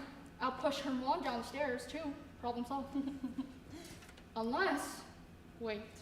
You know who doesn't have a mom? The Grand Duchess Anastasia, the war orphan who has no parents to shield her from the cruel realities of the world on account of being a war orphan. Kind of like Galena Novolsky? And if Galena Novolsky didn't skate, okay, I might not win, but not like first place, but I bet I could make it onto the podium for the first time in this season, maybe qualify for another event. And then, if I lock in, I turn this year around, everyone loves an underdog. And also, they might need to call in an alternate, right? If Galena didn't skate, and like, I did do a full face. And my costume's only in your mom's car. If you improvise a twizzle when Coach Creepy's not looking, you could probably medal too. No, that's crazy. Like, yeah, I'd love that, but it's crazy, right? Is it? We just have to. We don't have to hurt her, right? No, we just have to lock her in the closet or trigger her PTSD or something. Yes, this is all coming together.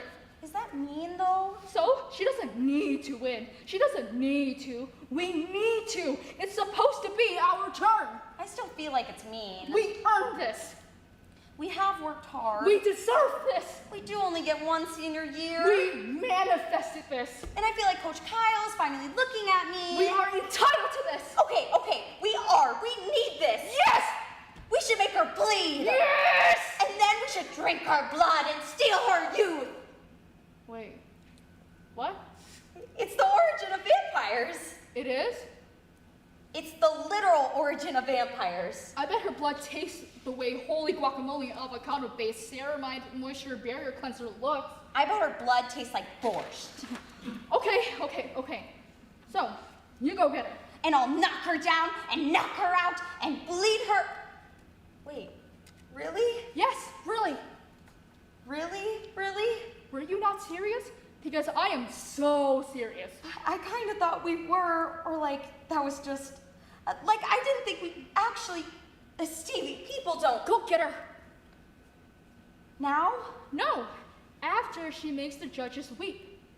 Why me? As far as she knows, you're not competing. You're not a threat. I am. Get her in here. I'll figure out what comes next. But what? If we do it in here, they're gonna know it was us. And we'll get arrested. Not if it was an accident, and, well, you will help her afterwards. But it won't be an... It will be. It will be an accident. Okay.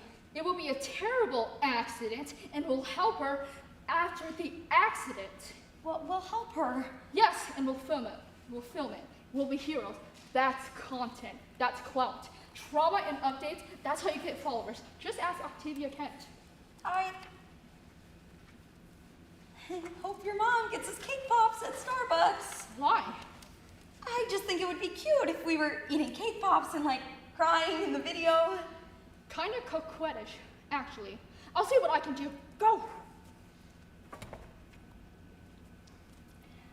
Hi, Mommy. Can you get us cake pops? Yeah, we're making true crime videos. Oh, and bring Pate's costume, okay? After searching the contents of her bag, Stevie picks up her very sharp figure skates. She grins. Pink cake pops. It's aesthetic. Love you too. Bye. It is beautiful dressing room. This is very warm and happy day for little Galina Navalsky. I just thought it would be cool if you got ready with me. In Ukraine, we have Saint. The sunflower of friendship will only bloom when... Oh... Are you okay? Yeah, well, yes. Galina Navalsky is only a little woozy. Do you want some water or... No. You see, on this happy day, I give my blood to a very sweet, very sick girl. You know of her, maybe? You donated blood to Octavia Kent? Stevie silently steps out of the shadows, wielding her figure skate like Death's Sight. Yes, beautiful Octavia Kent. I give my blood to her freely, and so I am... Wow, that's so nice. Are you... They say I am Angel, but I say, no, not me. Not tiny little baby Galina Navalsky. As Galina speaks, Stevie lifts the figure skate over her head, about to strike. I only do what all good girls must do in a time of great need. And... Stevie swings, and she misses, because Galina has dropped into a dead faint on the ground. Okay, and now we help her. Right? Right? Yeah! Do something! I know how to stop bleeding, not how to bring people back from the dead. You said dead! We're not even filming. Wait, should we be filming? No, we should be helping Galina Navalsky! For the clout! No, so she doesn't die in our dressing room. What do we do? I don't know, smelling salts? Oh, of course. Let me just step into the Victorian area and get some. Or, I don't know, do CPR? I don't know CPR. Do you know CPR? No, I always assumed I would be the one dying. I know you're supposed to say staying alive. Why? class. I don't know. This does not seem like the right time for disco. Just sing! Sing!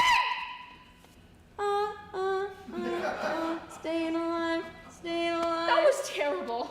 At least I did something. Something that will haunt my nightmares for eternity. We have to help her. No, we actually don't. But you said... Maybe we should leave it to fate.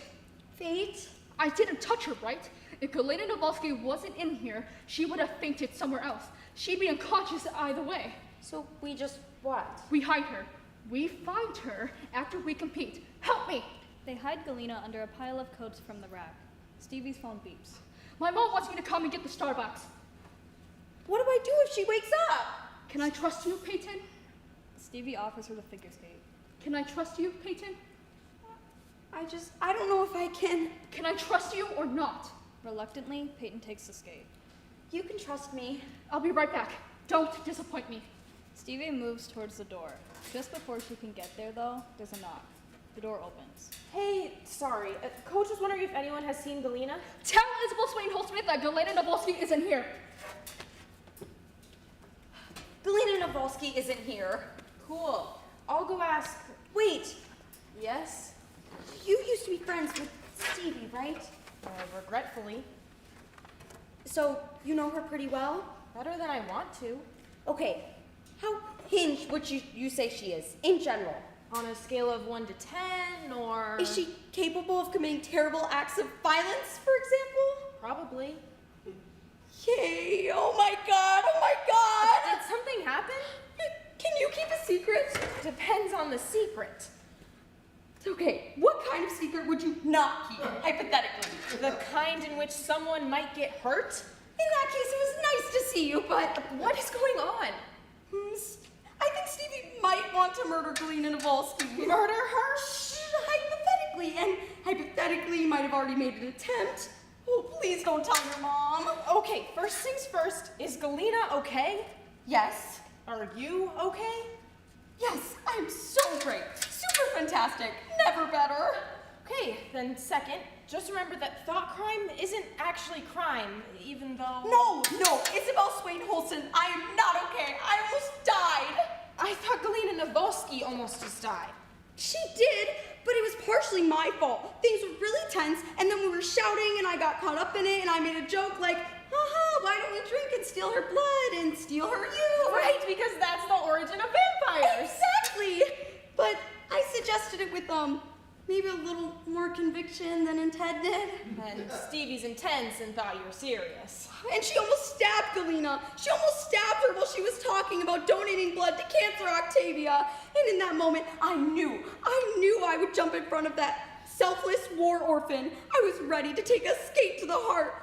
What does that say about me? What does it mean? Are you by any chance a Pisces? Oh my god, yes! Yeah, that tracks. And what's Stevie? A sociopath.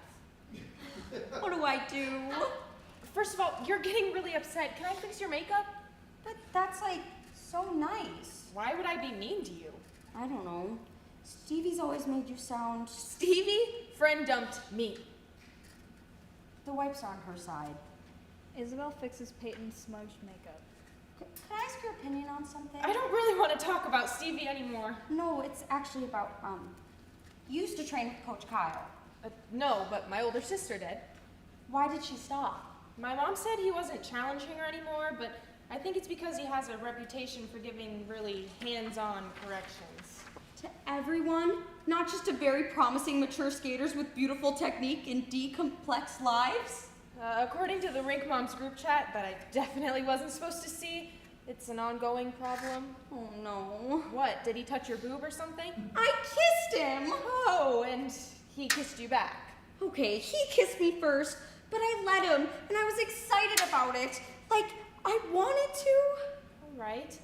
Not ideal, but that's normal, I think. It is? I mean, you've been trying to impress him since you were, what, like 8? He's your baby crush. It would be like getting kissed by the sexy fox from the animated Robin Hood. Wait. So, I'm not cringe? You're not cringe. The situation is cringe, and people who are cringing with you, not at you. I think. It wasn't even the kiss. I just felt like I did that. I made him do that. because I was finally good enough. It was like... Powerful? Yeah, and first it felt so good, the opposite of cringe, but now it feels so... If it were me, I'd probably tell my mom and let her deal with it. My mom already thinks skating costs too much. She'd kill for an excuse to stop paying for training and pull me out. Would that be the worst thing? I just need one last season. I don't care if I compete or not. I need the training if I'm going to get cast in Princesses on Ice, and that's all I want in the world. It's hard. I wish I had a good answer. It's okay. I actually prefer that to advice from people who think they know everything. I have no idea who you could possibly be talking about. I love her. I do. I know. I wish we could be friends. Your makeup's finished. Sorry. It was cringe to say that. You're fine. You're like Miss Future Astronaut America, and I'm here like, hope I'm good enough to be Snow White's understudy. And sorry to like trauma dump. Trauma? Galina Navalsky knows great many things about trauma. Has she been there the whole time? How very friendship it is to cover Galina during nap time. Are you okay? I'm filled with refreshment and so happy to skate with my heart. Peyton? Yes? Why was Galina Navalsky on the floor of your dressing room under a pile of coats? Oh, I have no idea. That's crazy. Peyton! She got dizzy from blood loss from donating her blood to Octavia Kent, that's all. Yes, it is true. Little Galina don't go oopsie daisy. And the coats? The floor is very cold. This is an ice rink. Peyton is most thoughtful new friend. Then why didn't you say she was here? I had to keep it a secret if she was gone when Stevie got back. Okay, you know what? I am already more involved in this than I want to be. Galina, coach was looking for you. You need to check in or you're going to get DQ'd. Let's go right now. So kind to be telling me this, Isabel Swain Holtzman. Goodbye, sweet Peyton, goodbye. No, if Stevie comes back and she isn't here, she's literally going to... What? Be mad at me. That's what you're concerned about? She trusted me to make sure Galina would be here when she got back. Oh, Stephen wishes to see itty-bitty, tiny, little, small infant Galina Navalsky. If I leave, she will be sad. Yes, exactly. Peyton, you just told me why Stevie wants to see her. Yeah? And you want her to stay here and learn about the origin of vampires? If Galina is gone and I'm here, I'm gonna learn about the origin of vampires. So come with us. Then we'll both be gone when she gets here. Which solves two problems. Let's go. But she trusts me. Say bye-bye, Galina. Bye-bye, Galina. Let me in. I'm holding Frappuccinos. No. What do I do? Safety in numbers. Right now, we have the advantage. Let her in. Surprising cue. Yeah, surprise. Galina woke up. And why is she still here? You can't ask me yourself. Peyton, tell her this is my dressing room, and I need privacy. This is Stevie's dressing room, and... God, you are such a coward. I don't have to be nice to you. Clearly. I am protecting my peace. Goodbye. Goodbye. I hate how you can just wipe someone out of your life like they were never even there. Maybe ask yourself about that. Me? Because you did it first. Guys? Peyton takes a mirror and brings it to Galina's nose and mouth to make sure she's still breathing. Oh, I stopped making eye contact with you in the hallway at school? Come on! You had your chance! Is this still about the science fair? You chose the STEM girls over me! I chose my future! I needed that for college! I was all by myself! I Peyton called looks in you. the mirror at her own reflection. She starts to hyperventilate. Every night I called you for months! I cried myself to sleep for 2 years! I'm sorry to disturb you, but I think I have leprosy. Whoa. Do you have allergies? No. This might be an emergency. Does anyone have an EpiPen? I don't have allergies. You clearly do. Let me check the first aid kit. No, I truly cannot handle another stabbing today. Peyton, shut up! Why? I already know you tried to bleed Galina Navalsky. What the hell, Peyton? Isabel, I trusted you. And I told you what secrets I'd keep and what secrets I wouldn't. But you also said that thought crime isn't crime, and currently the only one dying here is me. It's a skincare reaction. Just wipe everything off and start over. Isabel Swain Holtzman did my makeup. Wait. You gave Peyton leprosy? No! I used her makeup. Why would you try to kill Peyton? She isn't even a threat. I didn't try to kill Peyton. You did it to get back at me, didn't you? Honestly, you're not that important. You are nobody. I barely think about you at all. Stevie grabs a Frappuccino and dumps it on Isabel. Isabel grabs the other Frappuccino and dumps it on Stevie. They grapple like moist wildebeests. Wait, is there retinol in these wipes? Yeah, don't use too many. They're expensive. Why the heck is there retinol in your wipes? Because they firm while they cleanse. Yeah, if you're 54. No wonder Peyton looks like Freddy Krueger on Accutane. Oh, is it that bad? If you've ever wondered why there are so many rhinestones on my costume, it's because every time a high school girl comes into my dad's dermatology practice with half of her face dissolved off by very expensive glittery acid, he makes bank. Some of us care about the future. You're right. While you destroy your skin barrier beyond repair, I'm working toward gender parity and space travel. I was never going to murder anyone. I was going to help her. Help her bleed to death? Bloodletting was Peyton's idea. It's the origin of vampires! We know! I can't believe my best friend and my ex-best friend were in here talking about me behind my back. Well, your best friend is terrified of you. Only because I'm a Pisces! Well, Peyton said she wanted to push her mom down the stairs. She scares me. She should. It's her job to protect me. Where's your mom? In Ukraine. In cold, dark ground, tiny Galina misses her dearly. I have stopped dreaming of her face. Will I see it again? My only wish is for this. Soon, sweet mama, soon. Stevie, give her a cake pop. Why? Because she has no blood. She gave it all to Octavia Kent's cancer. She needs sugar if she's gonna skate today.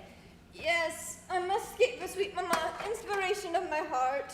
But she didn't even do anything. She fainted. Should I clap? No, you should give her a cake pop like we asked. If I fainted, would you give me a cake pop? I do not know. What is cake pop? She does not know. What is cake pop? It wasn't free, you know. I'll Venmo you $2. Cake pops are $3.50. Give her mine. Nobody look at me. Stevie tosses the cake pop and sulkily moves away to remove her Frappuccino stained coat. Nobody look at me. I'm changing into my Anastasia costume. Stevie removes her warm-ups to reveal her bedazzled Eastern European orphan costume. You're so brave, Galina. Thank you.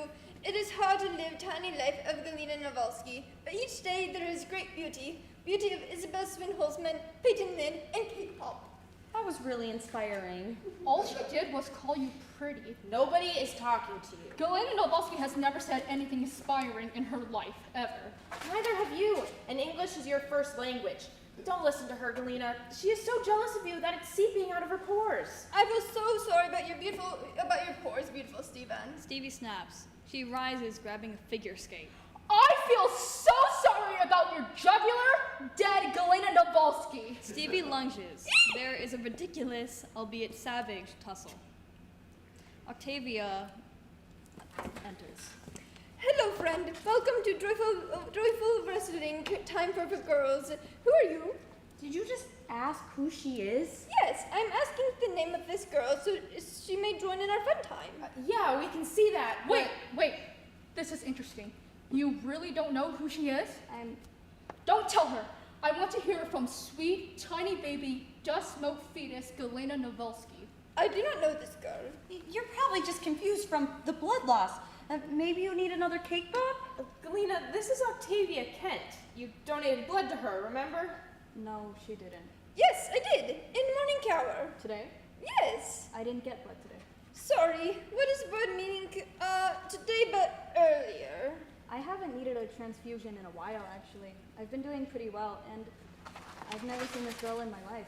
Who did you give blood to, Galina Novalsky? It is maybe different, Octavia Kent. Where's your bandage? Where's your bruise? There is saying in home country, good deed leaves no mark because, Did you lie about donating blood? Little Galina Novalsky does not know what is lie. Sure you do. You just told a great one. Wait, if you didn't give blood today, why did you pass out? Ha! I told you.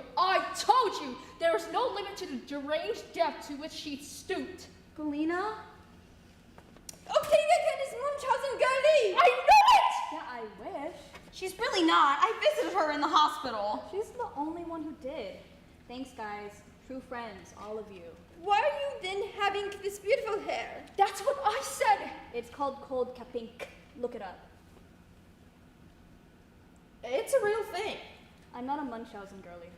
Maybe I'm misunderstanding. Silly oopsie daisy for me. I don't buy it. Do you want to see my blood work? No, I mean, Galina's whole silly oopsie daisy act. It doesn't add up. I truly hate to agree with Stevie, but there are some substantial gaps in this story.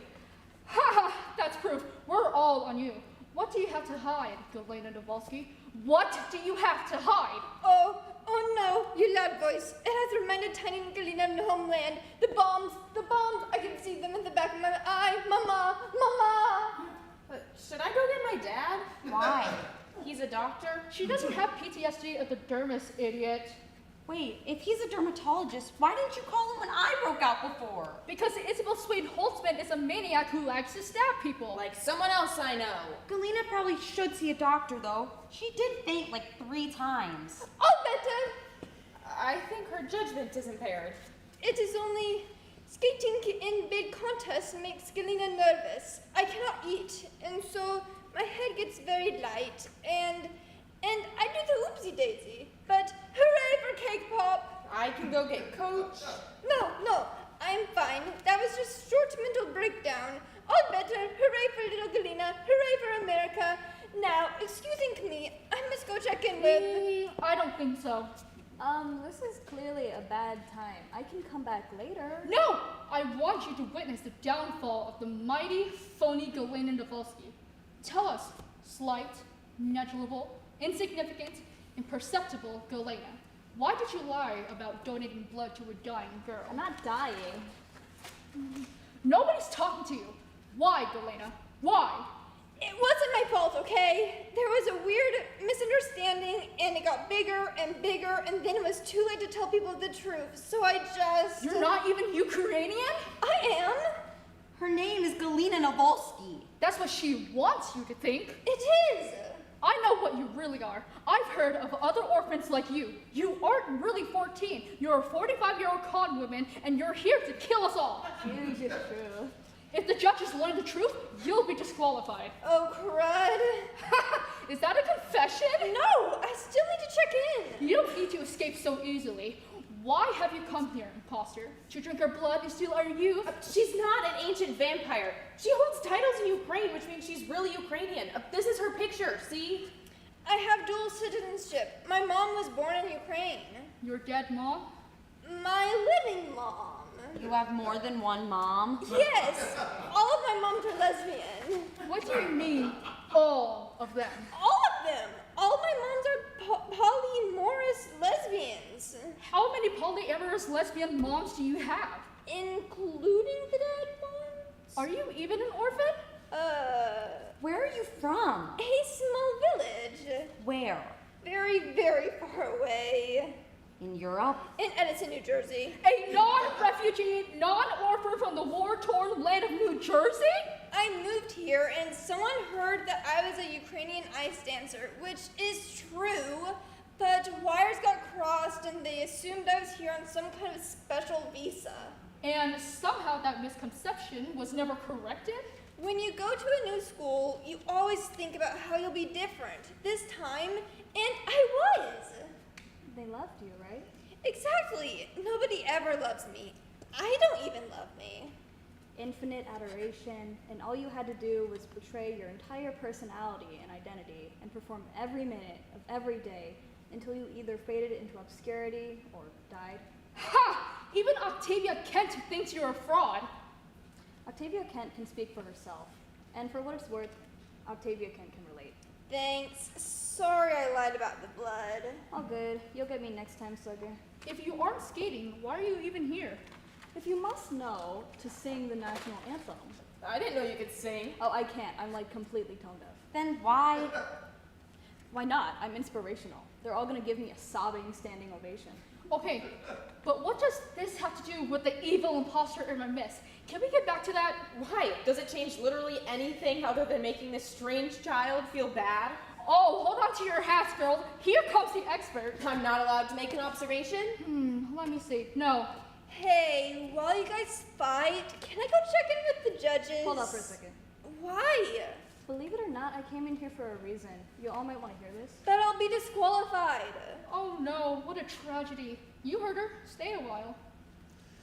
The stage is yours, Cancer Octavia. Right. Down to brass tacks. I have an offer to make that might change one of your lives. Oh god, she's selling supplements. I'm not selling supplements. My mom wants to film a first reunion back at the rink after Octavia's tragic diagnosis video today. And you might have observed that we all participate in a niche solo version of what is very famously a team sport. So I don't really have anyone to reunite with. She wants me to pick someone to play my best friend in the video. And for the right candidate, this may become a recurring role. You mean on your socials? Don't you have 2 million followers? 2 million? No way. I have 3 million. What? Last I checked anyway. My PET scan results video is going kind of viral. Could get to 4 million by lunch. 4 million followers? That's a lot of eyeballs. That's approximately 8 million eyeballs. Approximately? Some people only have one eye. Can you guys talk faster? Why? Late for your next fake panic attack? What are you looking for exactly in a best friend? I'm looking for someone with a pulse who could believably be happy to see me. I have a pulse. And you'd like tag the person you picked? Sure. There might be brand deals too. Free stuff, collabs, eternal fame and glory, etc. And we just have to pretend to like you? Yep. God, Octavia, have I mentioned how much I've missed you? You haven't actually. Go on. I've always wanted to get to know you better. Oh, cool. Always, you said? Always. So you'd say you have an interest in my life? What could be more compelling than someone sleeping in different hospitals? Is that why you blocked me? On every single app? I didn't even know you could block people on Pinterest. Me and my big thumbs are always unfollowing people by accident. Let me just... There! I fixed my mistake and re-followed you everywhere. Yay! Awesome! Well, my choice seems simple. Great! Amazing! I accept. Let me just... Your bestie, Isabel Swain Holtzman, is the obvious pick. I am? She is? She's squeaky clean. Always tidy, good grades, well-curated online presence. Thank you. Then can I go? Not yet. Isabel Swain Holtzman doesn't even have social media. I can get social media. Your scary mom would never let you be in a viral video. If she didn't know about it. What part of 4 million followers do you not get? She's right. People with 4 million followers don't get to have secrets. I can convince her to be good for college. I just need some time to wear her down. I'm sorry, Izzy. It has to be today. I'm free today. Though now I'm thinking, you know who was really authentically happy to see me? Me! Hi, bestie! Galina Nabolsky. When I walked in, she was the only one who said hi. Galena Davolsky is a girl-shaped lie. But she didn't even know who I was. She seemed genuinely interested in me as a person. How do you know she was genuinely anything? She's a liar. Yep, she's a good actress. Thanks. She's too young. Nobody will buy her as your friend. Don't believe anything I say. I'm Octavia Kent. You have no idea who you're even choosing. She could be a drug lord. She could be a government spy. She could have 11 toes. What else are you hiding, Galena Davolsky? Nothing! She has a very public cancellation waiting to happen. If one single person lets slip about the fake accent, the insensitive cultural stereotypes, and the public appropriation of mental illnesses, it's over. And she'd be taking you down with her. But only if someone let it slip. And the only people who currently know are in this room. Yeah, it would be a shame if that happened, wouldn't it? Why would they take your word over Octavia's? Once I say something, there would always be suspicion. Yeah, but a touch of scandal keeps folks interested. Galena, do you really want to destroy your future at 14 years old? No. As I have said several times, I want to go check in with the judges. So sad. Guess you can't pick her then. Whatever. Can I go check in now, or am I still being held hostage for no reason? Why are you even still here? Go! Now that she's gone forever, when did we start? I didn't officially choose yet. What? Is there, like, a formal ceremony? No, but I haven't ruled out every option. Okay. Who's left? You can't pick Peyton. Why not? Yeah, why not, Stevie? Look at her. She has leprosy. Concealer does exist. We'll use a filter. Problem solved. But she's not even competing today. Oh, true. Neither am I. Oh, true! Peyton is very relatable. Awkward but endearing, like a puppy with 3 legs. Which tends to be what people are looking for when they watch sick girl content. She's a try-hard. With good editing, every try-hard becomes an earnest dreamer with a heart of gold. So if leprosy is the only item in the against column, what do you say, Peyton? Really? Oh my god! There's another reason you can't pick Peyton. Why not? Oh, she knows why not. Stevie, that was private. You don't have to say a word. It's so private you told Isabel Swain Holtzman too? I asked her for advice, that's all. What about? Something creepy and illegal. Something creepy and illegal that she's proud of. Seriously, Peyton, you can keep it a secret if you want to. You probably should. It's freaking scandalous. Career ruining, even. And girls who ruin careers so rarely become princesses. I want to be a princess. I know, baby. Maybe this opportunity just isn't for you. It's okay. Sorry, Octavia. Not so fast. Peyton, what's the scandal? Do I really have to say it again? You seemed pretty proud of it when you told me. Suddenly you're shy? Shy? I was talking to my best friend at the time. No, you weren't. Yes, I was. We were filming a Get Ready With Me. You were talking to all the girlies in all the world. Oh, God, I'm an idiot. The scandal will get out, is all I'm saying. Stevie, that's evil. But it doesn't have to get out.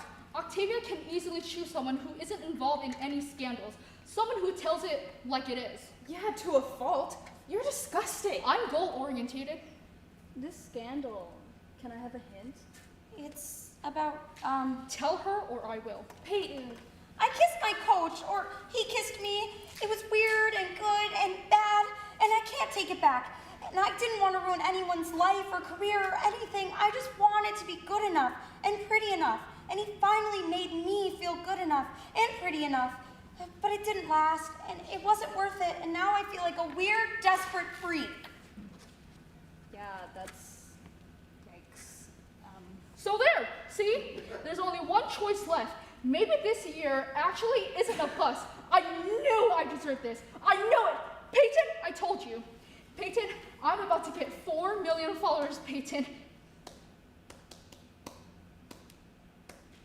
Did you just block me? Oh my God, are you that jealous? Come on, I got this fair and square. Once I build up my followers, we can do another Get Ready With Me, and we'll work on yours. Don't be an idiot. You just threatened to blackmail me. You know how it is. We compete against each other. Sometimes one of us win, and the other one doesn't. We move on. And this is how you want to win? Once you win, you're a winner. Winners keep winning. You get it. I just needed a win. Oh my God. I'm ambition. Ambition is not a bad thing. I literally watched you try to attack Galina Novalsky. That was a joke. Was it? Because I think you were going to kill that girl. I wasn't. But somehow you were going to get rid of her. You were, right? Come on, I just wanted... I know what you wanted. I know what you wanted because I wanted the same thing. And I almost had it, and you threw me under the bus. That's not fair. And honestly, that's not even what I wanted. Not the most. I wanted someone to notice that it was happening. I wanted you to look at me. Oh, Peyton. My mom didn't. She never does. But I thought maybe my best friend... I didn't realize you were this needy. I don't need you. You blocked Octavia so you'd be the saddest little meow meow. You could live out your beautiful underdog fantasies without competition. I told you, that was a mistake. You ghosted Isabel so you'd be the smartest and prettiest and everyone would love you best by default. That was complicated. And we all know why you tried to take out Galina. But you never got rid of your cringe best friend. Why? Because if I wasn't in the room, Stevie, the room would be empty and there'd be nobody looking at you at all. Who would want to? You're kind of cringe. No offense. You're super cringe. Full offense. I'm gonna be honest, I can excuse orphan murder, but I draw the line at being a shitty friend. You can excuse orphan murder? The point is, I really don't think your vibe is the vibe I'm looking for. I will rise to the occasion. I'll be better. Will you, though? I'll apologize to Galina Novalsky. I will buy her a bouquet of cake pops. And? I'll forfeit my spot so Peyton can skate today. That's a start. What else? What else? You can have... Stevie looks around frantically. Her eyes fall on the errant figure skate. My blood! Stevie foists the figure skate on Octavia. She bares her neck and risks like a human sacrifice. Oh, my blood! Steal my pellets or my youth, or whatever you want. Drink it right from the tap. I'm serious. Just let me stand next to you in one video, and you will never have to talk to me again. Please, please! Tempting. Octavia takes the skate. But too little, too late. Should've come to visit me at the hospital, bitch. Stevie lunges for the figure skate. When she realizes she's licked, she reaches for her bag and heads for the door. Octavia blocks it, wielding the skate. Hey, not so fast. Give me the phone first. I just want to delete a video really quick. Octavia helps herself to the phone, deletes the video, and then hands it back. Ushering Stevie out of the door, she throws the figure skate out after her. Okay, bye. You all owe me $350 for the cake pop. Plus tax! Good riddance. Except I think I'm down a best friend. My offer was serious. I really am hiring one. What about Coach Kyle? Not a deal breaker, could even be a perk. Are you down to expose a creep in front of 4 million engaged followers? What about everything Stevie said about ruining careers? You'd ruin his. Yours would get a major boost. You think Princesses on Ice doesn't look at follower count during casting? If that's why they picked me, it wouldn't really feel like an accomplishment. You can sleep on it, but if you want to be in my video, you need to decide before the competition starts. I want to say yes, it just feels... What? Cringe to want that. You're allowed to want things, Peyton. Stevie wanted a lot of things. I think the rule is you're allowed to want things, just don't be weird about it. You can't say you want attention, though. I mean, if you had, you might not have felt like you needed to kiss your coach, right? Or stay friends with Stevie. I want attention. That's why I bust my butt in school. Award ceremonies are my Christmas. And it sure would be nice to have more friends to hang out with while I go through this crap. Why does it feel so bad to say it, though? It makes me want to rip my tongue out and peel off all of my skin and crawl in a hole and die of every disease. Disease, you say? You want to trade lives? Everyone wants to be you, Miss 4 million followers. Are you sure? I'm literally a professional sick person. I don't get a day off. You don't like it? Making content is paying for treatment, and my mom is obsessed. It would just be nice to be something other than inspiring occasionally, or do something other than languish. You will when you get better, right? Soon? Actually, getting better scares me most of all. Why? Nobody watched my videos before I got sick. They're gonna lose interest. It's like the most interesting thing I can be is half dead and 16. Forever. Like Sleeping Beauty or Snow White in a casket. Forever young and dead behind the eyes. And that's when the prince shows up, right? And where the followers take notice. And where a lot of famous, nebulously consensual kisses start. I hate feeling like I'm taking up too much time. I want to get older. I want to make mistakes. I want to be able to have secrets again, and I want friends, not just followers. Maybe 8 million eyeballs is too many eyeballs. You're turning me down? Only digitally. It's cool, my mom will deal. But I think 4 eyeballs might be the perfect amount of eyeballs if you guys actually want to be friends. Of course. But I do need to do something about Coach Kyle. I can always let my mom know what's happening. Your mom? You weren't wrong about her. She is pretty scary. If your mom won't protect you, my mama bear definitely will. Really? What are friends for? For making fun of you while you sing the national anthem in a key only dogs can hear, I hope. Ready to go? First, can we just do something about this leprosy situation? Leave it to me. Get ready with us to cheer for our cringy friend Octavia at the Star Spangled Grand Prix Solo Ice Dance Weekend Invitational at Lake Serenity Olympic Complex. Oh, say, can you see? Fade to blackout. End of play.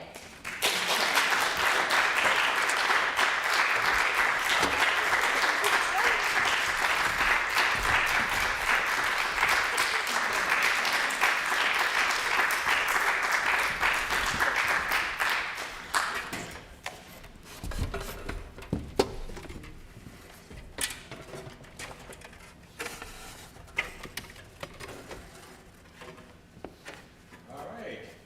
So thoughts about the play? First, we'll start with the cast. What did you think about it as you read it through? I really liked it. I like how there was a lot of focus on kind of like the female experience between female friends. I really liked Octavia's character. I thought it had a lot of insight into how a lot of content creators feel in our modern age. Yeah, I feel like it has a really good way of like talking about social media, like how social media affects like friends that people have now, because people have too much focus on it when you're younger, and that shouldn't be a thing. you should just be able to have friends that you hang out with. Right. Yeah. I mean, back in like us olden days people, before social media existed, social media was the neighborhood loudmouth who told us everything. How about in the audience? What happened to the Oh, right there. Oh, okay. Anybody in the audience? Bradley. Yeah, I loved the script. I loved the pace that it moved at. I loved just its one-liner after one-liner drops behind the moments, behind the overarching action. There's just the little drops which keep it propelling forward just on a humor level. But to your point, I like the fact that it had talked about effectually the difference between being seen and being known. You have friends that actually know you. And that's like all of the characters had that reveals of they don't really know each other. And through the know is really where friendship or association or we as a society as human beings find each other. And so often all we fight about is we want to be seen, but it's about being known. Yeah.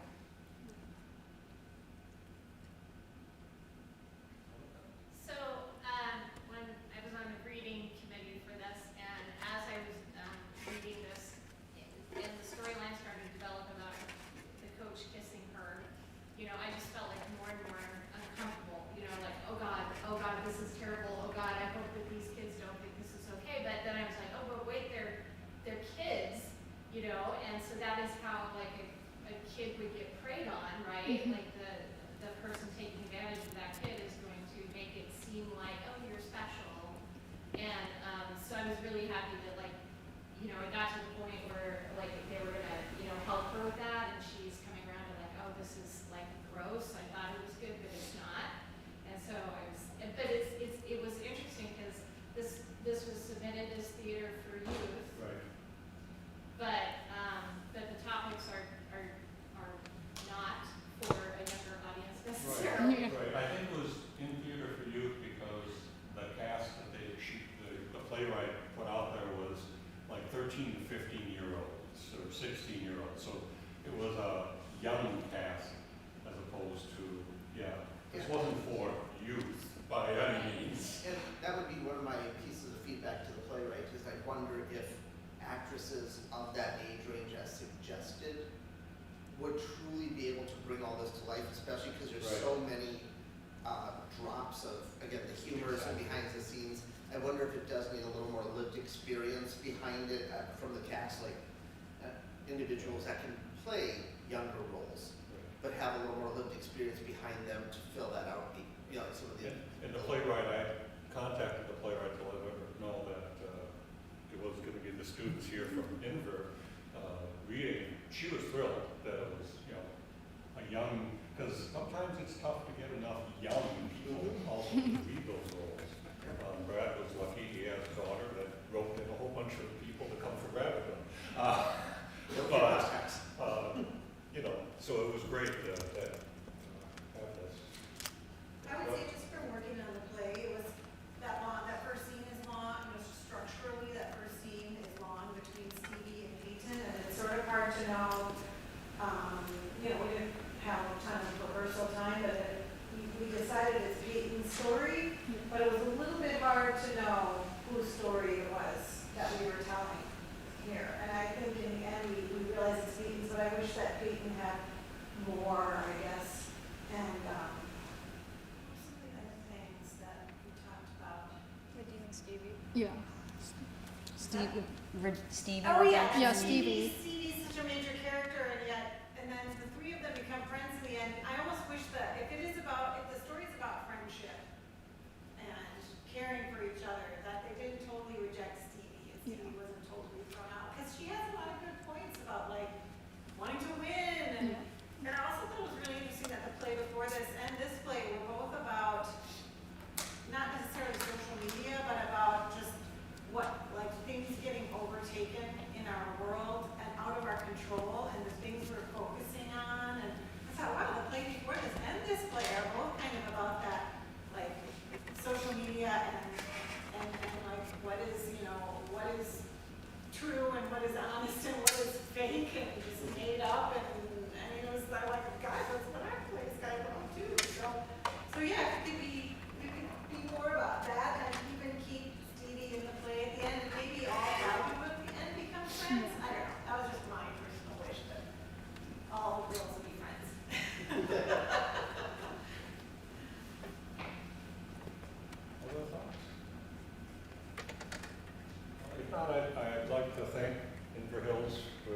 hosting us again this year.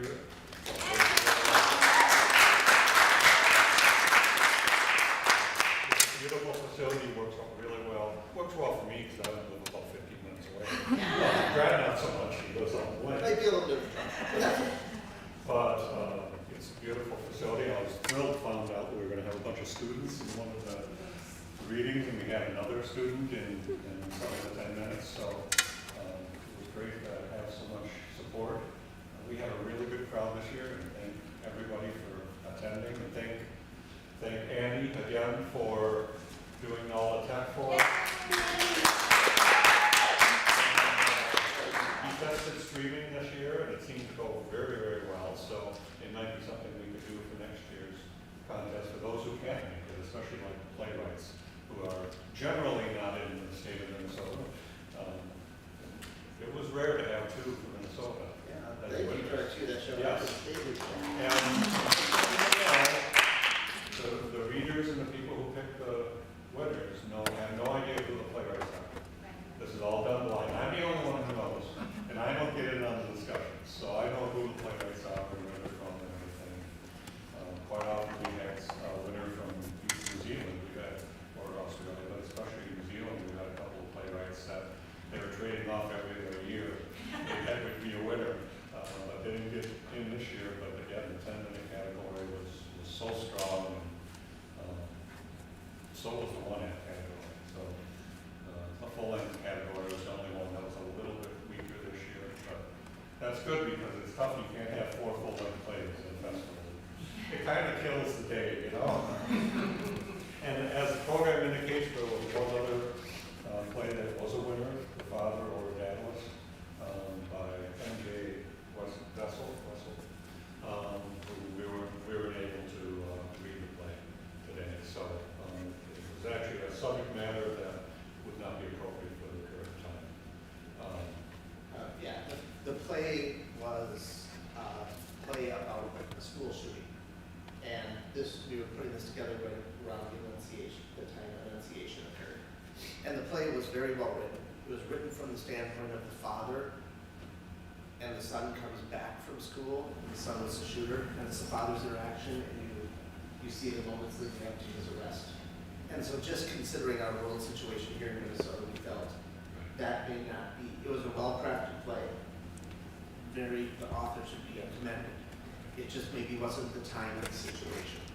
And when I contacted the playwright about that, they were very supportive of our decision to not try to read it, just because the subject matter was tough. So. Other than that, I think we're breaking early. Boy, you really went through that full-length play fast. That was great. We'll have them read all the full-length plays.